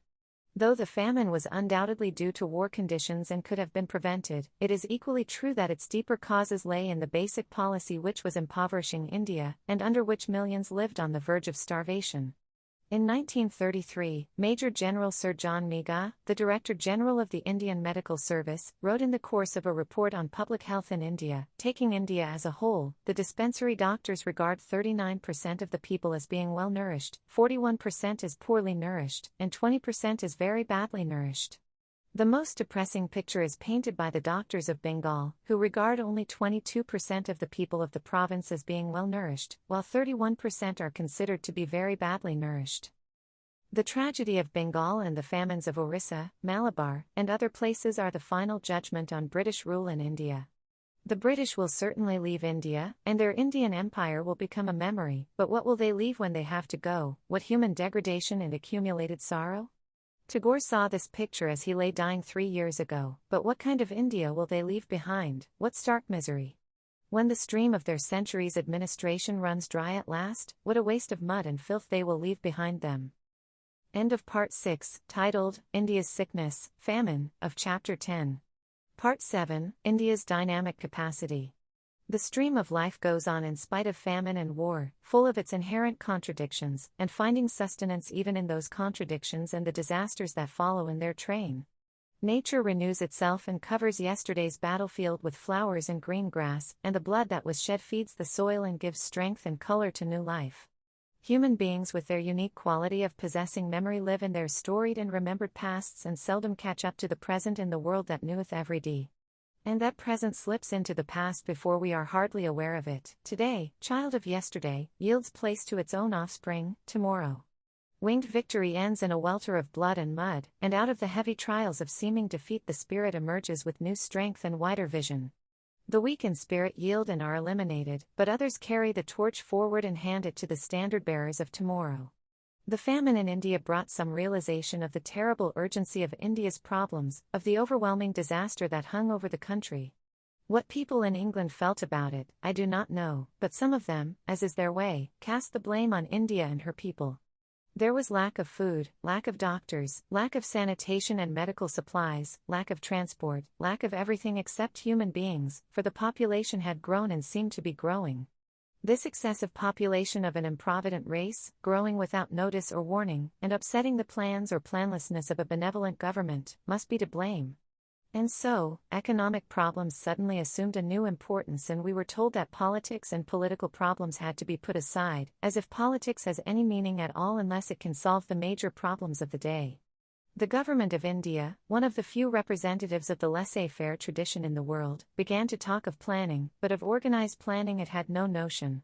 It could only think in terms of preserving the existing structure and its own and allied vested interests. The reaction on the people of India was deeper and more powerful, though it found little public expression owing to the widespread tentacles of the Defence of India Act and its rules. There had been a complete collapse of the economic structure of Bengal, and tens of millions of people had been literally broken up. Bengal was an extreme example of what was happening in many parts of India, and it seemed that there could be no going back to the old economy. Even the industrialists who had prospered so much during the war were shaken up and compelled to look beyond their narrow sphere. They were realists in their own way, rather afraid of the idealism of some of the politicians, but that realism itself led them to far-reaching conclusions. A number of Bombay industrialists, chiefly connected with the Tata enterprises, produced a 15-year plan for India's development. That plan is still not complete, and there are many lacunae in it. Inevitably, it is conditioned by the ways of thinking of big industry, and tries to avoid revolutionary changes as far as possible. Yet the very pressure of events in India has forced them to think in a big way, and to go out of many of their accustomed grooves of thought. Revolutionary changes are inherent in the plan, though the authors may themselves not like some of them. Some of these authors of the plan were members of the National Planning Committee, and they have taken advantage of a part of its work. This plan will undoubtedly have to be varied, added to and worked out in many ways, but, coming from conservative quarters, it is a welcome and encouraging sign of the way India must go. It is based on a free India, and on the political and economic unity of India. The conservative bankers' view of money is not allowed to dominate the scene, and it is emphasized that the real capital of the country consists of its resources in material and manpower. The success of this or any other plan must inevitably depend not merely on production, but on a proper and equitable distribution of the national wealth created. Also, agrarian reform is a fundamental prerequisite. The idea of planning and a planned society is accepted now in varying degrees by almost everyone. But planning by itself has little meaning, and need not necessarily lead to good results. Everything depends on the objectives of the plan and on the controlling authority, as well as, of course, the government behind it. Does the plan aim definitely at the well-being and advancement of the people as a whole, at the opening out of opportunity to all, and the growth of freedom, and methods of cooperative organization and action? Increase of production is essential, but obviously, by itself it does not take us far and may even add to the complexity of our problems. An attempt to preserve old established privileges and vested interests cuts at the very root of planning. Real planning must recognize that no such special interests can be allowed to come in the way of any scheme designed to further the well-being of the community as a whole. The Congress governments in the provinces were hampered and restricted in all directions by the basic assumption of the parliamentary statute that most of these vested interests must not be touched. Even their partial attempts to change the land tenure system and to impose an income tax on incomes from land were challenged in the law courts. If planning is largely controlled by big industrialists, it will naturally be envisaged within the framework of the system they are used to, and will be essentially based on the profit motive of an acquisitive society. However well-intentioned they might be, and some of them certainly are full of good intentions, it is difficult for them to think on new lines. Even when they talk of state control of industry, they think of the state more or less as it is today. We are sometimes told that the present government of India, with its ownership and control of railways, and a growing control of and interference in industry, finance, and, indeed, life in general, is moving in a socialist direction. But this is something utterly different from democratic state control, apart from being essentially foreign control. Though there is a limitation of certain capitalist functions, the system is based on the protection of privilege. The old authoritarian colonial system ignored economic problems, except in so far as certain special interests were concerned. Finding itself unable to meet the necessities of the new situation by its old laissez-faire methods, and yet bent on preserving its authoritarian character, it goes inevitably in a fascist direction. It tries to control economic operations by fascist methods, suppresses such civil liberties as exist, and adapts its own autocratic government as well as the capitalist system, with some variations, to the new conditions. Thus, the endeavor is, as in fascist countries, to build up a monolithic state, with considerable control of industry and national life, and with many limitations on free enterprise, but based on the old foundations. This is very far from socialism. Indeed, it is absurd to talk of socialism in a country dominated by an alien power. Whether such an attempt can succeed, even in a temporary sense, is very doubtful, for it only aggravates the existing problems, but war conditions certainly give it a favorable environment to work in. Even a complete nationalization, so-called, of industry, unaccompanied by political democracy, will lead only to a different kind of exploitation, for while industry will then belong to the state itself will not belong to the people. Our major difficulties in India are due to the fact that we consider our problems economic, social, industrial, agricultural, communal, Indian states, within the framework of existing conditions. Within that framework, and retaining the privileges and special status that are part of it, they become impossible of solution. Even if some patchwork solution is arrived at under stress of circumstances, it does not and cannot last. The old problems continue and new problems, or new aspects of old problems, are added to them.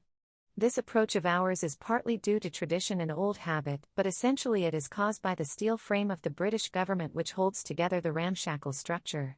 The war has accentuated the many contradictions existing in India, political, economic, and social. Politically, there is a great deal of talk of Indian freedom and independence, and yet her people have probably at no time in their long history been subjected to such authoritarian rule and intensive and widespread repression as exists today, and out of this today tomorrow will necessarily grow. Economically, British domination is also paramount, and yet, the expansive tendency of Indian economy is continually straining at the leash. There is famine and widespread misery, and on the other hand, there is an accumulation of capital. Poverty and riches go side by side, decay and building up, disruption and unity, dead thought and new. Behind all the distressing features, there is an inner vitality, which cannot be suppressed.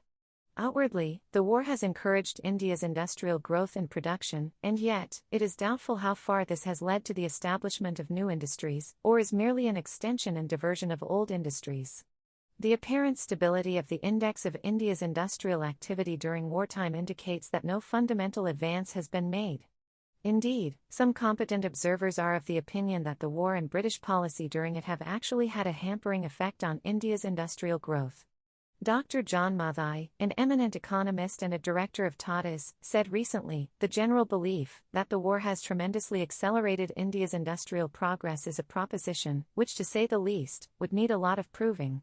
While it is true that certain established industries have increased their production in response to the war demand, several new industries of fundamental importance to the country, which had been projected before the war have, under stress of war conditions, been either abandoned or been unable to reach completion. My personal view is that, on a careful balance of the various factors in the situation, it will be found that, unlike countries, such as Canada and Australia, the war has been more a hampering than an accelerating influence in India. I agree, however, that India has sufficient potential capacity to supply her basic manufactured needs. Such statistical evidence of industrial activity as is available supports this view, and indicates that if pre-war progress could have been maintained at the old rate, it would have led not only to the establishment of new industries, but also to far greater production as a whole. Footnote: Mr. J.R.D. Tata, speaking in London on May 30, 1945, also denied that the war had enabled India materially to expand her industries and industrial capacity. There may have been isolated cases of expansion, but on the whole, when armament factories and other specialized industries connected with the war have been excluded, there has been none. A number of projects would have been started if there had been no war. I can speak from personal experience of projects that have been abandoned because of the impossibility of obtaining bricks, steel, and machinery. Those who talk about industrial and economic progress in India during the war do not know the true position. Again he said, "I must prick this bubble. It is nonsense to say that India has materially advanced and gained by the war. For one reason or another, there has been no important progress or development in India. Rather, there has been considerable retardation. In fact, what has happened is this. As a result of the war and India's contribution towards it, we have millions dead in Bengal owing to famine. We also have had famine of cloth. Thus, it is clear that economic progress has been conspicuous by its absence." End of footnote. What the war has demonstrated beyond a shadow of a doubt is India's capacity to convert this potential into actuality with remarkable speed, given the opportunity to do so. Functioning as an economic unit, she has accumulated large capital assets within 5 war years, in spite of all the obstructions placed in her way. These assets are in the form of sterling securities, which are not available to her, and which, it is stated, will be blocked in the future. These sterling securities represent the expenditure incurred by the Government of India on behalf of the British government as well as the U.S.A. They also represent the hunger, famine, epidemics, emasculation, weakened resistance, stunted growth, and death by starvation and disease of vast numbers of human beings in India. Because of the accumulation of capital assets, India has paid off her big debt to England, and has become a creditor country. Owing to gross negligence and mismanagement, tremendous suffering has been caused to the people of India, but the fact remains that India can accumulate these huge sums in a short period of time. The actual expenditure on the war incurred by India in 5 years greatly exceeds the total British investments in India during more than 100 years. This fact brings into proper perspective how little the progress made in India has been during the past century of British administration, railways, irrigation works and the like of which we hear so much. It also demonstrates the enormous capacity of India to advance with rapidity on all fronts. If this striking effort can be made under discouraging conditions and under a foreign government, which disapproves of industrial growth in India, it is obvious that planned development under a free national government would completely change the face of India within a few years. There is a curious habit of the British of appraising their economic and social achievement in present-day India by criteria derived from social achievement here or elsewhere in the distant past. They compare, with evident satisfaction to themselves, what they have done in India during their regime with changes made some hundreds of years ago. The fact that the Industrial Revolution, and more especially the vast technological improvements of the past 50 years or so, have entirely changed the pace and tempo of life somehow escapes them when they think of India. They forget also that India was not a barren, sterile, and barbarous country when they came here, but a highly evolved and cultured nation which had temporarily become static and backward in technical achievements. What values and standards are we to apply in making such comparisons? The Japanese made Manchukuo within 8 years highly industrialized for their own purposes. More coal was being produced there than in India after many generations of British effort. Their material record in Korea compares well with other colonial empires.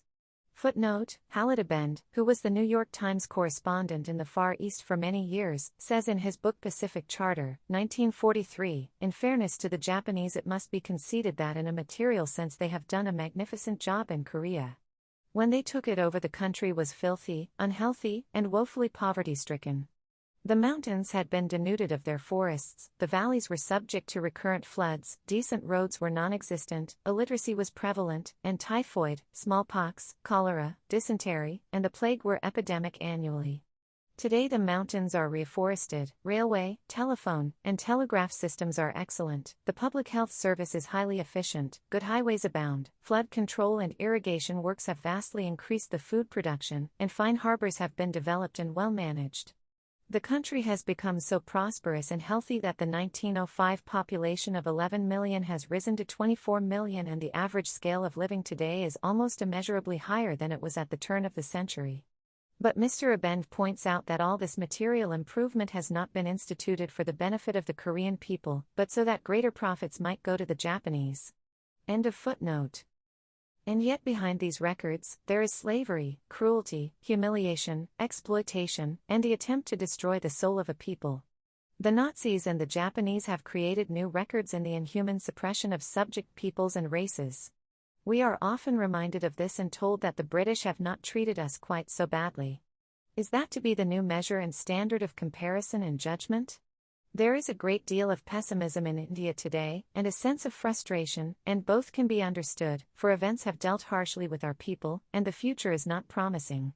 But there is also below the surface a stirring and a pushing, signs of a new life and vitality, and unknown forces are at work.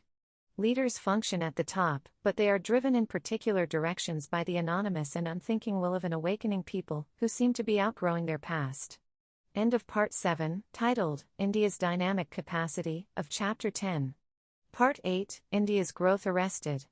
A nation, like an individual, has many personalities, many approaches to life.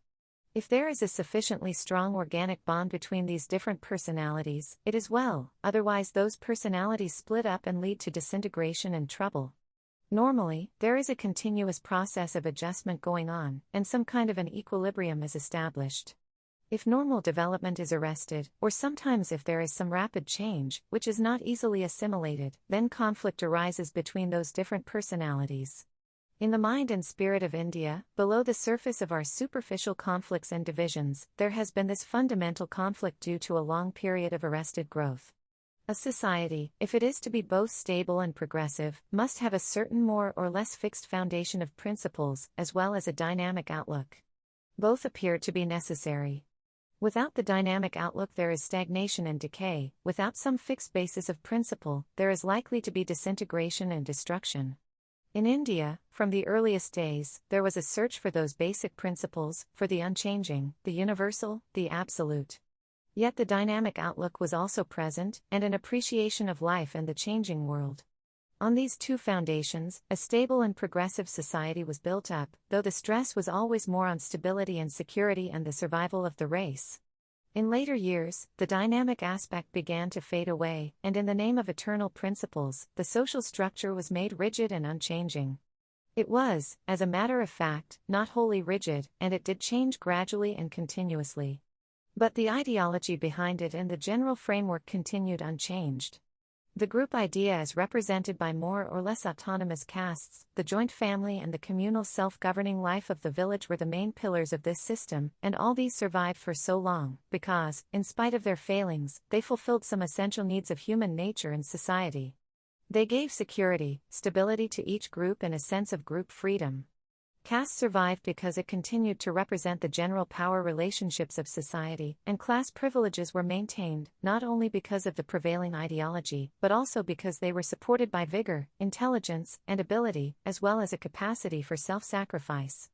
That ideology was not based on a conflict of rights, but on the individual's obligations to others and a satisfactory performance of his duties, on cooperation within the group and between different groups, and essentially on the idea of promoting peace rather than war. While the social system was rigid, no limit was placed on the freedom of the mind. Indian civilization achieved much that it was aiming at, but, in that very achievement, life began to fade away, for it is too dynamic to exist for long in a rigid, unchanging environment. Even those basic principles, which are said to be unchanging, lose their freshness and reality when they are taken for granted and the search for them ceases. Ideas of truth, beauty, and freedom decay, and we become prisoners following a deadening routine. The very thing India lacked, the modern West possessed and possessed to excess. It had the dynamic outlook. It was engrossed in the changing world, caring little for ultimate principles, the unchanging, the universal. It paid little attention to duties and obligations and emphasized rights. It was active, aggressive, acquisitive, seeking power and domination, living in the present and ignoring the future consequences of its actions. Because it was dynamic, it was progressive and full of life, but that life was a fevered one and the temperature kept on rising progressively. If Indian civilization went to seed because it became static, self-absorbed and inclined to narcissism, the civilization of the modern West, with all its great and manifold achievements, does not appear to have been a conspicuous success or to have thus far solved the basic problems of life. Conflict is inherent in it and periodically it indulges in self-destruction on a colossal scale. It seems to lack something to give it stability, some basic principles to give meaning to life, though, what these are, I cannot say. Yet, because it is dynamic and full of life and curiosity, there is hope for it. India, as well as China, must learn from the West, for the modern West has much to teach, and the spirit of the age is represented by the West. But the West is also obviously in need of learning much, and its advances in technology will bring it little comfort if it does not learn some of the deeper lessons of life, which have absorbed the minds of thinkers in all ages and in all countries. India has become static, and yet it would be utterly wrong to imagine that she was unchanging. No change at all means death. Her very survival as a highly evolved nation shows that there was some process of continuous adaptation going on. When the British came to India, though technologically somewhat backward, she was still among the advanced commercial nations of the world. Technical changes would undoubtedly have come and changed India as they have changed some Western countries. But her normal development was arrested by the British power. Industrial growth was checked, and as a consequence social growth was also arrested. The normal power relationships of society could not adjust themselves and find an equilibrium, as all power was concentrated in the alien authority, which based itself on force and encouraged groups and classes, which had ceased to have any real significance. Indian life, thus, progressively became more artificial, for many of the individuals and groups, who seemed to play an important role in it had no vital functions left and were there only because of the importance given to them by the alien power. They had long ago finished their role in history, and would have been pushed aside by new forces if they had not been given foreign protection. They became straw-stuffed symbols of protégés of foreign authority, thereby cutting themselves still further away from the living currents of the nation. Normally, they would have been weeded out or diverted to some more appropriate function by revolution or democratic process. But so long as foreign authoritarian rule continued, no such development could take place. And so India was cluttered up with these emblems of the past, and the real changes that were taking place were hidden behind an artificial facade. No true social balances or power relationships within society could develop or become evident, and unreal problems assumed an undue importance. Most of our problems today are due to this arrested growth and the prevention by British authority of normal adjustments taking place. The problem of the Indian princes is easily capable of solution if the external factor is removed. The minorities problem is utterly unlike any minority problem elsewhere, indeed it is not a minority problem at all. There are many aspects of it, and no doubt we are to blame for it in the past and in the present. And yet, at the back of these and other problems is the desire of the British government to preserve, as far as possible, the existing economy and political organization of the Indian people, and, for this purpose, to encourage and preserve the socially backward groups in their present condition. Political and economic progress has not only been directly prevented, but also made dependent on the agreement of reactionary groups and vested interests, and this may be purchased only by confirming them in their privileged positions or giving them a dominating voice in future arrangement, and thus, putting formidable obstacles in the way of real change and progress. A new constitution, in order to have strength and effectiveness behind it, should not only represent the wishes of the vast majority of the people but should also reflect the interrelation of social forces and their power relationships at the time. The main difficulty in India has been that constitutional arrangements for the future suggested by the British, or even by many Indians, ignore present social forces, and much more so, potential ones, which have long been arrested and are now breaking out, and try to impose and make rigid, an order based on a past and vanishing relationship, which has no real relevance today. The fundamental reality in India is British military occupation and the policy which it supports. That policy has been expressed in many ways and has often been cloaked in dubious phrases, but latterly, under a soldier viceroy, it has been expressed with clarity. That military occupation is to continue so long as the British can help it. But there are certain limits to the application of force. It leads not only to the growth of opposing forces, but to many other consequences unthought of by those who rely upon it too much. We see the consequences of this enforced stunting of India's growth and this arresting of her progress. The most obvious fact is the sterility of British rule in India, and the thwarting of Indian life by it. Alien rule is inevitably cut off from the creative energies of the people it dominates.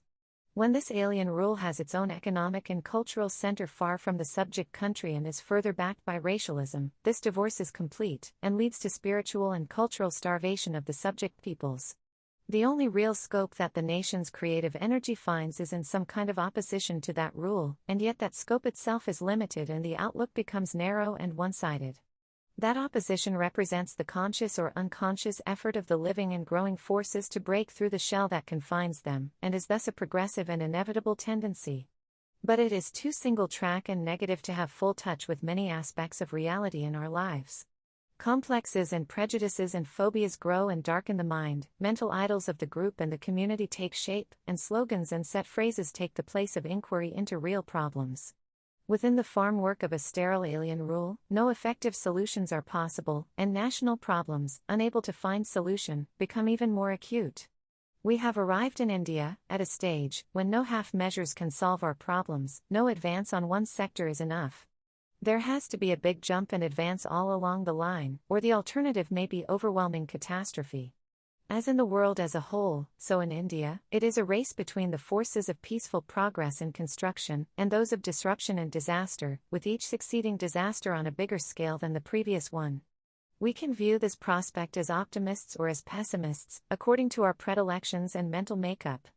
Those who have faith in a moral ordering of the universe and of the ultimate triumph of virtue can, fortunately for them, function as lookers-on, or as helpers, and cast the burden on God. Others will have to carry that burden on their own weak shoulders, hoping for the best and preparing for the worst.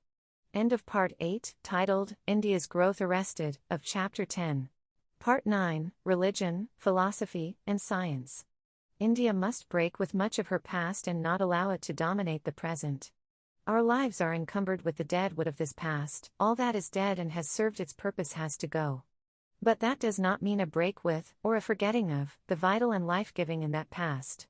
We can never forget the ideals that have moved our race, the dreams of the Indian people through the ages, the wisdom of the ancients, the buoyant energy and love of life and nature of our forefathers, their spirit of curiosity and mental adventure, the daring of their thought, their splendid achievements in literature, art and culture, their love of truth and beauty and freedom, the basic values that they set up, their understanding of life's mysterious ways, their toleration of other ways than theirs, their capacity to absorb other peoples and their cultural accomplishments, to synthesize them and develop a varied and mixed culture. Nor can we forget the myriad experiences which have built up our ancient race and lie embedded in our subconscious minds. We will never forget them or cease to take pride in that noble heritage of ours.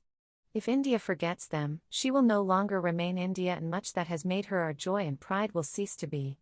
It is not this that we have to break with, but all the dust and dirt of ages that have covered her up and hidden her inner beauty and significance, the excrescences and abortions that have twisted and petrified her spirit, set it in rigid frames, and stunted her growth. We have to cut away these excrescences, and remember afresh the core of that ancient wisdom and adapt it to our present circumstances. We have to get out of traditional ways of thought and living, which, for all the good they may have done in a past age, and there was much good in them, have ceased to have significance today. We have to make our own all the achievements of the human race, and join up with others in the exciting adventure of man, more exciting today perhaps than in earlier ages, realizing that this has ceased to be governed by national boundaries or old divisions and is common to the race of man everywhere. We have to revive the passion for truth and beauty and freedom, which gives meaning to life, and develop afresh that dynamic outlook and spirit of adventure which distinguished those of our race, who, in ages past, built our house on these strong and enduring foundations. Old as we are, with memories stretching back to the early dawns of human history and endeavor, we have to grow young again, in tune with our present time, with the irrepressible spirit and joy of youth in the present and its faith in the future. Truth as ultimate reality, if such there is, must be eternal, imperishable, unchanging. But that infinite, eternal and unchanging truth cannot be apprehended in its fullness by the finite mind of man, which can only grasp, at most, some small aspect of it limited by time and space, and by the state of development of that mind and the prevailing ideology of the period. As the mind develops and enlarges its scope, as ideologies change and new symbols are used to express that truth, new aspects of it come to light, though the core of it may yet be the same. And so, truth has ever to be sought and renewed, reshaped, and developed, so that, as understood by man, it might keep in line with the growth of his thought and the development of human life. Only then does it become a living truth for humanity, supplying the essential need for which it craves, and offering guidance in the present and for the future. But if some one aspect of the truth has been petrified by dogma in a past age, it ceases to grow and develop and adapt itself to the changing needs of humanity, other aspects of it remain hidden, and it fails to answer the urgent questions of a succeeding age. It is no longer dynamic but static, no longer a life-giving impulse but dead thought and ceremonial, and a hindrance to the growth of the mind and of humanity. Indeed, it is probably not even understood to the extent it was understood in that past age, when it grew up and was clothed in the language and symbols of that age. For its context is different in a later age, the mental climate has changed, new social habits and customs have grown up, and it is often difficult to understand the sense, much less the spirit, of that ancient writing. Moreover, as Aurobindo Ghose has pointed out, every truth, however true in itself, yet taken apart from others which at once limit and complete it, becomes a snare to bind the intellect and a misleading dogma, for in reality each is one thread of a complex weft, and no thread must be taken apart from the weft. Religions have helped greatly in the development of humanity. They have laid down values and standards and have pointed out principles for the guidance of human life. But with all the good they have done, they have also tried to imprison truth in set forms and dogmas, and encouraged ceremonials and practices which soon lose all their original meaning and become mere routine. While impressing upon man the awe and mystery of the unknown that surrounds him on all sides, they have discouraged him from trying to understand not only the unknown, but what might come in the way of social effort. Instead of encouraging curiosity and thought, they have preached a philosophy of submission to nature, to established churches, to the prevailing social order, and to everything that is. The belief in a supernatural agency which ordains everything has led to a certain irresponsibility on the social plane, and emotion and sentimentality have taken the place of reason, thought, and inquiry. Religion, though it has undoubtedly brought comfort to innumerable human beings and stabilized society by its values, has checked the tendency to change and progress inherent in human society. Philosophy has avoided many of these pitfalls and encouraged thought and inquiry. But it has usually lived in its ivory tower, cut off from life and its day-to-day problems, concentrating on ultimate purposes and failing to link them with the life of man. Logic and reason were its guides, and they took it far in many directions, but that logic was too much the product of the mind and unconcerned with fact.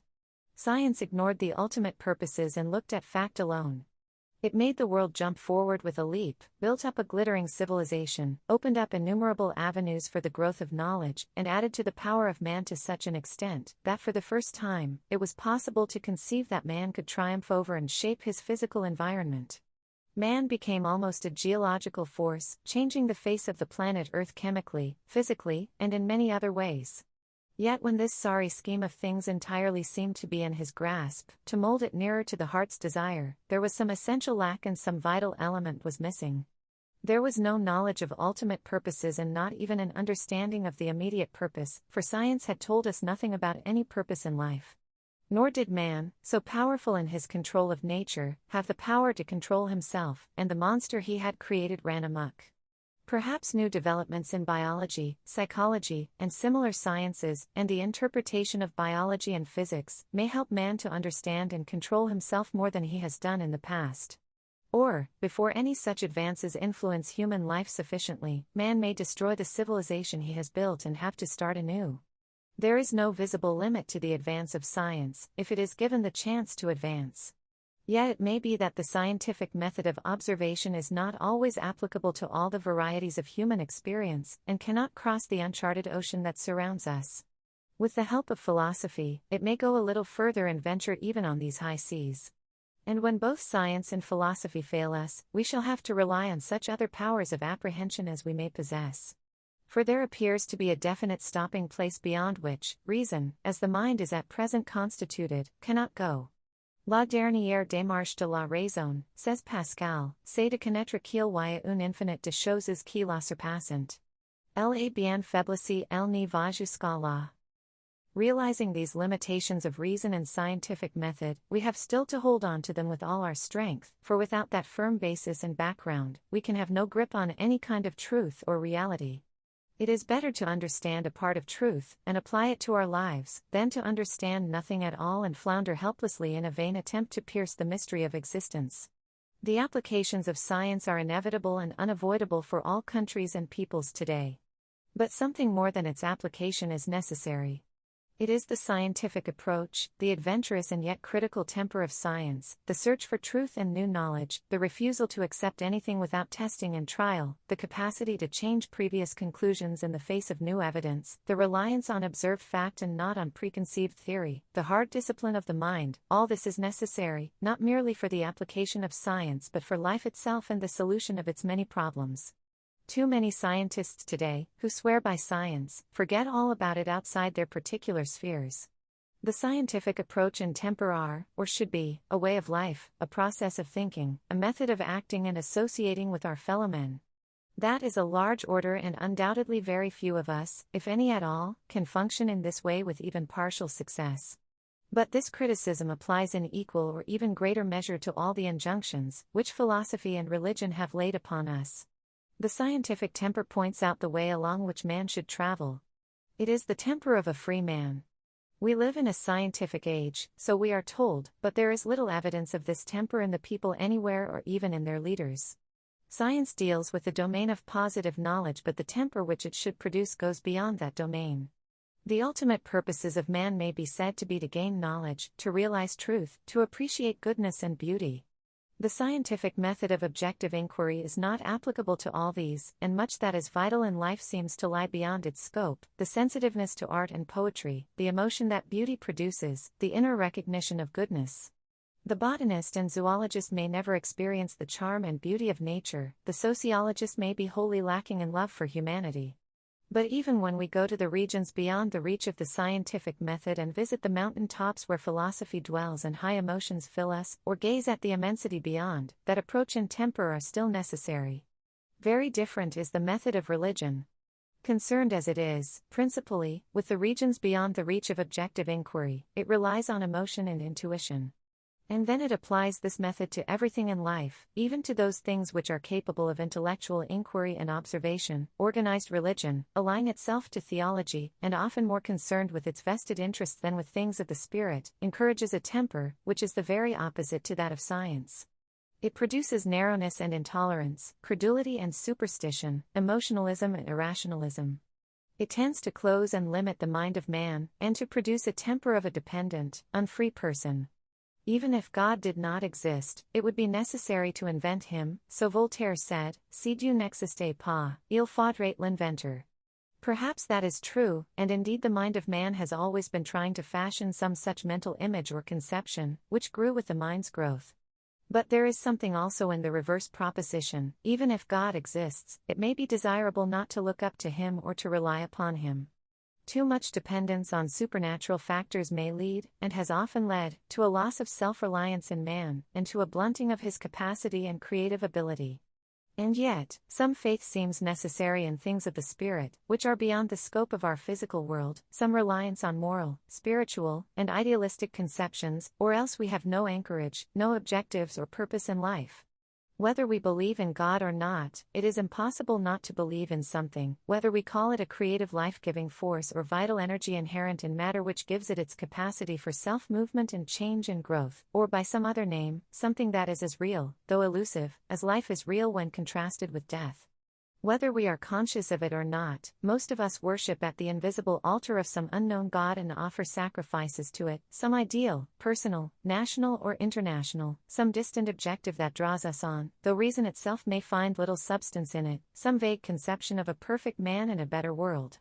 Perfection may be impossible of attainment, but the demon in us, some vital force, urges us on, and we tread that path from generation to generation. As knowledge advances, the domain of religion, in the narrow sense of the word, shrinks. The more we understand life and nature, the less we look for supernatural causes.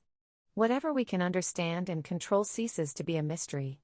The processes of agriculture, the food we eat, the clothes we wear, our social relations, were all at one time under the dominion of religion and its high priests. Gradually, they have passed out of its control and become subjects for scientific study. Yet, much of this is still powerfully affected by religious beliefs and the superstitions that accompany them. The final mysteries still remain far beyond the reach of the human mind, and are likely to continue to remain so. But so many of life's mysteries are capable of and await solution, that an obsession with the final mystery seems hardly necessary or justified. Life still offers, not only the loveliness of the world, but also the exciting adventure of fresh and never-ceasing discoveries, of new panoramas opening out and new ways of living, adding to its fullness and ever making it richer and more complete. It is therefore with the temper and approach of science, allied to philosophy, and with reverence for all that lies beyond, that we must face life. Thus, we may develop an integral vision of life which embraces in its wide scope the past and the present, with all their heights and depths, and look with serenity towards the future. The depths are there and cannot be ignored, and always by the side of the loveliness that surrounds us is the misery of the world. Man's journey through life is an odd mixture of joy and sorrow, thus only can he learn and advance.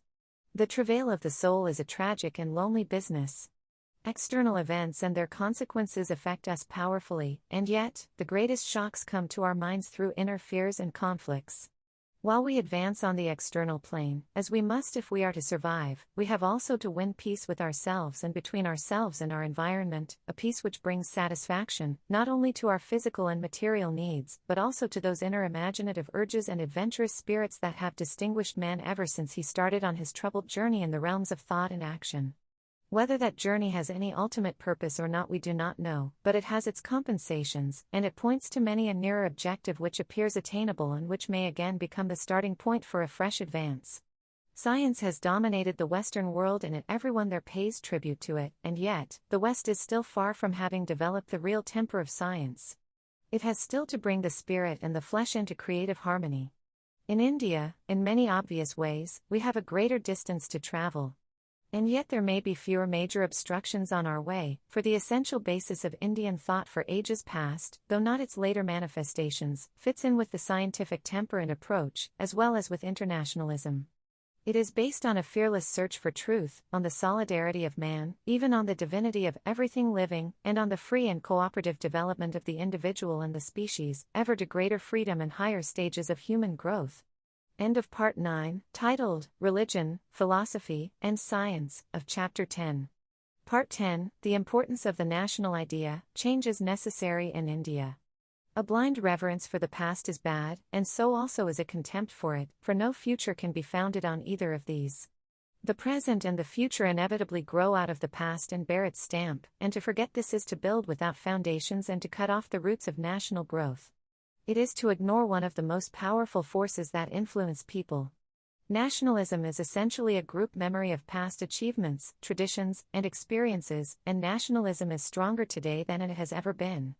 Many people thought that nationalism had had its day, and must inevitably give place to the ever-growing international tendencies of the modern world. Socialism, with its proletarian background, derided national culture as something tied up with a decaying middle class. Capitalism itself became progressively international with its cartels and combines and overflowed national boundaries. Trade and commerce, easy communications and rapid transport, the radio and cinema, all helped to create an international atmosphere and to produce the delusion that nationalism was doomed. Yet whenever a crisis has arisen, nationalism has emerged again and dominated the scene, and people have sought comfort and strength in their old traditions. One of the remarkable developments of the present age has been the rediscovery of the past and of the nation. This going back to national traditions has been most marked in the ranks of labor and the proletarian elements, who were supposed to be the foremost champions of international action. War or similar crises dissolves their internationalism, and they become subject to nationalist hates and fears even more than other groups. The most striking example of this is the recent development of the Soviet Union. Without giving up in any way its essential social and economic structure, it has become more nationalist-minded, and the appeal of the fatherland is now much greater than the appeal of the international proletariat. Famous figures in national history have again been revived, and have become heroes of the Soviet people. The inspiring record of the Soviet people in this war, the strength and unity they have shown, are no doubt due to a social and economic structure, which has resulted in social advances on a wide front, on planned production and consumption, on the development of science and its functions, and on the release of a vast quantity of new talent and capacity for leadership, as also on brilliant leadership. But it may also be partly due to a revival of national memories and traditions and a new awareness of the past, of which the present was felt to be a continuation. It would be wrong to imagine that this nationalist outlook of Russia is just a reversion to old-style nationalism. It is certainly not that. The tremendous experiences of the revolution and all that followed it cannot be forgotten, and the changes that resulted from it in social structure and mental adjustment must remain. That social structure leads inevitably to a certain international outlook. Nevertheless, nationalism has reappeared in such a way as to fit in with the new environment and add to the strength of the people. It is instructive to compare the development of the Soviet state with the varying fortunes of the communist parties in other countries. There was the first flush of enthusiasm among many people in all countries, and especially in proletarian ranks, soon after the Soviet Revolution. Out of this, grew communist groups and parties. Then conflicts arose between these groups and national labor parties. During the Soviet 5-year plans there was another wave of interest and enthusiasm, and this probably affected middle-class intellectuals even more than labor. Again there was a reaction at the time of the purges in the Soviet Union. In some countries communist parties were suppressed, in others they made progress. But almost everywhere they came into conflict with organized national labor. Partly this was due to the conservatism of labor, but more so to a feeling that the Communist Party represented a foreign group and that they took their policies from Russia. The inherent nationalism of labor came in the way of its accepting the cooperation of the Communist Party, even when many were favorably inclined towards communism. The many changes in Soviet policy, which could be understood in relation to Russia, became totally incomprehensible as policies favored by communist parties elsewhere. They could only be understood on the basis that what may be good for Russia must necessarily be good for the rest of the world. These communist parties, though they consisted of some able and very earnest men and women, lost contact with the nationalist sentiments of the people and weakened accordingly. While the Soviet Union was forging new links with national tradition, the communist parties of other countries were drifting further away from it. I cannot speak with much knowledge of what happened elsewhere, but I know that in India, the Communist Party is completely divorced from, and is ignorant of, the national traditions that fill the minds of the people. It believes that communism necessarily implies a contempt for the past. So far as it is concerned, the history of the world began in November 1917, and everything that preceded this was preparatory and leading up to it. Normally speaking, in a country like India with large numbers of people on the verge of starvation and the economic structure cracking up, communism should have a wide appeal. In a sense there is that vague appeal, but the Communist Party cannot take advantage of it because it has cut itself off from the springs of national sentiment and speaks in a language which finds no echo in the hearts of the people. It remains an energetic, but small group, with no real roots. It is not only the Communist Party in India that has failed in this respect. There are others who talk glibly of modernism and modern spirit and the essence of Western culture, and are at the same time ignorant of their own culture. Unlike the communists, they have no ideal that moves them, and no driving force that carries them forward. They take the external forms and outer trappings of the West, and often some of the less desirable features, and imagine that they are in the vanguard of an advancing civilization. Naive and shallow and yet full of their own conceits, they live, chiefly in a few large cities, an artificial life, which has no living contacts with the culture of the East or of the West. National progress can, therefore, neither lie in a repetition of the past nor in its denial. New patterns must inevitably be adopted, but they must be integrated with the old.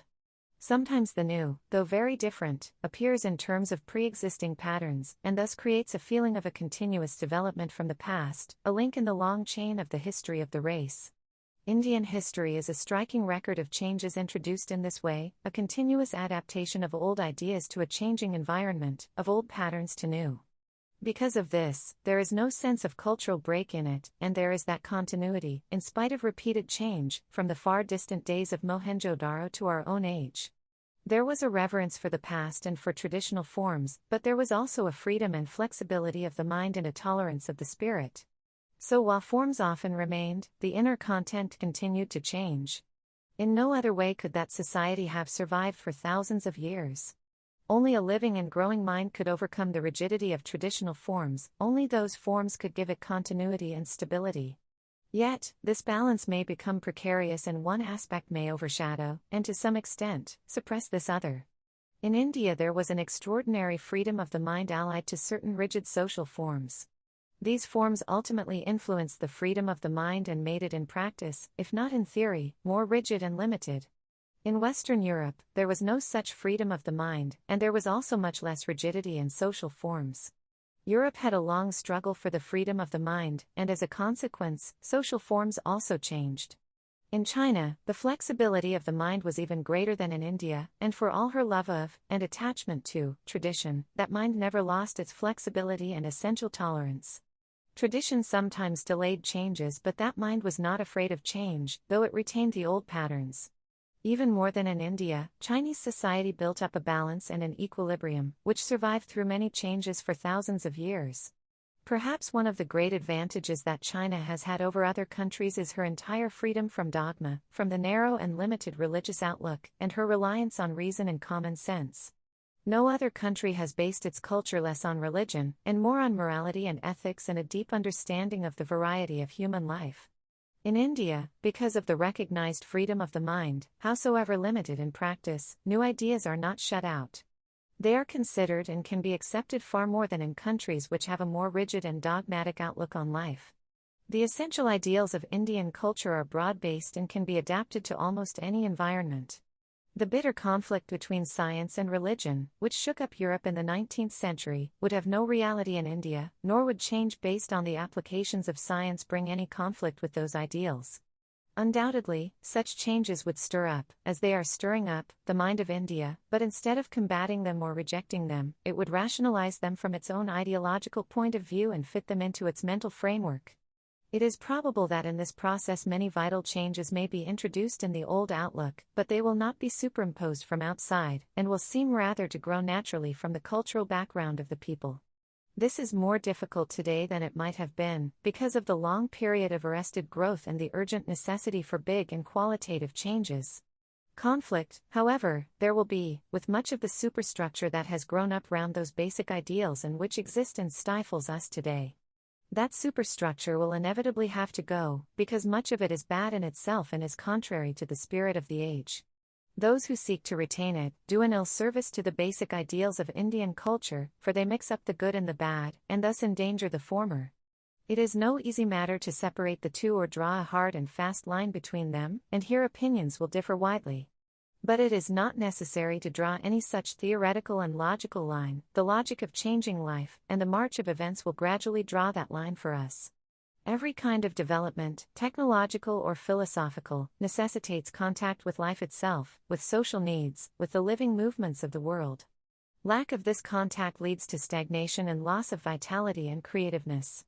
But if we maintain these contacts and are receptive to them, we shall adapt ourselves to the curve of life without losing the essential characteristic, which we have valued. Our approach to knowledge in the past was a synthetic one, but limited to India.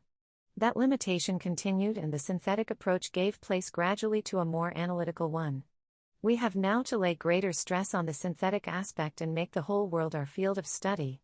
This emphasis on synthesis is indeed necessary for every nation and individual if they are to grow out of the narrow grooves of thought and action in which most people have lived for so long.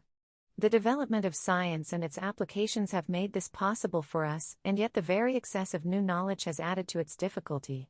Specialization has led to a narrowing of individual life in a particular groove, and man's labor and industry is often confined to some infinitesimal part of the whole product.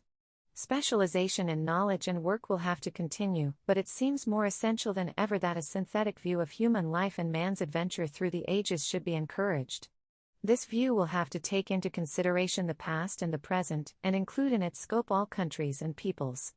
In this way, perhaps we might develop, in addition to our own national backgrounds and cultures, an appreciation of others, and a capacity to understand and cooperate with the peoples of other countries. Thus, also we might succeed to some extent in building up integrated personalities instead of the lopsided individuals of today. We might become, in Plato's words, spectators of all time and all being, drawing sustenance from the rich treasures that humanity has accumulated, adding to them, and applying them in building for the future. It is a curious and significant fact that in spite of all modern scientific progress and talk of internationalism, racialism and other separating factors are at least as much in evidence today, if not more so, than at any previous time in history. There is something lacking in all this progress, which can neither produce harmony between nations nor within the spirit of man. Perhaps more synthesis and a little humility towards the wisdom of the past, which, after all, is the accumulated experience of the human race, would help us to gain a new perspective and greater harmony. That is especially needed by those peoples who live a fevered life in the present only, and have almost forgotten the past. But for countries like India, a different emphasis is necessary, for we have too much of the past about us, and have ignored the present.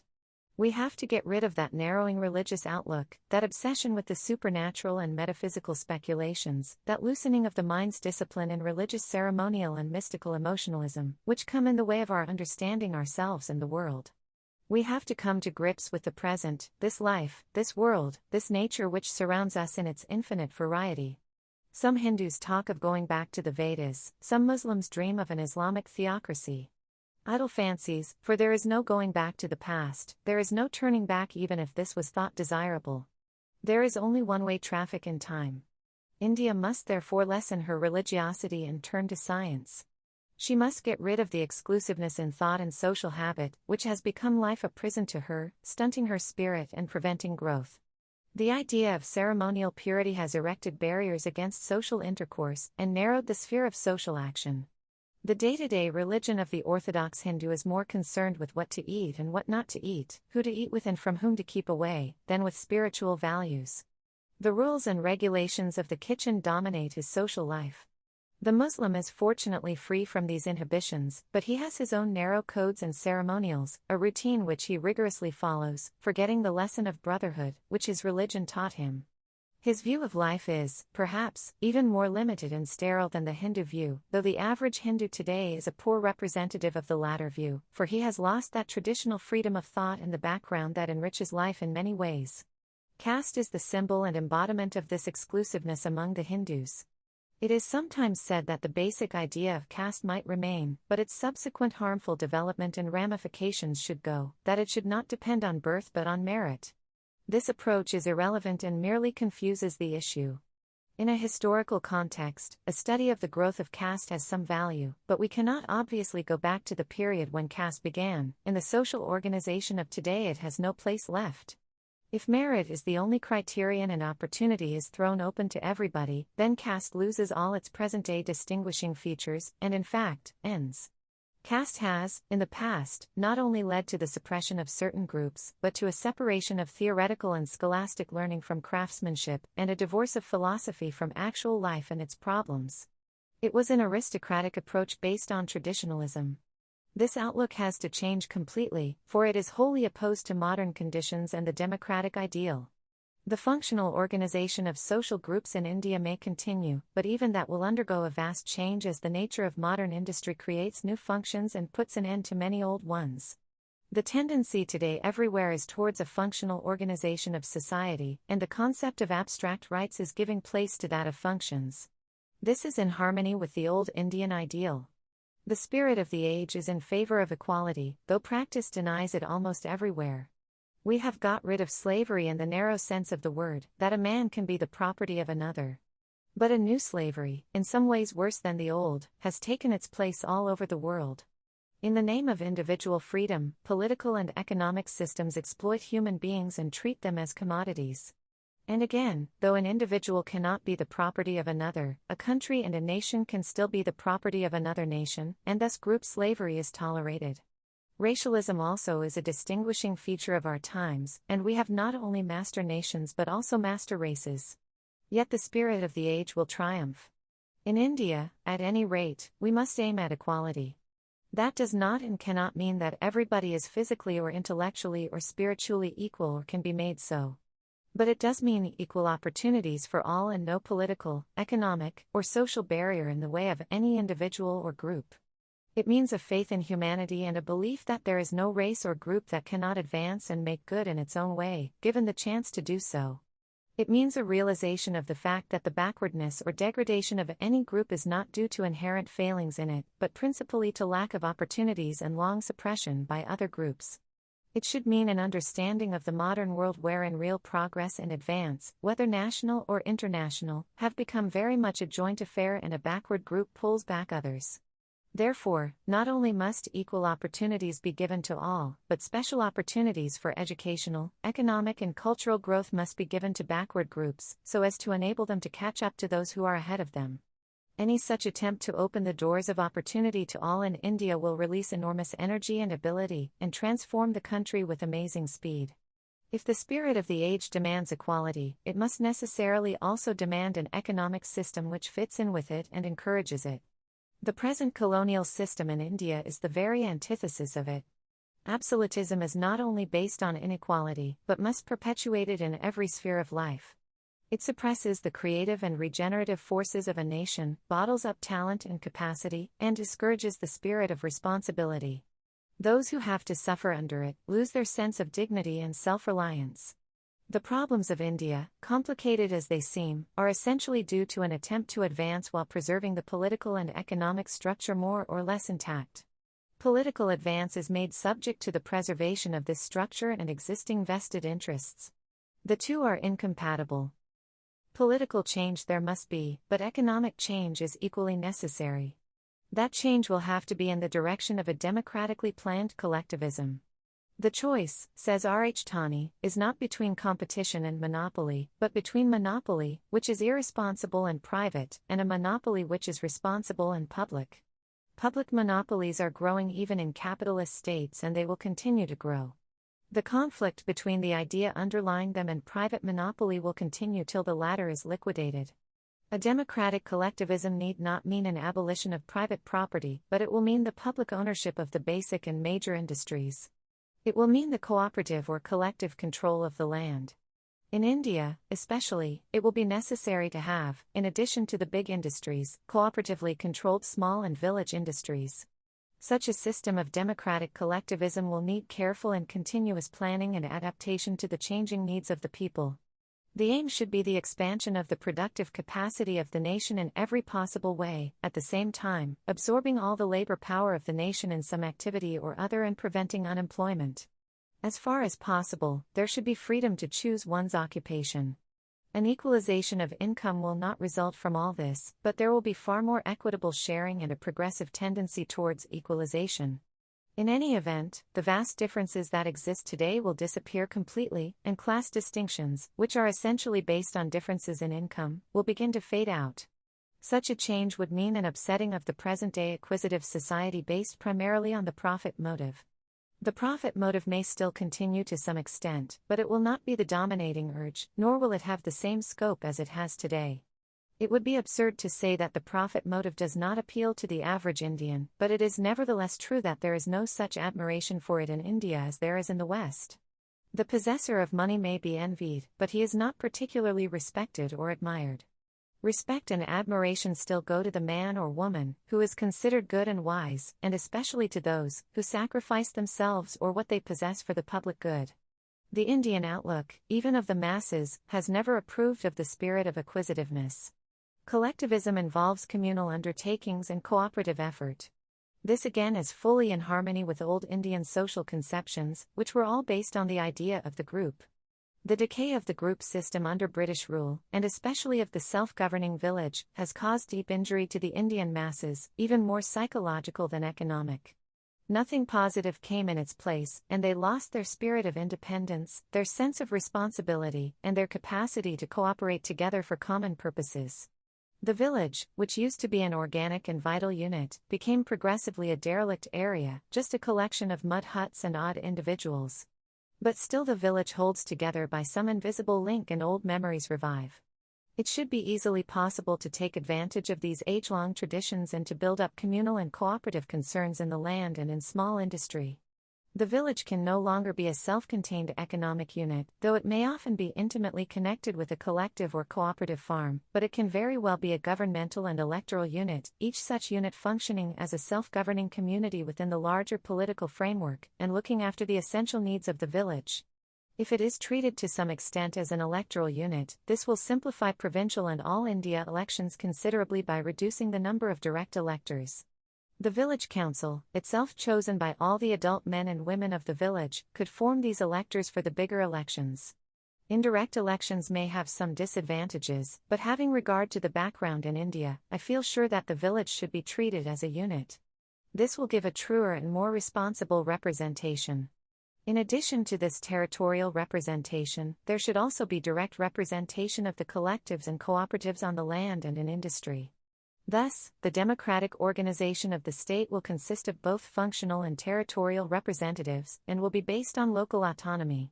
Some such arrangement will be completely in harmony with India's past, as well as with her present requirements. There will be no sense of break, except with the conditions created by British rule, and the mass mind will accept it as a continuation of the past, which it still remembers and cherishes. Such a development in India would be in tune with political and economic internationalism. It would breed no conflicts with other nations and would be a powerful factor for peace in Asia and the world. It would help in the realization of that one world towards which we are inevitably being driven, even though our passions delude us and our minds fail to understand it. The Indian people, freed from the terrible sense of oppression and frustration, will grow in stature again, and lose their narrow nationalism and exclusiveness. Proud of their Indian heritage, they will open their minds and hearts to other peoples and other nations, and become citizens of this wide and fascinating world, marching onwards with others in that ancient quest in which their forefathers were the pioneers. End of Part 10, titled, The Importance of the National Idea, Changes Necessary in India, of Chapter 10. Part 11, India, Partition or Strong National State or Center of Supranational State? It is difficult to discover a just balance between one's hopes and fears, or to prevent one's wishes coloring the thinking of one's mind. Our desires seek out supporting reasons and tend to ignore facts and arguments that do not fit in with them. I try to reach that balance so that I may be able to judge correctly and find out the true basis for action, and yet, I know how far I am from success and how I cannot get rid of the multitude of thoughts and feelings which have gone to build me up and to fence me in with their invisible bars. So also others may err in different directions. An Indian's and an Englishman's view of India, and her place in the world, will inevitably diverge and differ, conditional as each is on a different individual and national past. The individual and the national group fashion their own destiny by their actions. These past actions lead to the present, and what they do today forms the basis of their tomorrows.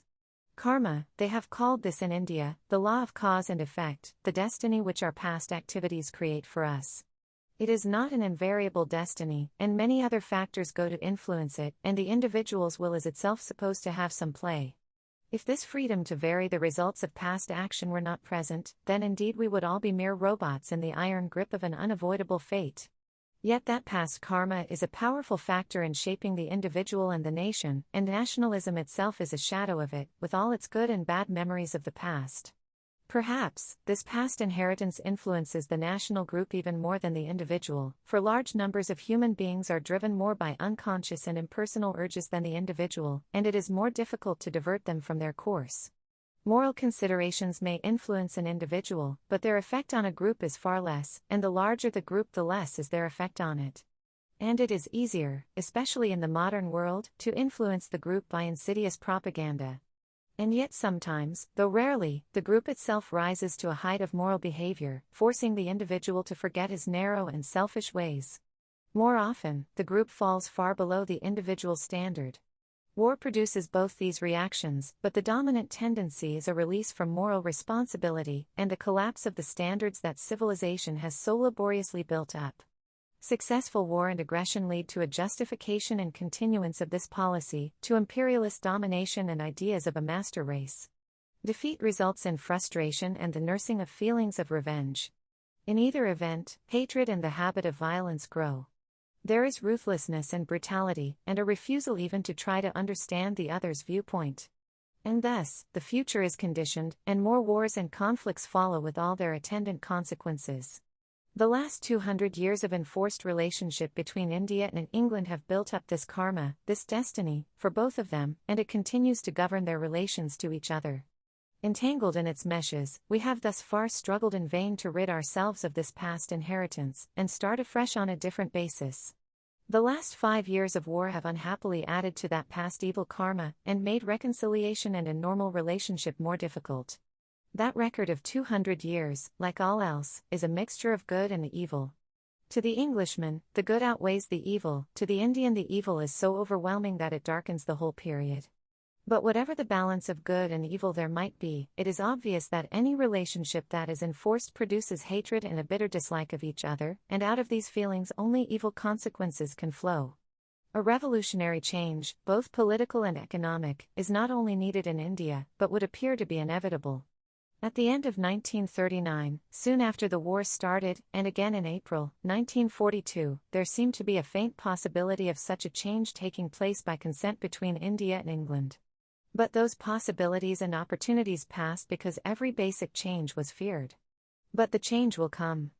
Has the stage of consent passed?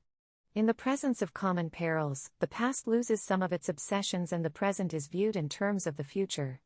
Now the past has returned, and has been grievously added to. The receptive mood has changed and become hard and bitter. Some settlement will come sooner or later, after more conflict or without it, but it is far less likely to be real, sincere, and cooperative.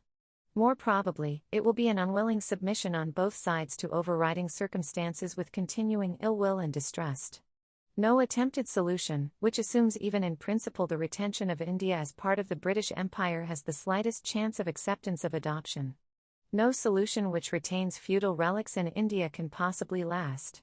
Life is cheap in India, and when this is so, life is empty and ugly and shoddy, and all the horrid brood of poverty envelop it. There is an enervating atmosphere in India, due to many causes, imposed or inherent, but essentially the resultant of poverty and want. We have a terribly low standard of living and a very high rate of dying. Industrially developed and rich countries have a way of looking at undeveloped and poor countries just as the rich man looks on the poor and unfortunate. The rich man, out of his abundant resources and opportunities, develops high standards and fastidious tastes and blames the poor for their habits and lack of culture.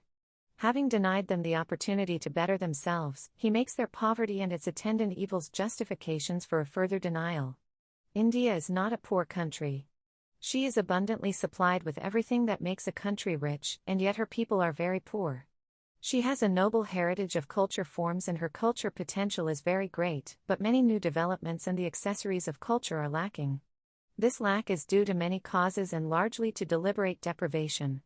When this is so, the vital energy of the people must overcome the obstacles in the way and fill the lack. That is happening in India today. Nothing can be clearer than the fact that India has the resources as well as the intelligence, skill, and capacity to advance rapidly. She has the accumulated cultural and spiritual experience of ages behind her. She can progress both in scientific theory and the applications of science and become a great industrial nation. Her scientific record is already noteworthy, in spite of the many limitations she suffers from and the lack of opportunity for her young men and women to do scientific work. That record is not great considering the size and possibilities of the country, but it is significant of what will happen when the energies of the nation are released and opportunities are provided. Only two factors may come in the way: international developments and external pressure on India, and lack of a common objective within the country. Ultimately, it is the latter alone that will count. If India is split up into two or more parts, and can no longer function as a political and economic unit, her progress will be seriously affected. There will be the direct weakening effect, but much worse will be the inner psychological conflict between those who wish to reunite her and those who oppose this. New vested interests will be created which will resist change and progress, a new evil karma will pursue us in the future. One wrong step leads to another, so it has been in the past, and so it may be in the future. And yet wrong steps have to be taken sometimes lest some worse peril befall us. That is the great paradox of politics, and no man can say with surety whether present wrongdoing is better and safer in the end than the possibility of that imagined peril. Unity is always better than disunity, but an enforced unity is a sham and dangerous affair, full of explosive possibilities. Unity must be of the mind and heart, a sense of belonging together and of facing together those who attack it. I am convinced that there is that basic unity in India, but it has been overlaid and hidden to some extent by other forces. These latter may be temporary and artificial and may pass off, but they count today and no man can ignore them. It is our fault, of course, and we must suffer for our failings. But I cannot excuse or forgive the British authorities for the deliberate part they have played in creating disruption in India. All other injuries will pass, but this will continue to plague us for a much longer period. Often I am reminded of Ireland and China when I think of India. Both differ from India and from each other in their past and present problems, and yet there are many similarities. Shall we have to tread that same path in the future? Jim Phelan in his jail journey tells us of the effect of jail on human character, and everyone who has spent a long time in prison knows how true his statement is. The jail acts as a magnifying glass on human character. Every tiny weakness is brought out, emphasized, wakened, until presently there is no more of the convict with the weakness, but only a weakness wearing convict clothes.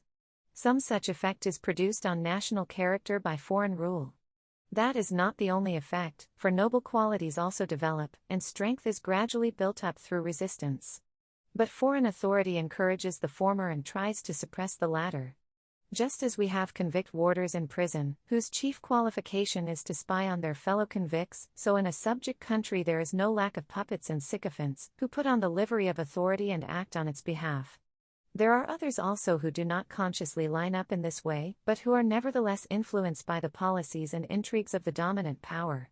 To accept the principle of a division of India, or rather the principle that there should be no enforced unity, may lead to a calm and dispassionate consideration of its consequences, and thus, to a realization that unity is in the interest of all. Yet obviously, there is the danger that once this wrong step is taken, other like ones may follow in its train.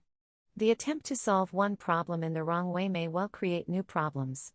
If India is to be divided into two or more parts, then the amalgamation of the major Indian states into India becomes more difficult, for those states will find an additional reason, which they might not otherwise have, for keeping aloof and holding on to their authoritarian regimes.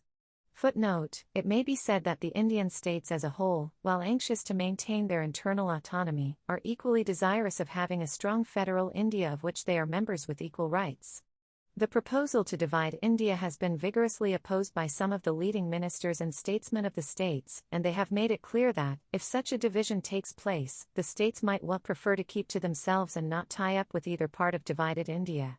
Sir C.P. Ramaswamy Iyer, the Dewan of Travancore and one of the ablest and most experienced of states ministers, though with a reputation for autocratic methods and a suppression of those of whom he does not approve, is a strong advocate of the internal autonomy of the states. He is at the same time an aggressive and persistent opponent of Pakistan, or any other suggested division.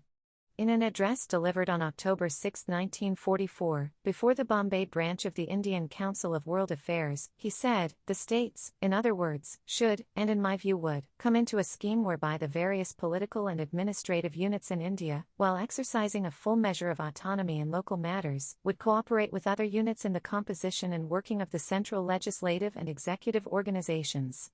Such organizations will function effectively within and without the limits of India as national and coordinating as well as representative bodies.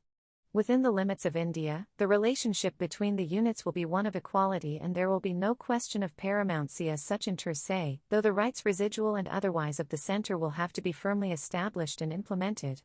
He further says, "My point is this, namely, that treaty rights or no treaty rights, no Indian state has a right to exist which does not come into any scheme by which there is created a central direction or central control of matters that appertain to the Indian states and British India alike, or which does not loyally conform to all political arrangements that may be arrived at for the governance of India and all ideologies that may be evolved as the result of free and equal discussion and resultant compromises. I wish to emphasize strongly, though I know I shall evoke a certain amount of controversy, that no Indian state has the right to exist unless it is abreast of, if not ahead of, British India and the things that matter in relation to the well-being of the people." Another fact that Ramaswamy Iyer emphasizes is that there is no getting away from the fact that it is impossible to deal with 601 states on an equal footing. He thinks that in a new constitution for India, these 601 states will have to be reduced to something like 15 or 20, the others being absorbed into the larger units, province or state. Ramaswamy Iyer apparently does not attach very much importance to this internal political progress of the states, or at any rate considers this a secondary matter. Yet, the lack of this, especially in the states otherwise advanced, inevitably leads to ceaseless conflict between the people and the state authorities. End of footnote. Any division of India on a religious basis, as between Hindus and Muslims, as envisaged by the Muslim League today, cannot separate the followers of these two principal religions of India, for they are spread out all over the country. Even if the areas in which each group is in a majority are separated, huge minorities belonging to the other group remain in each area. Thus, instead of solving the minority problem, we create several in place of one. Other religious groups, like the Sikhs, are split up unfairly against their will and placed in two different states. In giving freedom to separate to one group, other groups, though in a minority, are denied that freedom and compelled to isolate themselves from the rest of India against their emphatic and deeply felt wishes. If it is said that the majority, religious, must prevail in each area, so far as the question of separation is concerned, there is no particular reason why the majority view should not decide the question for the whole of India. Or that each tiny area should not decide its independent status for itself and thus create a vast number of small states, an incredible and fantastic development. Even so, it cannot be done with any logic, for religious groups are intermingled and overlap in the population all over the country. It is difficult enough to solve such problems by separation, where nationalities are concerned. But where the test becomes a religious one, it becomes impossible of solution on any logical basis. It is a reversion to some medieval conception, which cannot be fitted into the modern world.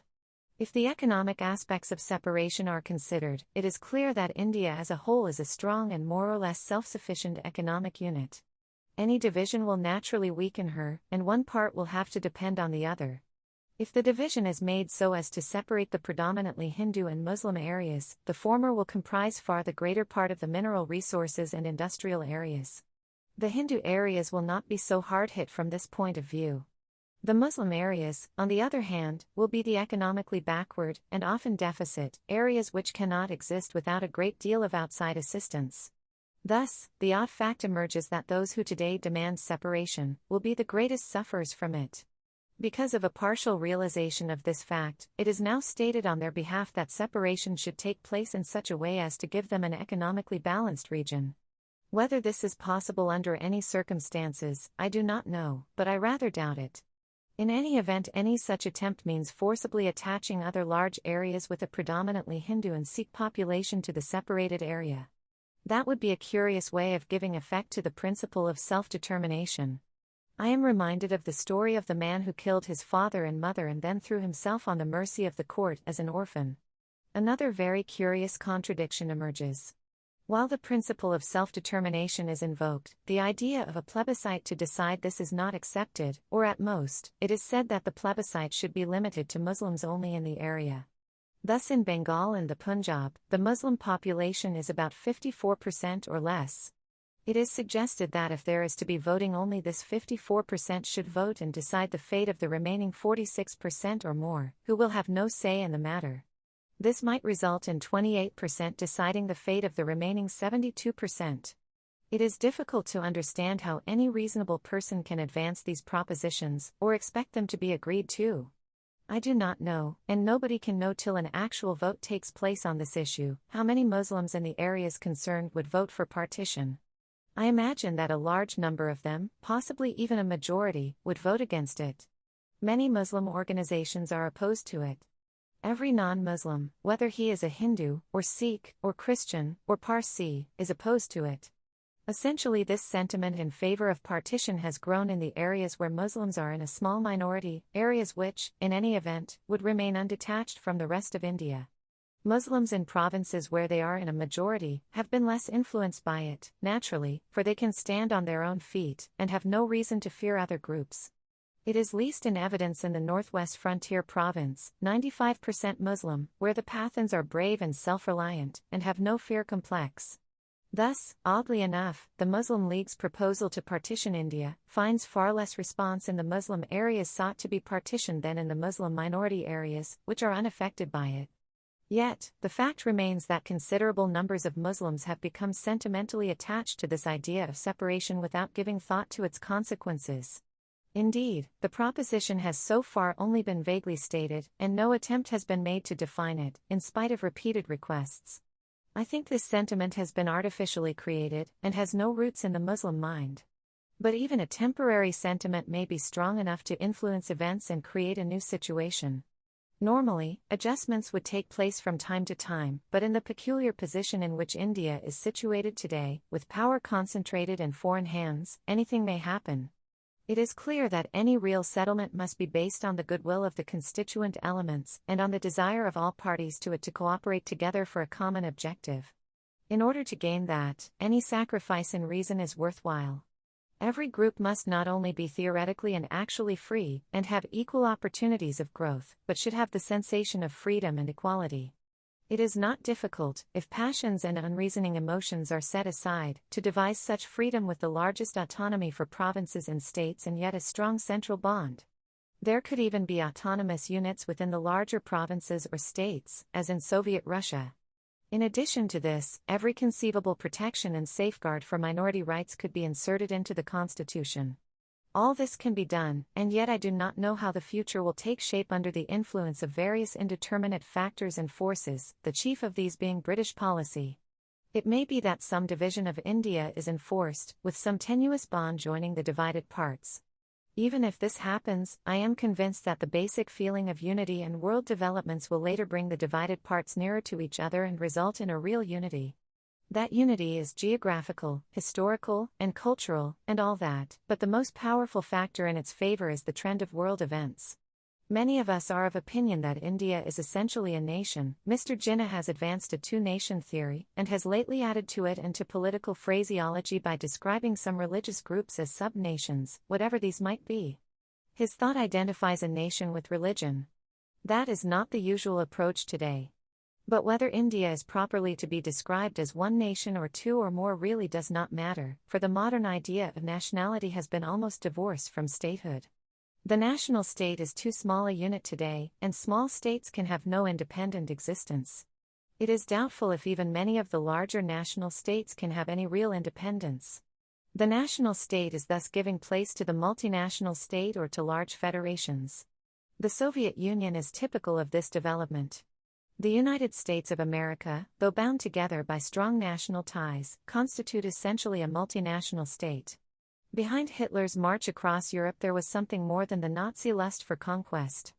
New forces were working towards the liquidation of the small state system in Europe. Hitler's armies are now rapidly rolling back or are being destroyed, but the conception of large federations remains. Mr. H. G. Wells has been telling the world, with all the fire of an old prophet, that humanity is at the end of an age of fragmentation in the management of its affairs, fragmentation politically among separate sovereign states and economically among unrestricted business organizations competing for profit. He tells us that it is the system of nationalist individualism and uncoordinated enterprise that is the world's disease. We shall have to put an end to the national state and devise a collectivism, which neither degrades nor enslaves. The prophets are ignored and sometimes even stoned by their generation. And so Mr. Wells' warnings, and those of many others, are voices in the wilderness so far as those in authority are concerned. Nevertheless, they point to inevitable trends. These trends can be hastened or delayed, or if those who have power are so blind, may even have to wait another and greater disaster before they take actual shape. In India, as elsewhere, we are too much under the bondage of slogans and set phrases derived from past events and ideologies which have little relevance today, and their chief function is to prevent reasoned thought and a dispassionate consideration of the situation as it exists. There is also the tendency towards abstractions and vague ideals, which arouse emotional responses and are often good in their way, but which also lead to a woolliness of the mind and unreality. In recent years, a great deal has been written and said on the future of India, and especially on the partition or unity of India, and yet the astonishing fact remains that those who propose Pakistan or partition have consistently refused to define what they mean or to consider the implications of such a division. They move on the emotional plane only, as also many of those who oppose them, a plane of imagination and vague desire, behind which lie imagined interests. Inevitably, between these two emotional and imaginative approaches, there is no meeting ground. And so Pakistan and Akhand Hindustan, undivided India, are bandied about and hurled at each other. It is clear that group emotions and conscious or subconscious urges count, and must be attended to. It is at least equally clear that facts and realities do not vanish by our ignoring them or covering them up by a film of emotion. They have a way of emerging at awkward moments and in unexpected ways. And decisions taken primarily on the basis of emotions, or when emotions are the dominating consideration, are likely to be wrong and to lead to dangerous developments. It is obvious that whatever may be the future of India, and even if there is a regular partition, the different parts of India will have to cooperate with each other in 100 different ways. Even independent nations have to cooperate with each other, much more so must Indian provinces or such parts as emerge from a partition, for these stand in an intimate relationship to each other, and must hang together or deteriorate, disintegrate, and lose their freedom. Thus, the very first practical question is, what are the essential common bonds which must bind and cement various parts of India if she is to progress and remain free, and which are equally necessary even for the autonomy and cultural growth of those parts? Defense is an obvious and outstanding consideration, and behind that defense lie the industries feeding it, transport and communications, and some measure at least of economic planning. Customs, currency, and exchange also, and the maintenance of the whole of India as an internally free trade area, for any internal tariff barriers would be fatal barriers to growth. And so on. There are many other matters which would inevitably, both from the point of view of the whole and the parts, have to be jointly and centrally directed. There is no getting away from it whether we are in favor of Pakistan or not, unless we are blind to everything except a momentary passion. The vast growth of air services today has led to the demand for their internationalization, or to some form of international control. Whether various countries are wise enough to accept this is doubtful, but it is quite certain that air developments can only take place in India on an all-India basis. It is inconceivable for a partitioned India to make progress in regard to them in each part separately. This applies also to many other activities, which already tend to outgrow even national boundaries. India is big enough as a whole to give them scope for development, but not so partitioned India. Thus, we arrive at the inevitable and ineluctable conclusion that, whether Pakistan comes or not, a number of important and basic functions of the state must be exercised on an all-India basis if India is to survive as a free state and progress. The alternative is stagnation, decay, and disintegration, leading to loss of political and economic freedom, both for India as a whole and its various separated parts. As has been said by an eminent authority, the inexorable logic of the age presents the country with radically different alternatives: union plus independence or disunion plus dependence. What form the union is to take, and whether it is called union or by some other name, is not so important, though names have their own significance and psychological value. The essential fact is that a number of varied activities can only be conducted effectively on a joint all-India basis. Probably many of these activities will soon be under the control of international bodies. The world shrinks and its problems overlap. It takes less than 3 days now to go right across the world by air, from any one place to another, and tomorrow, with the development of stratosphere navigation, it may take even less time. India must become a great world center of air travel. India will also be linked by rail to Western Asia and Europe on the one side, and to Burma and China on the other. Not far from India, across the Himalayas in the north, lies in Soviet Asia one of the highly developed industrial areas, with an enormous future potential. India will be affected by this, and will react in many ways. The way of approach, therefore, to the problem of unity or Pakistan, is not in the abstract and on the emotional level, but practically, and with our eyes on the present-day world. That approach leads us to certain obvious conclusions, that a binding cement in regard to certain important functions and matters is essential for the whole of India. Apart from them, there may be and should be the fullest freedom to constituent units, and an intermediate sphere, where there is both joint and separate functioning. There may be differences of opinion as to where one sphere ends, and the other begins, but such differences, when considered on a practical basis, are generally fairly easy of adjustment. But all this must necessarily be based on a spirit of willing cooperation, on the absence of a feeling of compulsion, and on the sensation of freedom in each unit and individual. Old vested interests have to go. It is equally important that no new ones are created. Certain proposals, based on metaphysical conceptions of groups and forgetting the individuals who comprise them, make one individual politically equal to 2 or 3 others and thus create new vested interests. Any such arrangement can only lead to grave dissatisfaction and instability. The right of any well-constituted area to secede from the Indian Federation or Union has often been put forward, and the argument of the U.S.S.R. advanced in support of it. That argument has little application, for conditions there are wholly different and the right has little practical value. In the emotional atmosphere in India today, it may be desirable to agree to this for the future in order to give that sense of freedom from compulsion which is so necessary. The Congress has in effect agreed to it. But even the exercise of that right involves a preconsideration of all those common problems to which reference has been made. Also there is grave danger in a possibility of partition and division to begin with, for such an attempt might well scotch the very beginnings of freedom, and the formation of a free national state. Insuperable problems will rise and confuse all the real issues. Disintegration will be in the air, and all manner of groups, who are otherwise agreeable to a joint and unified existence, will claim separate states for themselves, or special privileges, which are encroachments on others. The problem of the Indian states will become far more difficult of solution, and the state system, as it is today, will get a new lease of life. The social and economic problems will be far harder to tackle. Indeed, it is difficult to conceive of any free state emerging from such a turmoil, and if something does emerge, it will be a pitiful caricature full of contradictions and insoluble problems.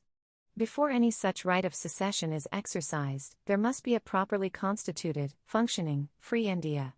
It may be possible then, when external influences have been removed and real problems face the country, to consider such questions objectively and in a spirit of relative detachment, far removed from the emotionalism of today, which can only lead to unfortunate consequences which we may all have to regret later. Thus, it may be desirable to fix a period, say 10 years after the establishment of the free Indian state, at the end of which the right to secede may be exercised through proper constitutional process and in accordance with the clearly expressed will of the inhabitants of the area concerned. Many of us are utterly weary of present conditions in India, and are passionately eager to find some way out. Some are even prepared to clutch at any straw that floats their way in the vague hope that it may afford some momentary relief, some breathing space to a system that has long felt strangled and suffocated. That is very natural. And yet there is danger in these rather hysterical and adventurous approaches to vital problems affecting the well-being of hundreds of millions and the future peace of the world. We live continually on the verge of disaster in India, and indeed the disaster sometimes overwhelms us, as we saw in Bengal and elsewhere in India last year. The Bengal famine, and all that followed it, were not tragic exceptions due to extraordinary and unlooked-for causes, which could not be controlled or provided for. They were vivid, frightful pictures of India as she is, suffering for generations past from a deep-seated organic disease which has eaten into her very vitals. That disease will take more and more dangerous and disastrous forms unless we divert all our joint energies to its uprooting and cure. A divided India, each part trying to help itself and not caring for, or cooperating with, the rest, will lead to an aggravation of the disease, and to sinking into a welter of hopeless, helpless misery. It is terribly late already and we have to make up for lost time. Must even the lesson of the Bengal famine be lost upon us? There are still many people who can think only in terms of political percentages, of weightage, of balancing, of checks, of the preservation of privileged groups, of making new groups privileged, of preventing others from advancing because they themselves are not anxious to, or are incapable of, doing so, of vested interests, of avoiding major social and economic changes, of holding on to the present picture of India with only superficial alterations. That way lies supreme folly. The problems of the moment seem big and engross our attention. And yet, in a longer perspective, they may have no great importance, and under the surface of superficial events, more vital forces may be at work. Forgetting present problems, then for a while, and looking ahead, India emerges as a strong united state, a federation of free units, intimately connected with her neighbors and playing an important part in world affairs. She is one of the very few countries which have the resources and capacity to stand on their own feet. Today probably the only such countries are the United States of America and the Soviet Union.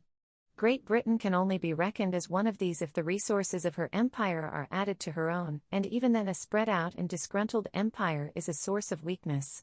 China and India are potentially capable of joining that group. Each of them is compact and homogeneous and full of natural wealth, manpower, and human skill and capacity. Indeed, India's potential industrial resources are probably even more varied and extensive than China's, and so also her exportable commodities, which may be required for the imports she needs. No other country, taken singly, apart from these four, is actually or potentially in such a position. It is possible, of course, that large federations or groups of nations may emerge in Europe or elsewhere and form huge multinational states. The Pacific is likely to take the place of the Atlantic in the future as a nerve center of the world. Though not directly a Pacific state, India will inevitably exercise an important influence there. India will also develop as the center of economic and political activity in the Indian Ocean area, in Southeast Asia and right up to the Middle East. Her position gives an economic and strategic importance in a part of the world which is going to develop rapidly in the future. If there is a regional grouping of the countries bordering on the Indian Ocean on either side of India, Iran, Iraq, Afghanistan, India, Ceylon, Burma, Malaya, Siam, Java, etc., present-day minority problems will disappear, or at any rate, will have to be considered in an entirely different context. Mr. G.D.H. Cole considers India to be itself a supranational area, and he thinks that in the long run, she is destined to be the center of a mighty supranational state covering the whole of the Middle East and lying between a Sino-Japanese Soviet Republic, a new state based on Egypt, Arabia, and Turkey, and the Soviet Union in the north. All this is pure conjecture, and whether any such development will ever take place, no man can say.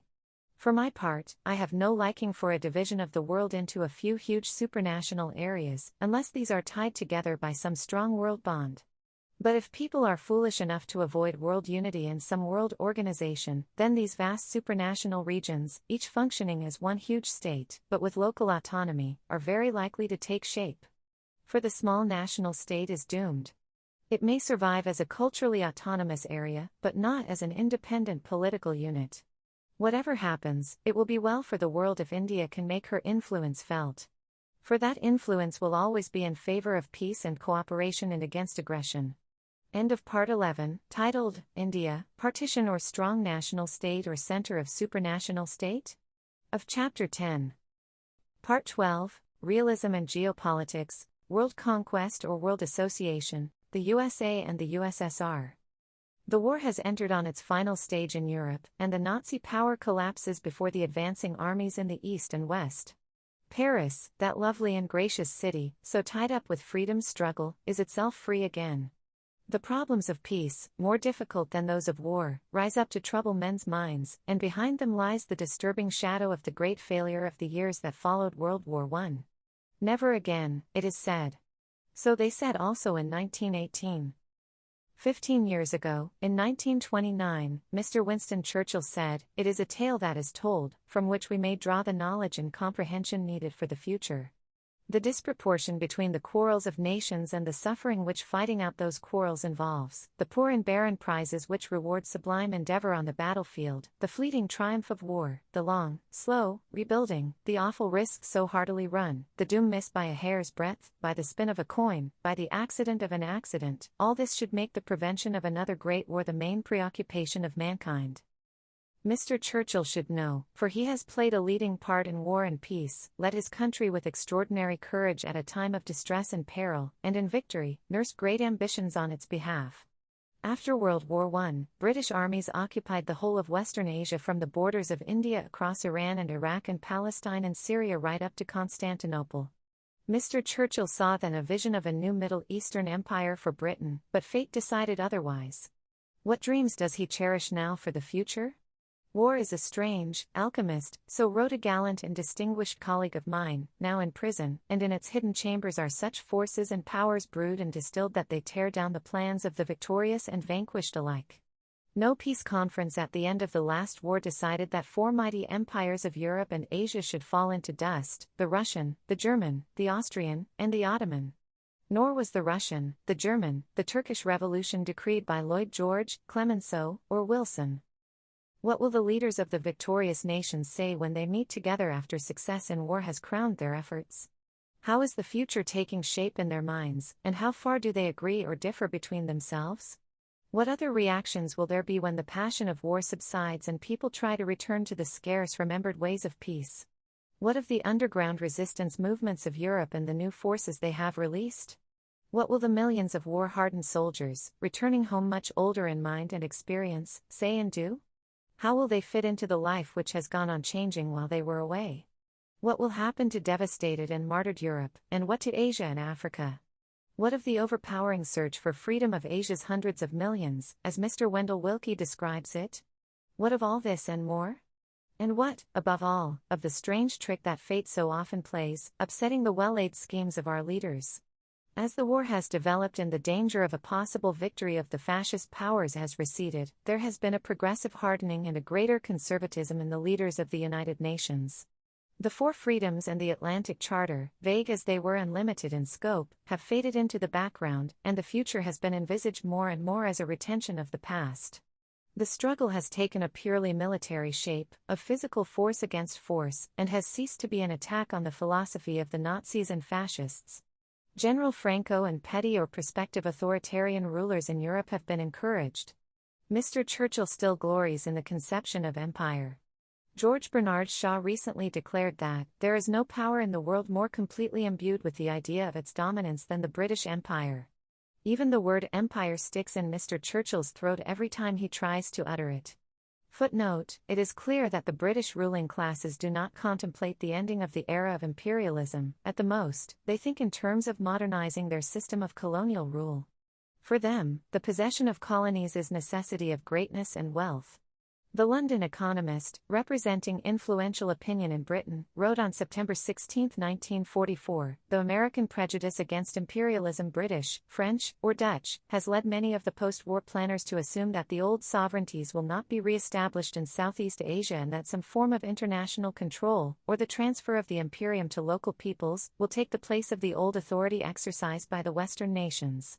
Since this attitude exists and is even backed by the most widely distributed American journals and newspapers, it is time that the future intentions of the British, the French, and the Dutch were frankly and fully explained.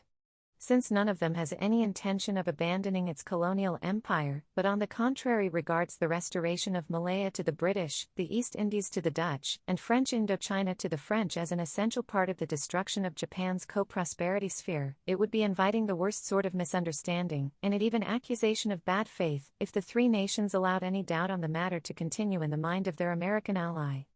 End of footnote. There are many people in England, America and elsewhere, who want the future to be different from the past, and who fear that unless this is so, fresh wars and disasters, on a more colossal scale, will follow this present war. But those who have power and authority do not appear to be much influenced by these considerations, or are themselves in the grip of forces beyond their control. In England, America, and Russia we revert to the old game of power politics on a gigantic scale. That is considered realism in practical politics. An American authority on geopolitics, Professor N.J. Speakman, has written in a recent book, "The statesman who conducts foreign policy can concern himself with the values of justice, fairness, and tolerance only to the extent that they contribute to, or do not interfere with, the power objective. They can be used instrumentally as moral justification for the power quest, but they must be discarded the moment their application brings weakness.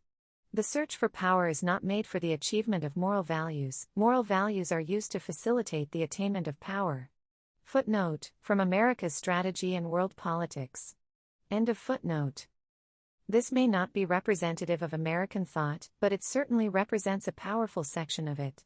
Mr. Walter Lippmann's vision of the 3 or 4 orbits encompassing the globe, the Atlantic community, the Russian, the Chinese, and later the Hindu-Muslim in South Asia, is a continuation of power politics on a vaster scale, and it is difficult to understand how he can see any world peace or cooperation emerging out of it.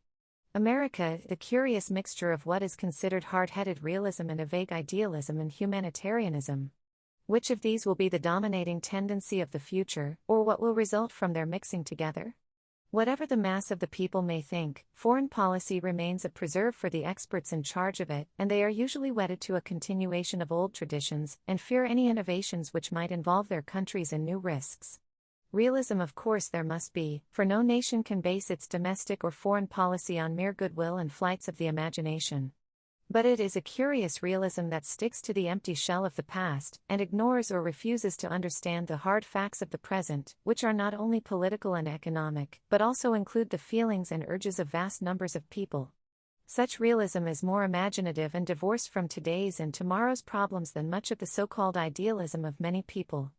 Geopolitics has now become the anchor of the realist, and its jargon of heartland and rimland is supposed to throw light on the mystery of national growth and decay.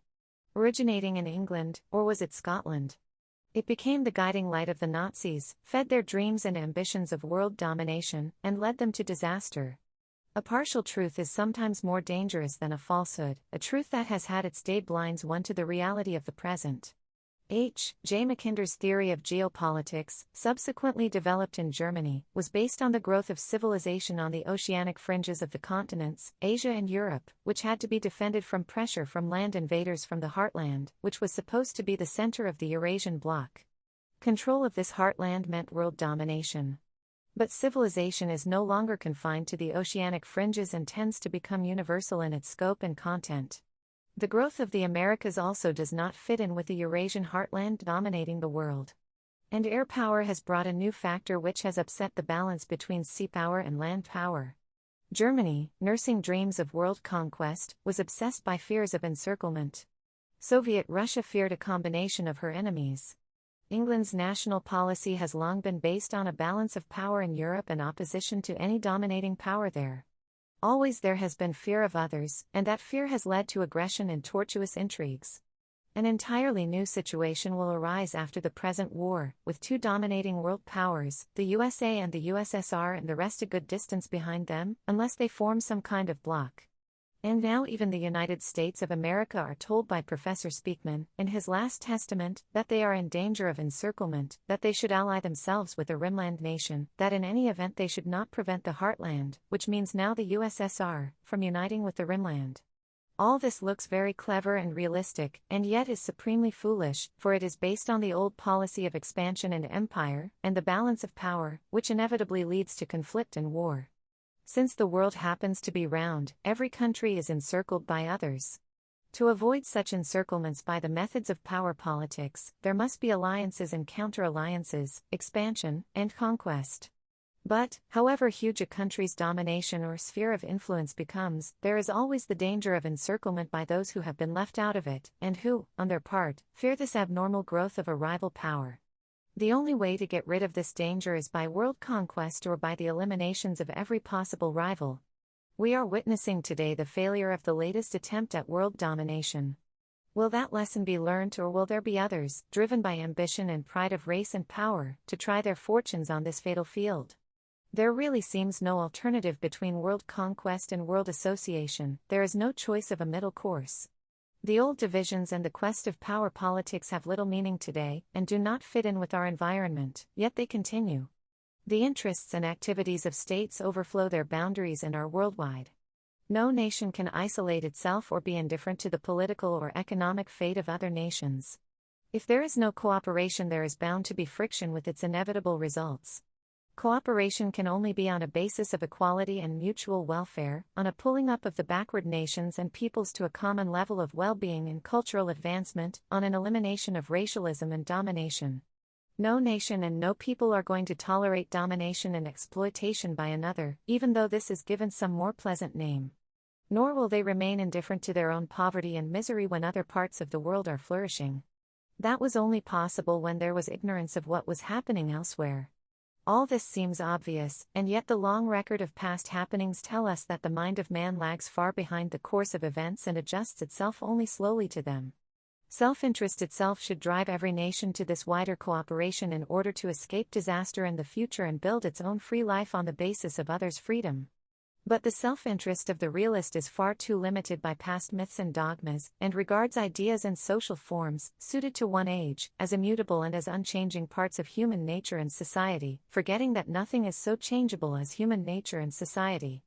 Religious forms and notions take permanent shape, social institutions become petrified, war is looked upon as a biological necessity, empire and expansion as the prerogatives of a dynamic and progressive people, the profit motive as the central fact dominating human relations, and ethnocentrism, a belief in racial superiority, becomes an article of faith, and even when not proclaimed, is taken for granted. Some of these ideas were common to the civilizations of East and West. Many of them form the background of modern Western civilization, out of which fascism and Nazism grew. Ethically, there is no great difference between them and the fascist creed, though the latter went much further in its contempt for human life and all that humanism stands for. Indeed, humanism, which colored the outlook of Europe for so long, is a vanishing tradition there. The seeds of fascism were present in the political and economic structure of the West. Unless there is a break from this past ideology, success in war brings no great change. The old myths and fancies continue, and pursued as of old by the Furies, we go through the self-same cycle again. The two outstanding facts emerging from the war are the growth in power and actual and potential wealth of the U.S.A. and the U.S.S.R.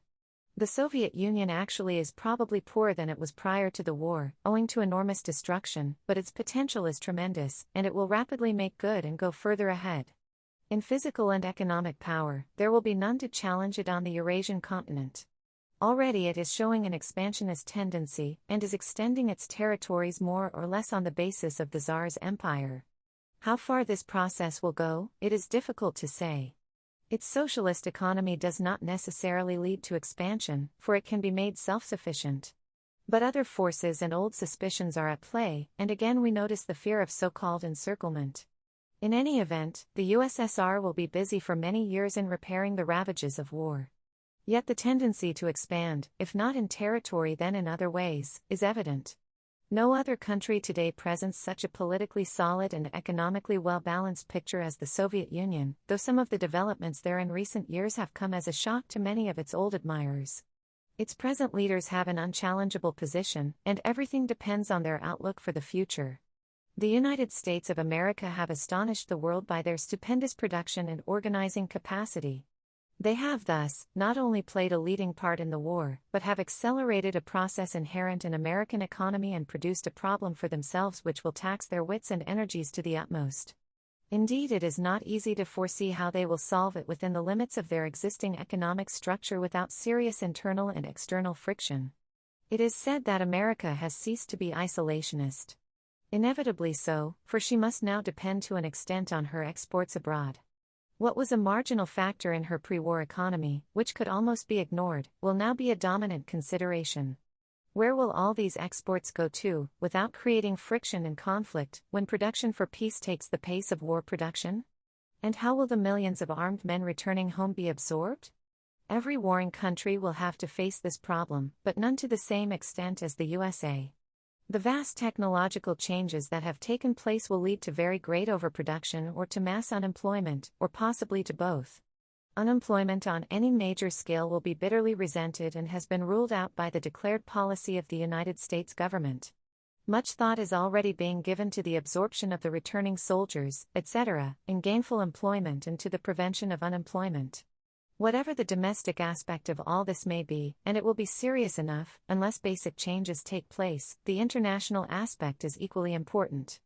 Such is the curious nature of present-day economy in these days of mass production, that the U.S.A., the wealthiest and most powerful country in the world, becomes dependent on other countries absorbing its surplus production. For some years after the war there will be a big demand in Europe, China, and India for machinery as well as manufactured goods. This will be of considerable help to America to dispose of her surplus. But every country will rapidly develop its own capacity to manufacture most of its needs, and exports will tend to be limited to specialized goods not produced elsewhere. The consumption capacity will also be limited by the purchasing power of the masses, and to raise this, fundamental economic changes will be needed. It is conceivable that with the substantial raising of the standard of living all over the world, international trade and exchange of goods will prosper and increase. But that raising itself requires a removal of political and economic fetters on production and distribution in the colonial and backward countries. That inevitably involves big changes with their consequent dislocation and adaptation to new systems. England's economy has been based in the past on a big export business, on investments abroad, on the City of London's financial leadership, and on a vast maritime carrier trade. Before the war, Britain depended on imports for nearly 50% of her food supplies. Probably, this dependence is less now owing to her intensive food-growing campaign. These imports of food as well as raw materials had to be paid for by exports of manufactured goods, investments, shipping, financial services, and what are called invisible exports. Foreign trade, and in particular, a large volume of exports were thus an essential and vital feature of British economy. That economy was maintained by the exercise of monopoly controls in the colonial areas and special arrangements within the empire to maintain some kind of equilibrium. Those monopoly controls and arrangements were much to the disadvantage of the colonies and dependencies, and it is hardly possible to maintain them in these old forms in future. Britain's foreign investments have disappeared and given place to huge debts, and London's financial supremacy has also gone. This means that in the post-war years, Britain will have to depend even more on her export business and her carrier trade. And yet, the possibilities of increasing exports, or even maintaining them at the old level, are strictly limited. Great Britain's imports, less re-exports, in the pre-war years 1936-38 averaged £866 million. They were paid for as follows. Exports, £478 million. Income on foreign investments, £203 million. Shipping services, £105 million. Financial services, £40 million. Deficit, £40 million. Total, £866 million. Instead of the substantial income from foreign investment, there is going to be a heavy burden of external debt, due to borrowings in goods and services, apart from American Lend-Lease, from India, Egypt, Argentine, and other countries. Lord Keynes has estimated that, at the end of the war, these frozen sterling credits will amount to £3 billion. At 5%, this will amount to £150 million per annum. Thus, on a pre-war average basis, Britain may have to face a deficit of considerably over £300 million annually. Unless this is made good by additional income from exports and various services, it will lead to a marked reduction in living standards. This appears to be the governing factor in Britain's post-war policy, and if she is to maintain her present economy, she feels she must retain her colonial empire, with only such minor changes as are unavoidable. Only as the dominant partner of a group of countries, colonial and non-colonial, does she hope to play a leading role, and to balance, politically and economically, the vast resources of the two giant powers, the United States of America and the Soviet Union. Hence the desire to continue her empire, to hold on to what she has got, as well as to extend her sphere of influence over fresh territories, for instance, over Thailand. Hence also the aim of British policy to bring about a closer integration with the Dominions, as well as some of the smaller countries of Western Europe. French and Dutch colonial policy generally support the British view in regard to colonies and dependencies. The Dutch Empire is indeed very much a satellite empire, and it could not continue to exist without the British Empire. It is easy to understand these trends of British policy, based, as they are, on past outlook and standards and formulated by men tied up with that past. Yet, within that past context of a 19th-century economy, the difficulties facing Britain today are very great. In the long run, her position is weak, her economy unsuited to present-day conditions, her economic resources are limited, and her industrial and military strength cannot be maintained at the old level. There is an essential instability in the methods suggested to maintain that old economy, for they lead to unceasing conflict, to lack of security, and to the growth of ill will in the dependencies, which may make the future still more perilous for Britain. The desire of the British, understandable enough, to maintain their living standards on the old level and even to raise them, is thus made dependent upon protected markets for British exports and controlled colonial and other areas for the supply of raw materials and cheap food. This means that British living standards must be kept up even at the cost of keeping down at subsistence level or less hundreds of millions of peoples in Asia and Africa. No one wants to reduce British standards, but it is obvious that the peoples of Asia and Africa are never going to agree to the maintenance of this colonial economy, which keeps them at a subhuman level. The annual purchasing power, pre-war, in Britain is said to have been £97 per capita, in the U.S.A. it was much greater, in India it was less than £6.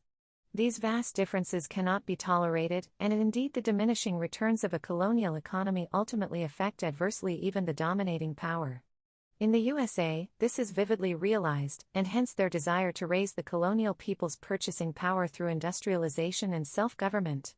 Even in Britain there is some realization of the necessity of Indian industrialization, and the Bengal famine made many people think furiously on this subject. But British policy aims at industrial development in India under British control with a privileged position for British industry. The industrialization of India, as of other countries in Asia, is bound to take place, the only question is one of pace. But it is very doubtful if it can be fitted in with any form of colonial economy or foreign control. The British Empire, as it is today, is not of course a geographical unit, nor is it an effective economic or military unit. It is a historical and sentimental unit. Sentiment and old bonds count still, but they are not likely to override, in the long run, other more vital considerations. And even this sentiment applies only to certain areas containing populations racially similar to the people of Britain. It certainly does not apply to India or the rest of the dependent colonial empire, where it is the other way about. It does not even apply to South Africa, so far as the Boers are concerned. In the major dominions, subtle changes are taking place which tend to weaken their traditional links with Britain. Canada, which has grown greatly in industrial stature during the war, is an important power, closely tied up with the U.S.A. She has developed an expanding economy which will, in some respects, come in the way of British industry. Australia and New Zealand, also with expanding economics, are realizing that they are not in the European orbit of Great Britain but in the Asiatic-American orbit of the Pacific, where the United States are likely to play a dominant role. Culturally, both Canada and Australia are progressively drawn towards the U.S.A. The British colonial outlook today does not fit in with American policy and expansionist tendencies. The United States want open markets for their exports and do not look with favor on attempts by other powers to limit or control them. They want rapid industrialization of Asia's millions and higher standards everywhere, not for sentimental reasons, but to dispose of their surplus goods. Friction between American and British export businesses and maritime trade seems to be inevitable. America's desire to establish world air supremacy, for which she has at present abundant resources, is resented in England. America probably favors an independent Thailand, while England would prefer to make it a semi-colony. These opposing approaches based, in each case, on the nature of the respective economy aimed at, run through the whole colonial sphere. The aim of British policy to have a closer integration of the Commonwealth and Empire is understandable in the peculiar circumstances in which Britain is placed today. But against it is the logic of facts and world tendencies, as well as the growth of Dominion nationalism and the disruptive tendencies of the colonial empire. To try to build on old foundations, to continue to think in terms of a vanished age, to dream and talk still of an empire and of monopolies spread out all over the globe, is for Britain an even more unwise and short-sighted policy than it might be for some other nations, for most of the reasons which made her a politically, industrially, and financially dominant nation have disappeared. Nevertheless, Britain has had in the past, and has still, remarkable qualities: courage and the will to pull together, scientific and constructive ability and a capacity for adaptation. These qualities, and others which she possesses, go a long way to make a nation great and enable it to overcome the dangers and perils that confront it. And so she may be able to face her vital and urgent problems by changing over to a different and more balanced economic structure. But it is highly unlikely that she will succeed if she tries to continue, as of old, with an empire tacked onto her and supporting her. Much will inevitably depend on American and Soviet policy, and on the degree of coordination or conflict between the two and Britain. Everybody talks loudly about the necessity for the Big Three to pull together in the interests of world peace and cooperation, yet rifts and differences peep out at every stage, even during the course of the war. Whatever the future may hold, it is clear that the economy of the U.S.A. after the war will be powerfully expansionist and almost explosive in its consequences. Will this lead to some new kind of imperialism? It would be yet another tragedy if it did so, for America has the power and opportunity to set the pace for the future. The future policy of the Soviet Union is yet shrouded in mystery, but there have been some revealing glimpses of it already. It aims at having as many friendly and dependent or semi-dependent countries near its borders as possible. Though working with other powers for the establishment of some world organization, it relies more on building up its own strength on an unassailable basis. So, presumably, do other nations also, insofar as they can. That is not a hopeful prelude to world cooperation. Between the Soviet Union and other countries, there is not the same struggle for export markets as between Britain and the U.S.A. But the differences are deeper, their respective viewpoints further apart, and mutual suspicions have not been allayed even by joint effort in the war. If these differences grow, the U.S.A. and Britain will tend to seek each other's company and support as against the U.S.S.R. group of nations. Where do the hundreds of millions of Asia and Africa come in this picture? They have become increasingly conscious of themselves and their destiny, and at the same time are also world-conscious. Large numbers of them follow world events with interest. For them, inevitably, the test of each move or happening is this: does it help towards our liberation? Does it end the domination of one country over another?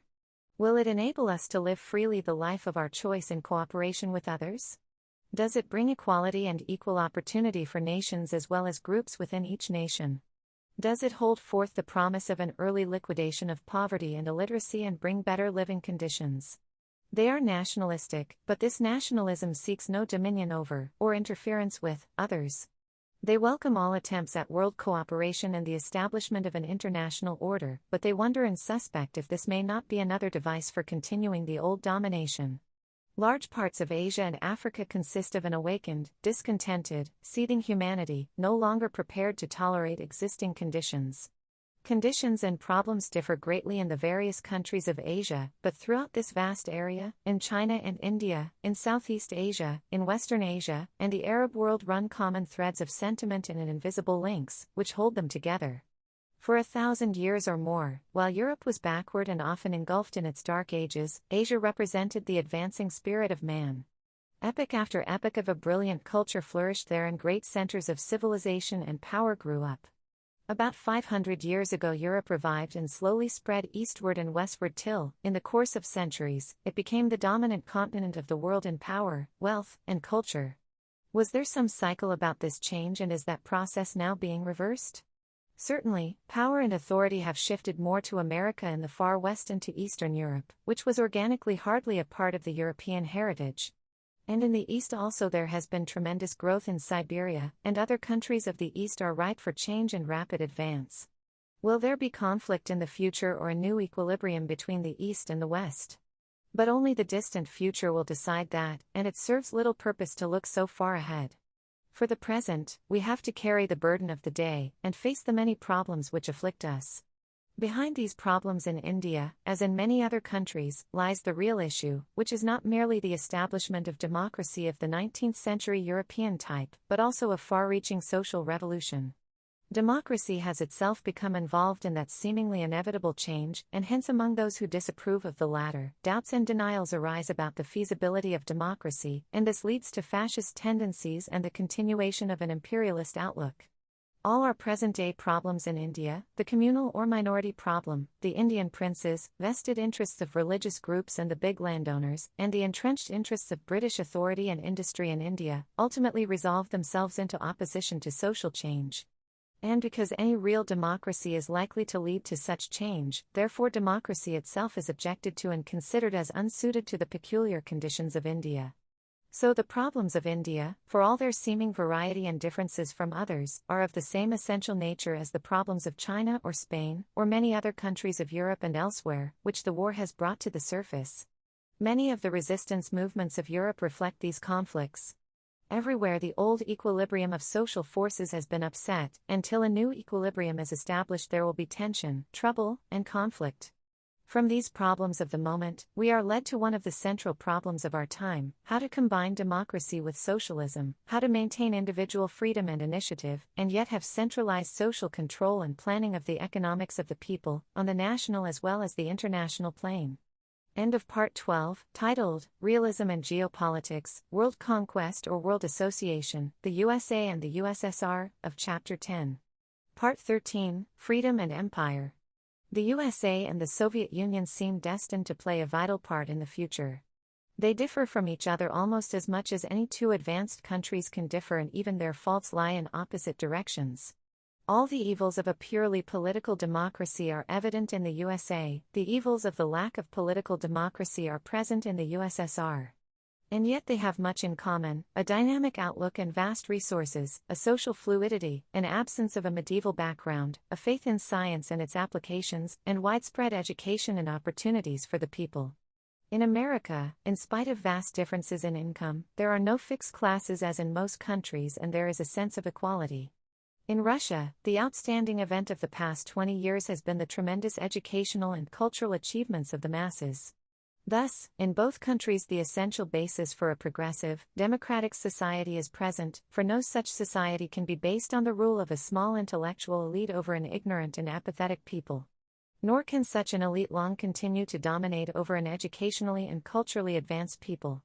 100 years ago, de Tocqueville, discussing the Americans of those days, said, "If the democratic principle does not, on the one hand, induce men to cultivate science for its own sake, on the other, it does enormously increase the number of those who do cultivate it, permanent inequality of conditions leads men to confine themselves to the arrogant and sterile researches of abstract truths, whilst the social condition and institutions of democracy prepare them to seek the immediate and useful practical results of the sciences." The tendency is natural and inevitable. Since then, America has developed and changed and become an amalgam of many races, but its essential characteristics continue. Yet another common characteristic of both Americans and Russians is that they do not carry that heavy burden of the past which has oppressed Asia and Europe, and conditioned to a great extent their activities and conflicts. They cannot, of course, escape, as none of us can, the terrible burden of this generation. But they have a clearer past, so far as other people are concerned, and are less encumbered for their journey into the future. As a result of this, they can approach other peoples without that background of mutual distrust, which always accompanies the contacts of well-established imperialist nations with others. Not that their past is free of spots and stains and suspicions. Americans have their Negro problem, which is a continuing reproach to their professions of democracy and equality. Russians have yet to wipe out memories of past hatreds in Eastern Europe, and the present war is adding to them.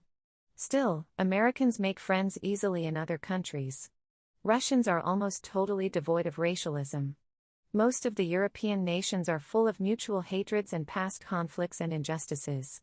The imperialist powers have inevitably added to this the intense dislike for them of people over whom they have ruled. Because of England's long record of imperialist rule, her burden is the greatest. Because of this, or because of racial characteristics, Englishmen are reserved and exclusive and do not easily make friends with others. They are unfortunately judged abroad by their official representatives, who are seldom the standard-bearers of their liberalism or culture, and who often combine snobbery with an apparent piety.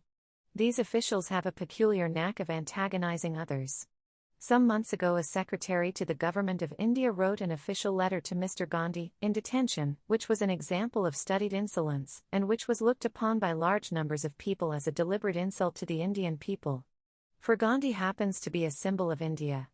Another era of imperialism, or an age of international cooperation or world commonwealth, which is it going to be in the future?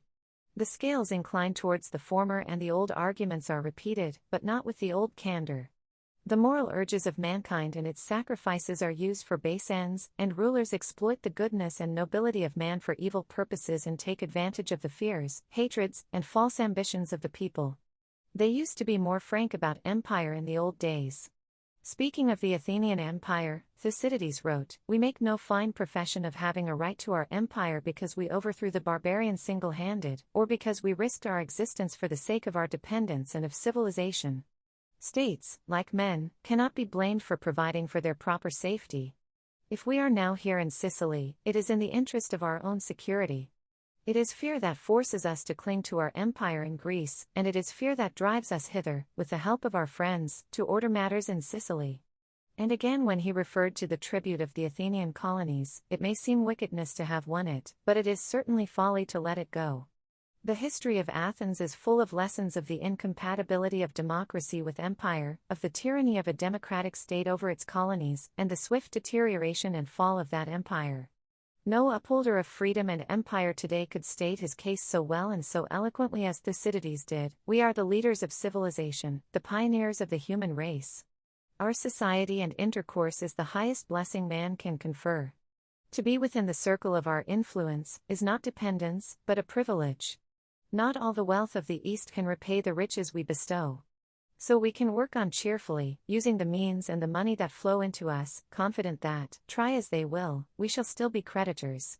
For through effort and suffering, and on many a stricken field, we have found the secret of human power, which is the secret of happiness. Men have guessed at it under many names, but we alone have learnt to know it, and to make it at home in our city. And the name we know it by is freedom, for it has taught us that to serve is to be free. Do you wonder why it is that alone among mankind we confer our benefits, not on conditions of self-interest, but in the fearless confidence of freedom? All this has a familiar ring in these days, when freedom and democracy are so loudly proclaimed and yet limited to some only. There is truth in it and a denial of truth. Thucydides knew little of the rest of mankind, and his vision was confined to the Mediterranean countries. Proud of the freedom of his famous city, praising this freedom as the secret of happiness and human power, yet he did not realize that others also aspired to this freedom. Athens, lover of freedom, sacked and destroyed Melos, and put to death all the grown men there and sold the women and children as slaves. Even while Thucydides was writing of the empire and freedom of Athens, that empire had crumbled away and that freedom was no more. For it is not possible for long to combine freedom with domination and slavery. One overcomes the other, and only a little time divides the pride and glory of empire from its fall. Today, much more than ever before, freedom is indivisible. The splendid eulogy of Pericles for his beloved city was followed soon after by its fall and the occupation of the Acropolis by a Spartan garrison. Yet his words move us still for their love of beauty, wisdom, freedom and courage, not merely in their application to the Athens of his day, but in the larger context of the world. We are lovers of beauty without extravagance, and lovers of wisdom without unmanliness. Wealth to us is not mere material for vainglory but an opportunity for achievement, and poverty we think it no disgrace to acknowledge, but a real degradation to make no effort to overcome. Let us draw strength, not merely from twice-told arguments, how fair and noble a thing it is, to show courage in battle, but from the busy spectacle of our great city's life as we have it before us day by day, falling in love with her as we see her, and remembering that all this greatness she owes to men with the fighter's daring, the wise man's understanding of his duty, and the good man's self-discipline in its performance, to men, who, if they failed in any ordeal, disdained to deprive the city of their services, but sacrificed their lives as the best offerings on her behalf. So they gave their bodies to the Commonwealth and received, each for his own memory, praise that will never die, and with it the grandest of all sepulchres, not that in which their mortal bones are laid, but a home in the minds of men, where their glory remains fresh to stir to speech or action as the occasion comes by. For the whole earth is a sepulchre of famous men, and their story is not graven only on stone over their native earth, but lives on far away, without visible symbol, woven into the stuff of other men's lives.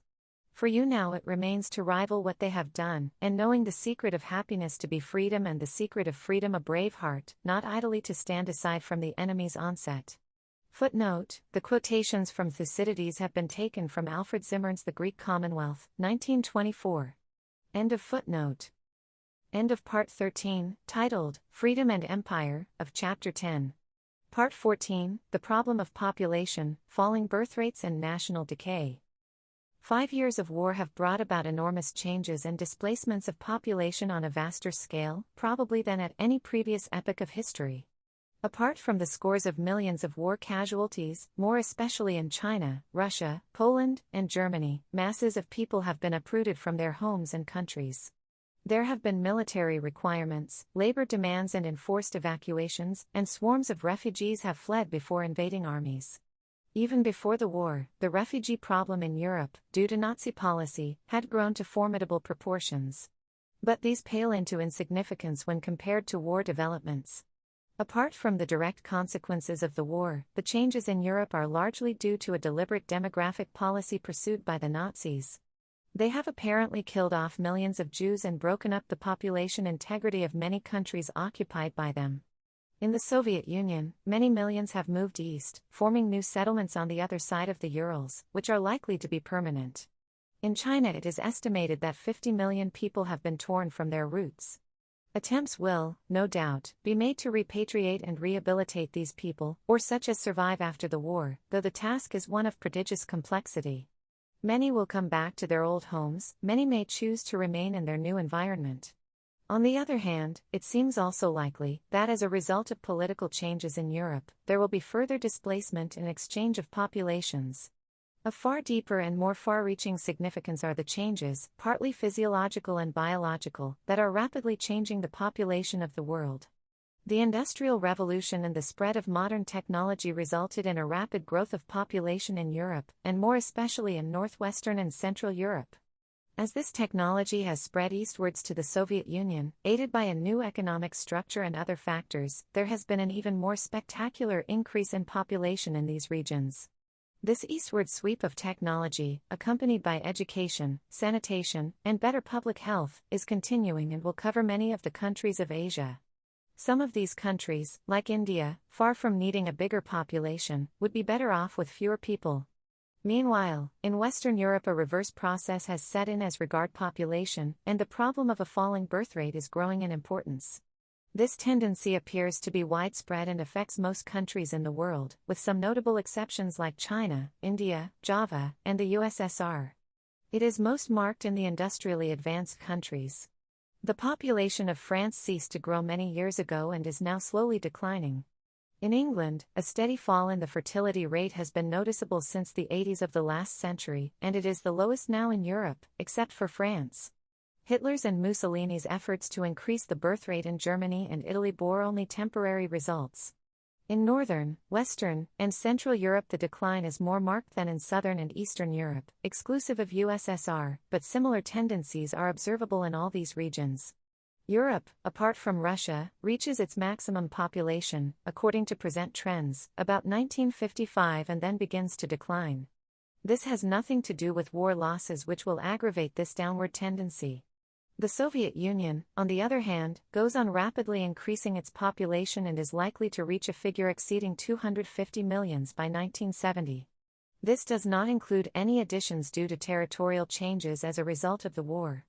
This growth of population taken together with technological and other kinds of progress inevitably makes it the dominant power in Europe and Asia. In Asia, much depends on the industrial development of China and India. Their huge populations are a burden and a weakness unless they are properly and productively organized. In Europe, the great colonial powers of the past appear to have definitely passed the stage of expansion and aggression. Their economic and political organization and the skill and ability of their people may still give them an important place in world affairs, but they will progressively cease to count as major powers, unless they function as a group. It does not seem likely that any nation of northwestern and central Europe will challenge the world again. Germany, like her western neighbors, has passed the period in which she could become a dominant world power, owing to the diffusion of technological civilization to peoples that are growing more rapidly. Footnote: Frank W. Notestein in an article in Population and Power in Post-War Europe in the American Foreign Affairs for April, 1944. The ILO have issued a study on the displacement of population in Europe by E.M. Kolischer 1943. End of footnote. Technological and industrial growth have brought power to a number of Western peoples and countries. It is exceedingly unlikely that this source of power will remain the monopoly of a few nations. Hence, the political and economic dominance of Europe over great parts of the world must inevitably decline rapidly, and it will cease to be the nerve center of the Eurasian continent and Africa. Because of this basic reason, the old European powers will think and act more in terms of peace and international cooperation and will avoid war in so far as they can. When aggression is almost certain to lead to disaster, it ceases to attract. But those world powers, that are still dominant, have not the same urge to cooperation with others, unless it is the moral urge, which is very seldom associated with power. What is the cause of this widespread phenomenon of falling birth rates? The increasing use of contraceptives and the desire to have small regulated families may have produced some effect, but it is generally recognized that this has not made any great difference. In Ireland, which is a Catholic country and where contraceptives are presumably little used, a fall in the birth rate started earlier than in other countries. Probably the increasing postponement of marriages in the West is one of the causes. Economic factors may have some influence, but even that is hardly an important consideration. It is well known that as a rule fertility is higher among the poor than among the rich, as it is also higher in rural areas than in urban. A smaller group can maintain higher standards, and the growth of individualism lessens the importance of the group and the race. Professor J.B.S. Haldane tells us that it is a general rule that in a great many civilized societies, those types, which are regarded in the particular society in question as admirable, are less fertile than the general run of the population. Thus those societies would appear to be biologically unstable. Large families are often associated with inferior intelligence. Economic success is also supposed to be the opposite of biological success. Little seems to be known about the basic causes behind the falling birth rate, though many subsidiary ones are suggested. It is possible, however, that certain physiological and biological reasons lie at the back of it, the kind of life industrialized communities lead and the environment in which they live. A deficient diet, alcoholism, neurotic conditions or poor health generally, mental or physical, affect reproduction. And yet disease-ridden and insufficiently fed communities, as in India, still reproduce themselves at a prodigious rate. Perhaps the strain and stress of modern life, the ceaseless competition and worry, lessen fertility. Probably, the divorce from the life-giving soil is an important factor. Even in America, the fertility of farm laborers is considerably more than double that of the professional classes. It would seem that the kind of modern civilization that developed first in the West and spread elsewhere, and especially the metropolitan life that has been its chief feature, produces an unstable society which gradually loses its vitality. Life advances in many fields and yet it loses its grip, it becomes more artificial and slowly ebbs away. More and more stimulants are needed, drugs to enable us to sleep or to perform our other natural functions, foods and drinks that tickle the palate and produce a momentary exhilaration at the cost of weakening the system, and special devices to give us a temporary sensation of pleasure and excitement, and after the stimulation comes the reaction and a sense of emptiness. With all its splendid manifestations and real achievements, we have created a civilization which has something counterfeit about it. We eat ersatz foods produced with the help of ersatz fertilizers, we indulge in ersatz emotions, and our human relations seldom go below the superficial plane. The advertiser is one of the symbols of our age with his continuous and raucous attempts to delude us and dull our powers of perception, and induce us to buy unnecessary and even harmful products. I am not blaming others for this state of affairs. We are all products of this age with the characteristics of our generation, equally entitled to credit or blame. Certainly, I am as much a part of this civilization, that I both appreciate and criticize, as anyone else, and my habits and ways of thought are conditioned by it. What is wrong with modern civilization which produces at the roots these signs of sterility and racial decadence? But this is nothing new, it has happened before and history is full of examples of it. Imperial Rome in its decline was far worse. Is there a cycle governing this inner decay, and can we seek out the causes and eliminate them? Modern industrialism and the capitalist structure of society cannot be the sole causes, for decadence has often occurred without them. It is probable, however, that in their present forms, they do create an environment, a physical and mental climate, which is favorable for the functioning of those causes. If the basic cause is something spiritual, something affecting the mind and spirit of man, it is difficult to grasp, though we may try to understand it or intuitively feel it. But one fact seems to stand out, that a divorce from the soil, from the good earth, is bad for the individual and the race. The earth and the sun are the sources of life, and if we keep away from them for long, life begins to ebb away. Modern industrialized communities have lost touch with the soil and do not experience that joy, which nature gives, and the rich glow of health which comes from contact with Mother Earth. They talk of nature's beauty and go to seek it in occasional weekends, littering the countryside with the product of their own artificial lives, but they cannot commune with nature or feel part of it.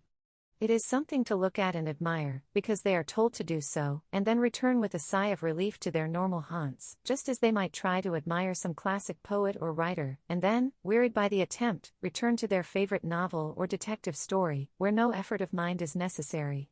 They are not children of nature, like the old Greeks or Indians, but strangers paying an embarrassing call on a scarce-known distant relative. And so they do not experience that joy in nature's rich life and infinite variety and that feeling of being intensely alive, which came so naturally to our forefathers. Is it surprising then that nature treats them as unwanted stepchildren? We cannot go back to that old pantheistic outlook, and yet perhaps we may still sense the mystery of nature, listen to its song of life and beauty, and draw vitality from it. That song is not sung in the chosen spots only, and we can hear it, if we have the ears for it, almost everywhere. But there are some places where it charms even those who are unprepared for it and comes like the deep notes of a distant and powerful organ. Among these favored spots is Kashmir, where loveliness dwells and an enchantment steals over the senses. Writing about Kashmir, M. Fouché, the French savant, says, "May I go further and say what I believe to be the true reason for this special charm of Kashmir, the charm which everybody seeks, even those who do not try to analyze it? It cannot be only because of its magnificent woods, the pure limpidity of its lakes, the splendor of its snowy mountain tops, or the happy murmur of its myriad brooks sounding in the cool soft air.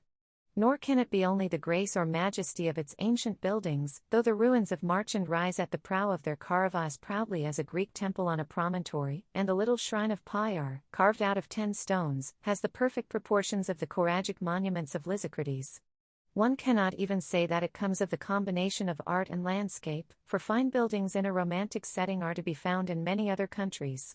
But what is found in Kashmir alone is the grouping of these two kinds of beauty in the midst of a nature still animated with a mysterious life, which knows how to whisper close to our ears and make the pagan depths of us quiver, which leads us back, consciously or unconsciously, to those past days lamented by the poet, when the world was young, when L'Adèle sur la terre marchait et respirait dans un peuple de Dieu. Footnote, L'art gréco-bouddhique du Gandhara. End of footnote. But my purpose is not to praise Kashmir, though my partiality for it occasionally leads me astray, nor to advance an argument in favor of pantheism, though I am pagan enough to believe that a touch of paganism is good for the mind and body. I do think that life cut off completely from the soil will ultimately wither away. Of course, there is seldom such a complete cutting off, and the processes of nature take their time. But it is a weakness of modern civilization that it is progressively going further away from the life-giving elements. The competitive and acquisitive characteristics of modern capitalist society, the enthronement of wealth above everything else, the continuous strain and the lack of security for many, add to the ill health of the mind and produce neurotic states. A saner and more balanced economic structure would lead to an improvement of these conditions. Even so, it will be necessary to have greater and more living contacts with the land and nature. This does not mean a return to the land in the old and limited sense of the word, or to a going back to primitive ways of life. That remedy might well be worse than the disease. It should be possible to organize modern industry in such a way as to keep men and women, as far as possible, in touch with the land, and to raise the cultural level of the rural areas. The village and the city should approach each other in regard to life's amenities, so that in both, there should be full opportunities for bodily and mental development in a full all-rounded life. That this can be done, I have little doubt, provided only that people want to do it. At present, there is no such widespread desire and our energies are diverted, apart from killing each other, in producing ersatz products and ersatz amusements. I have no basic objection to most of these, and some I think are definitely desirable, but they absorb the time that might often be better employed and give a wrong perspective to life. Artificial fertilizers are in great demand today, and I suppose they do good in their own way. But it does seem odd to me that in their enthusiasm for the artificial product, people should forget natural manure and even waste it and throw it away. Only China, as a nation, has had the good sense to make full use of the natural stuff. Some experts say that artificial fertilizers, though producing quick results, weaken the soil by depriving it of some essential ingredients, and thus the land grows progressively more sterile. With the earth, as with our individual lives, there is far too much of burning the candle at both ends. We take her riches from her at a prodigious pace and give little or nothing back. We are proud of our increasing ability to produce almost anything in the chemical laboratory. From the age of steam, we proceeded to that of electricity, and now we are in an age of biotechnics and electronics. The age of social science, which we hope will solve many of the intimate problems that trouble us so much, looms ahead. We are also told that we are on the threshold of the magnesium-aluminium age, and as both these metals are extremely abundant and universally distributed, there can be no lack for anyone. The new chemistry is building a new life for mankind. We seem to be on the verge of increasing enormously the power resources of humanity, and all manner of epoch-making discoveries hover over the near future. All this is very comforting, and yet a doubt creeps into my mind. It is not lack of power that we suffer from, but a misuse of the power we possess or not a proper application of it. Science gives power but remains impersonal, purposeless, and almost unconcerned with our application of the knowledge it puts at our disposal. It may continue its triumphs, and yet, if it ignores nature too much, nature may play a subtle revenge upon it. While life seems to grow in outward stature, it may ebb away inside for lack of something yet undiscovered by science. End of Part 14, titled, The Problem of Population, Falling Birth Rates and National Decay, of Chapter 10. Part 15, The Modern Approach to an Old Problem. The modern mind, that is to say the better type of the modern mind, is practical and pragmatic, ethical and social, altruistic and humanitarian. It is governed by a practical idealism for social betterment. The ideals which move it represent the spirit of the age, the zeitgeist, the Yugadharma. It has discarded to a large extent the philosophic approach of the ancients, their search for ultimate reality, as well as the devotionalism and mysticism of the medieval period. Humanity is its God and social service its religion. This conception may be incomplete, as the mind of every age has been limited by its environment, and every age has considered some partial truth as the key to all truth. Every generation and every people suffer from the illusion that their way of looking at things is the only right way, or is, at any rate, the nearest approach to it. Every culture has certain values attached to it, limited and conditioned by that culture. The people governed by that culture take these values for granted and attribute a permanent validity to them. So the values of our present-day culture may not be permanent and final, nevertheless they have an essential importance for us, for they represent the thought and spirit of the age we live in. A few seers and geniuses, looking into the future, may have a completer vision of humanity and the universe. They are of the vital stuff out of which all real advance comes.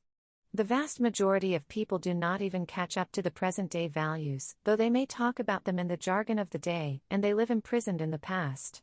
We have therefore to function in line with the highest ideals of the age we live in, though we may add to them or seek to mold them in accordance with our national genius.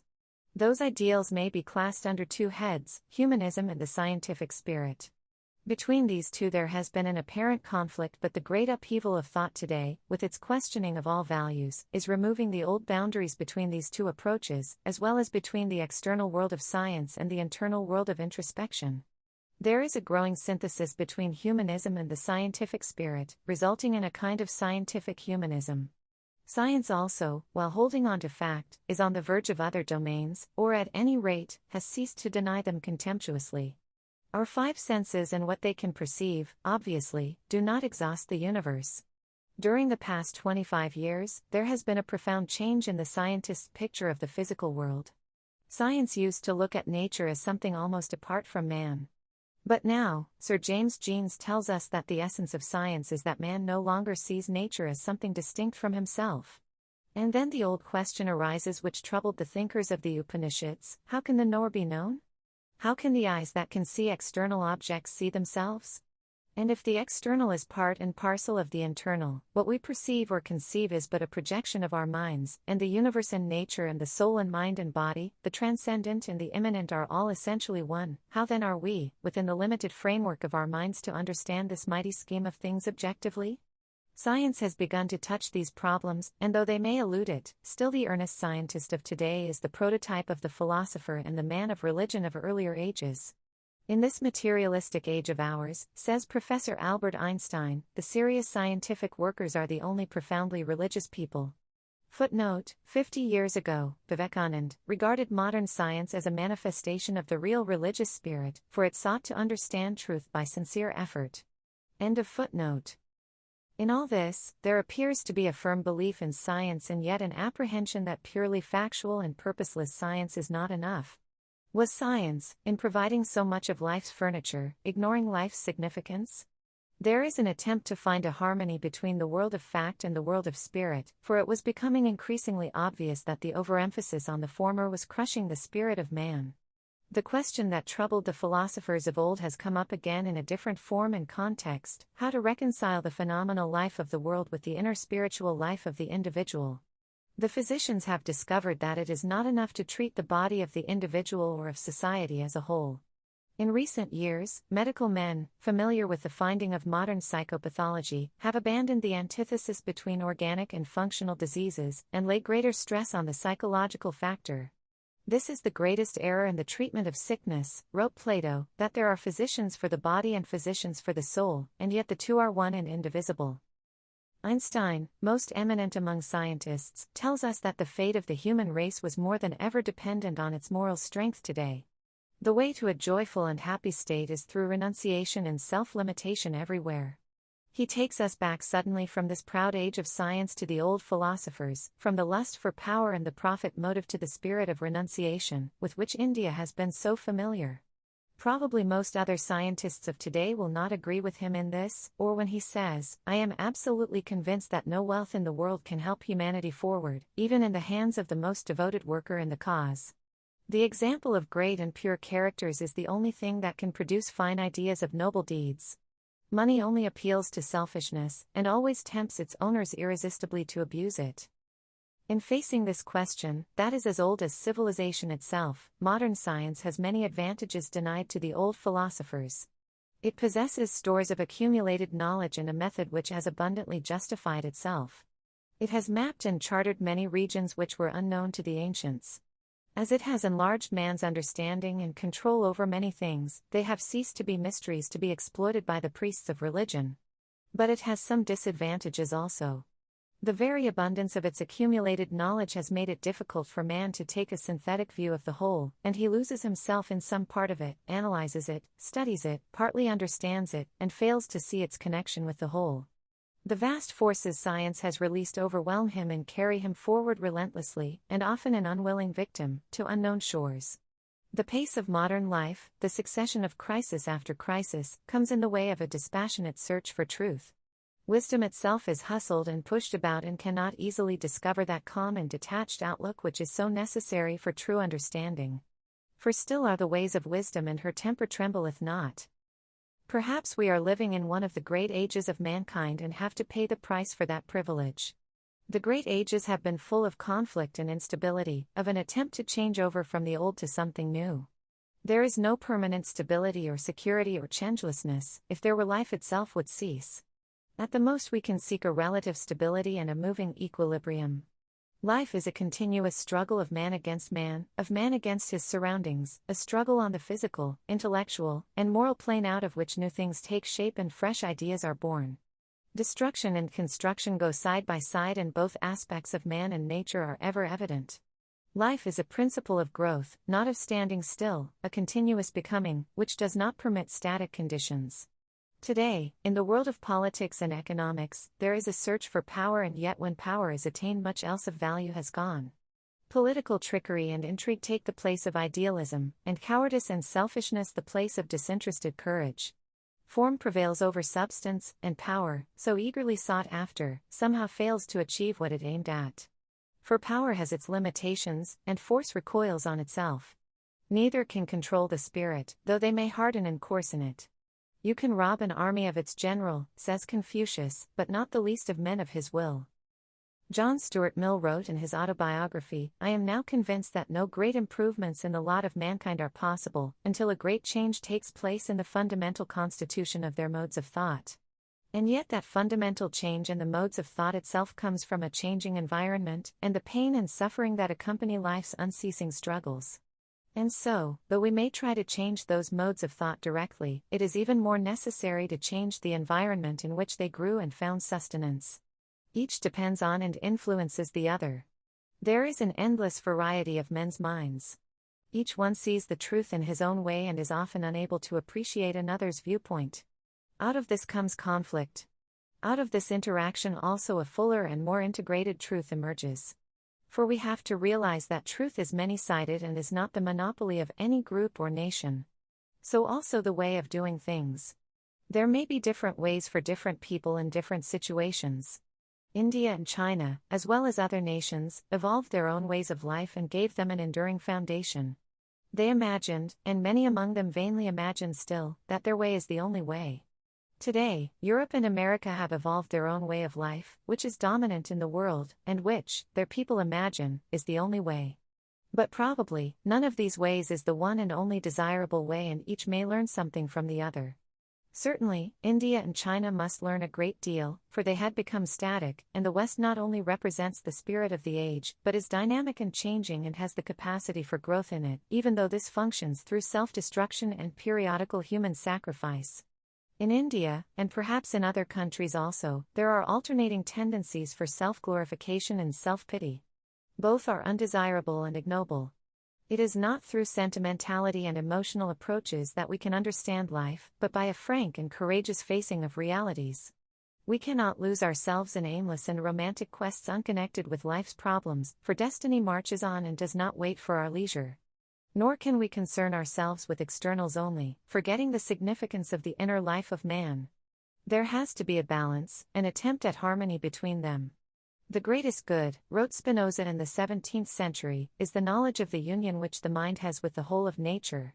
The more the mind knows, the better it understands its forces and the order of nature. The more it understands its forces or strength, the better it will be able to direct itself and lay down rules for itself, and the more it understands the order of nature, the more easily it will be able to liberate itself from useless things. This is the whole method. In our individual lives also, we have to discover a balance between the body and the spirit, and between man as part of nature and man as part of society. For our perfection, says Tagore, we have to be vitally savage and mentally civilized. We should have the gift to be natural with nature and human with human society. Perfection is beyond us, for it means the end, and we are always journeying, trying to approach something that is ever receding. And in each one of us are many different human beings with their inconsistencies and contradictions, each pulling in a different direction. There is the love of life and the disgust with life, the acceptance of all that life involves and the rejection of much of it. It is difficult to harmonize these contrary tendencies, and sometimes one of them is dominant and sometimes another. Oftentimes, says Lao Tzu, oftentimes, one strips oneself of passion in order to see the secret of life. Oftentimes, one regards life with passion in order to see its manifold results. For all our powers of reason and understanding and all our accumulated knowledge and experience, we know little enough about life's secrets, and can only guess at its mysterious processes. But we can always admire its beauty, and through art, exercise the godlike function of creation. Though we may be weak and erring mortals, living a brief and uncertain span of life, yet there is something of the stuff of the immortal gods in us. We must not, therefore, says Aristotle, obey those who urge us, because we are human and mortal, to think human and mortal thoughts. In so far as we may, we should practice immortality, and omit no effort to live in accordance with the best that is in us. End of Part 15, titled, The Modern Approach to an Old Problem, of Chapter 10. This concludes the last chapter of The Discovery of India. An epilogue and a postscript will now follow before we bring this marvelous book to a close. Epilogue. Nearly 5 months have gone by since I took to this writing, and I have covered 1,000 handwritten pages with this jumble of ideas in my mind. For 5 months, I have traveled in the past and peeped into the future, and sometimes tried to balance myself on that point of intersection of the timeless with time. These months have been full of happenings in the world, and the war has advanced rapidly towards a triumphant conclusion, so far as military victories go. In my own country also much has happened of which I could be only a distant spectator, and waves of unhappiness have sometimes temporarily swept over me and passed on.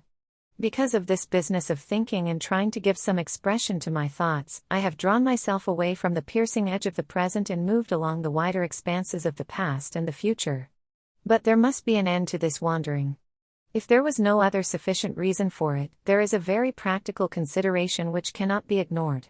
I have almost exhausted the supply of paper that I had managed to secure after considerable difficulty, and it is not easy to get more of it.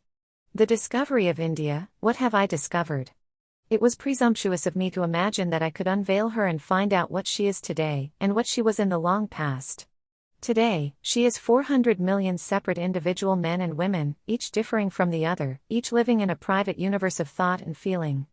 If this is so in the present, how much more difficult is it to grasp that multitudinous past of innumerable successions of human beings? Yet, something has bound them together and binds them still. India is a geographical and economic entity, a cultural unity amidst diversity, a bundle of contradictions held together by strong but invisible threads. Overwhelmed again and again, her spirit was never conquered, and today, when she appears to be the plaything of a proud conqueror, she remains unsubdued and unconquered. About her, there is the elusive quality of a legend of long ago, some enchantment seems to have held her mind. She is a myth and an idea, a dream and a vision, and yet very real and present and pervasive. There are terrifying glimpses of dark corridors which seem to lead back to primeval night, but also there is the fullness and warmth of the day about her. Shameful and repellent she is occasionally, perverse and obstinate, sometimes even a little hysteric, this lady with a past. But she is very lovable, and none of her children can forget her wherever they go or whatever strange fate befalls them. For she is part of them in her greatness as well as her failings, and they are mirrored in those deep eyes of hers that have seen so much of life's passion and joy and folly, and looked down into wisdom's well.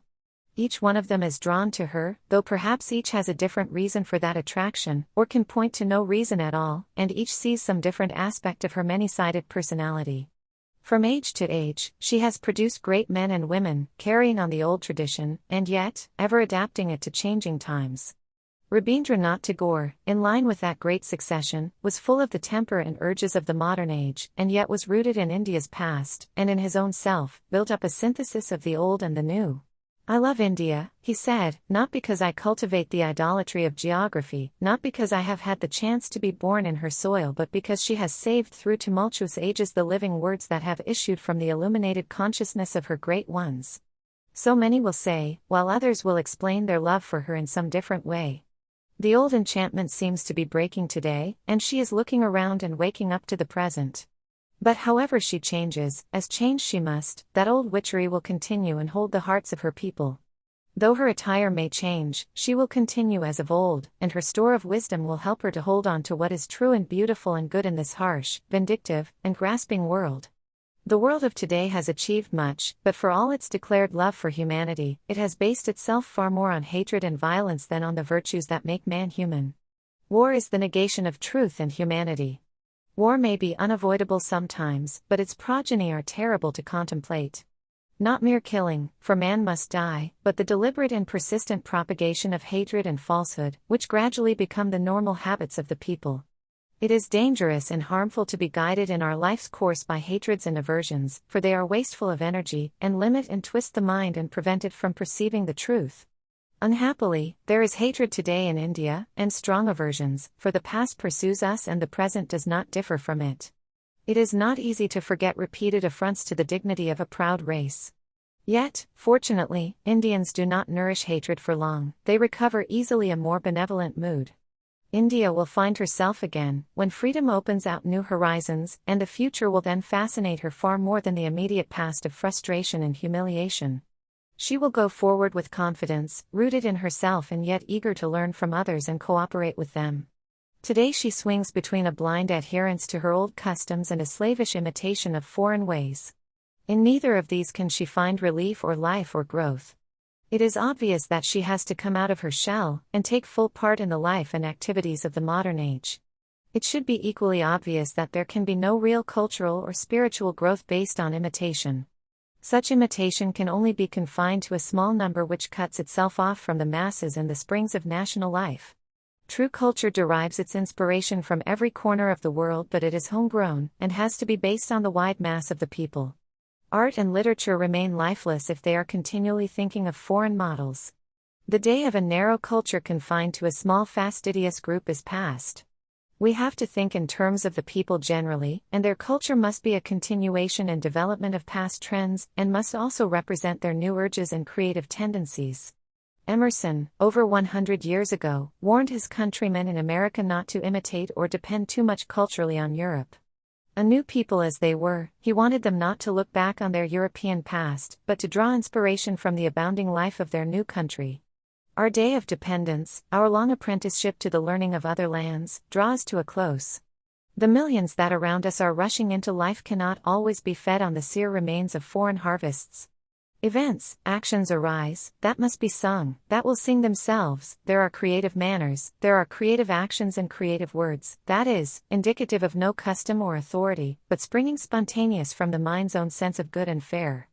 And again in his essay on self-reliance, it is for want of self-culture that the superstition of traveling, whose idols are Italy, England, Egypt, retains its fascination for all educated Americans. They who made England, Italy, or Greece venerable in the imagination, did so by sticking fast where they were, like an axis of the earth. In manly hours, we feel that duty is our place.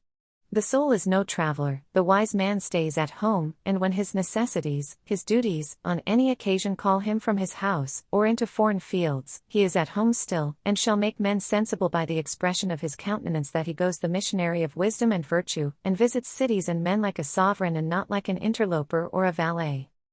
I have no churlish objection, continues Emerson, to the circumnavigation of the globe, for the purposes of art, of study, and benevolence, so that man is first domesticated, or does not go abroad with the hope of finding something greater than he knows. He who travels to be amused, or to get somewhat, which he does not carry, travels away from himself, and grows old even in youth among old things. In Thebes, in Palmyra, his will and mind have become old and dilapidated as they. He carries ruins to ruins. But the rage for traveling is a symptom of a deeper unsoundness affecting the whole intellectual action. We imitate. Our houses are built with foreign taste, our shelves are garnished with foreign ornaments, our opinions, our tastes, our faculties, lean on and follow the past and the distant. The soul created the arts wherever they have flourished. It was in his own mind that the artist sought his model. It was an application of his own thought to the thing to be done and the conditions to be observed. Insist on yourself, never imitate. Your own gift you can present every moment with the cumulative force of a whole life's cultivation, but of the adopted talent of another, you have only an extemporaneous half-possession. We in India do not have to go abroad in search of the past and the distant. We have them here in abundance. If we go to foreign countries, it is in search of the present. That search is necessary, for isolation from it means backwardness and decay. The world of Emerson's time has changed and old barriers are breaking down, life becomes more international. We have to play our part in this coming internationalism, and for this purpose, to travel, meet others, learn from them and understand them. But a real internationalism is not something in the air without roots or anchorage. It has to grow out of national cultures and can only flourish today on a basis of freedom and equality and true internationalism. Nevertheless, Emerson's warning holds today as it did in the past, and our search can only be fruitful in the conditions mentioned by him. Not to go anywhere as interlopers, but only if we are welcomed as equals and as comrades in a common quest. There are countries, notably in the British dominions, which try to humiliate our countrymen. They are not for us. We may, for the present, have to suffer the enforced subjection to an alien yoke and to carry the grievous burdens that this involves, but the day of our liberation cannot be distant. We are citizens of no mean country, and we are proud of the land of our birth, of our people, our culture and traditions. That pride should not be for a romanticized past to which we want to cling, nor should it encourage exclusiveness or a want of appreciation of other ways than ours. It must never allow us to forget our many weaknesses and failings or blunt our longing to be rid of them. We have a long way to go and much leeway to make up before we can take our proper station with others in the van of human civilization and progress. And we have to hurry, for the time at our disposal is limited and the pace of the world grows ever swifter. It was India's way in the past to welcome and absorb other cultures. That is much more necessary today, for we march to the one world of tomorrow where national cultures will be intermingled with the international culture of the human race. We shall therefore seek wisdom and knowledge and friendship and comradeship wherever we can find them, and cooperate with others in common tasks, but we are no suppliants for others' favors and patronage. Thus we shall remain true Indians and Asiatics, and become at the same time good internationalists and world citizens. My generation has been a troubled one in India and the world. We may carry on for a little while longer, but our day will be over and we shall give place to others, and they will live their lives and carry their burdens to the next stage of the journey. How have we played our part in this brief interlude that draws to a close? I do not know. Others of a later age will judge. By what standards do we measure success or failure? That too I do not know. We can make no complaint that life has treated us harshly, for ours has been a willing choice, and perhaps life has not been so bad to us after all. For only they can sense life who stand often on the verge of it, only they whose lives are not governed by the fear of death. In spite of all the mistakes that we may have made, we have saved ourselves from triviality and an inner shame and cowardice. That, for our individual selves, has been some achievement. Man's dearest possession is life, and since it is given to him to live but once, he must so live as not to be seared with the shame of a cowardly and trivial past, so live as not to be tortured for years without purpose, so live that dying he can say, "All my life and my strength were given to the first cause of the world, the liberation of mankind." Footnote, Nikolai Ostrovsky. End of footnote. End of the epilogue to The Discovery of India. Postscript, Allahabad, 29th of December, 1945. During March and April, 1945, the members of the Congress Working Committee, interned in Ahmednagar Fort Prison Camp, were dispersed and sent to their respective provinces. The camp jail was wound up, and presumably reverted to the military authorities. 3 of us, Govind Ballabh Pant, Narendra Dave, and I, left Ahmednagar Fort on March 28 and were brought to Naini Central Prison where we met a number of our old colleagues, among whom was Rafi Ahmed Kidvi. For the first time since our arrest in August 1942, we had an opportunity of having first-hand accounts of some of the occurrences of 1942, for many of those in Naini prison had been arrested some time after us. From Naini we 3 were taken to Nagar Central Prison, near Bareilly. Govind Ballabh Pant was released on account of ill health. Narendra Dave and I lived together in a barrack in this prison for over 2 months. Early in June, we were transferred to the mountain prison of Ulmota, which I had known so intimately 10 years earlier. On June 15, we were both discharged, 1,041 days after our arrest in August 1942. Thus ended my 9th and longest term of imprisonment. Since then 6 months and a half have passed. I came from the long seclusion of prison to crowds, intense activity and continuous traveling. I spent only a night at home and then hurried to Bombay for a meeting of the Congress Working Committee. And then to the Shimla conference convened by the Viceroy. I found it a little difficult to adjust myself to the new and changing environment and could not easily fit in. Though everything was familiar, and it was good to meet old friends and colleagues, I felt somewhat as a stranger and an outsider, and my mind wandered to mountains and snow-covered peaks. As soon as the Shimla business was over I hurried to Kashmir. I did not stay in the valley, but almost immediately started on a trek to the higher regions and passes. For a month I was in Kashmir and then I came back to the crowds and the excitements and boredoms of everyday life. Gradually, some picture of the past 3 years formed itself in my mind. I found, as others did, that what had taken place was far more than we had imagined. These 3 years had been a time of heavy travail for our people, and each person we met bore the mark of it on his face. India had changed, and under the seeming quiet of the surface, there was doubt and questioning, frustration and anger, and a suppressed passion. With our release and the turn events took, a change came over the scene. The smooth surface was ruffled and cracks appeared. Waves of excitement passed across the country. After 3 years of suppression, the people broke through that shell.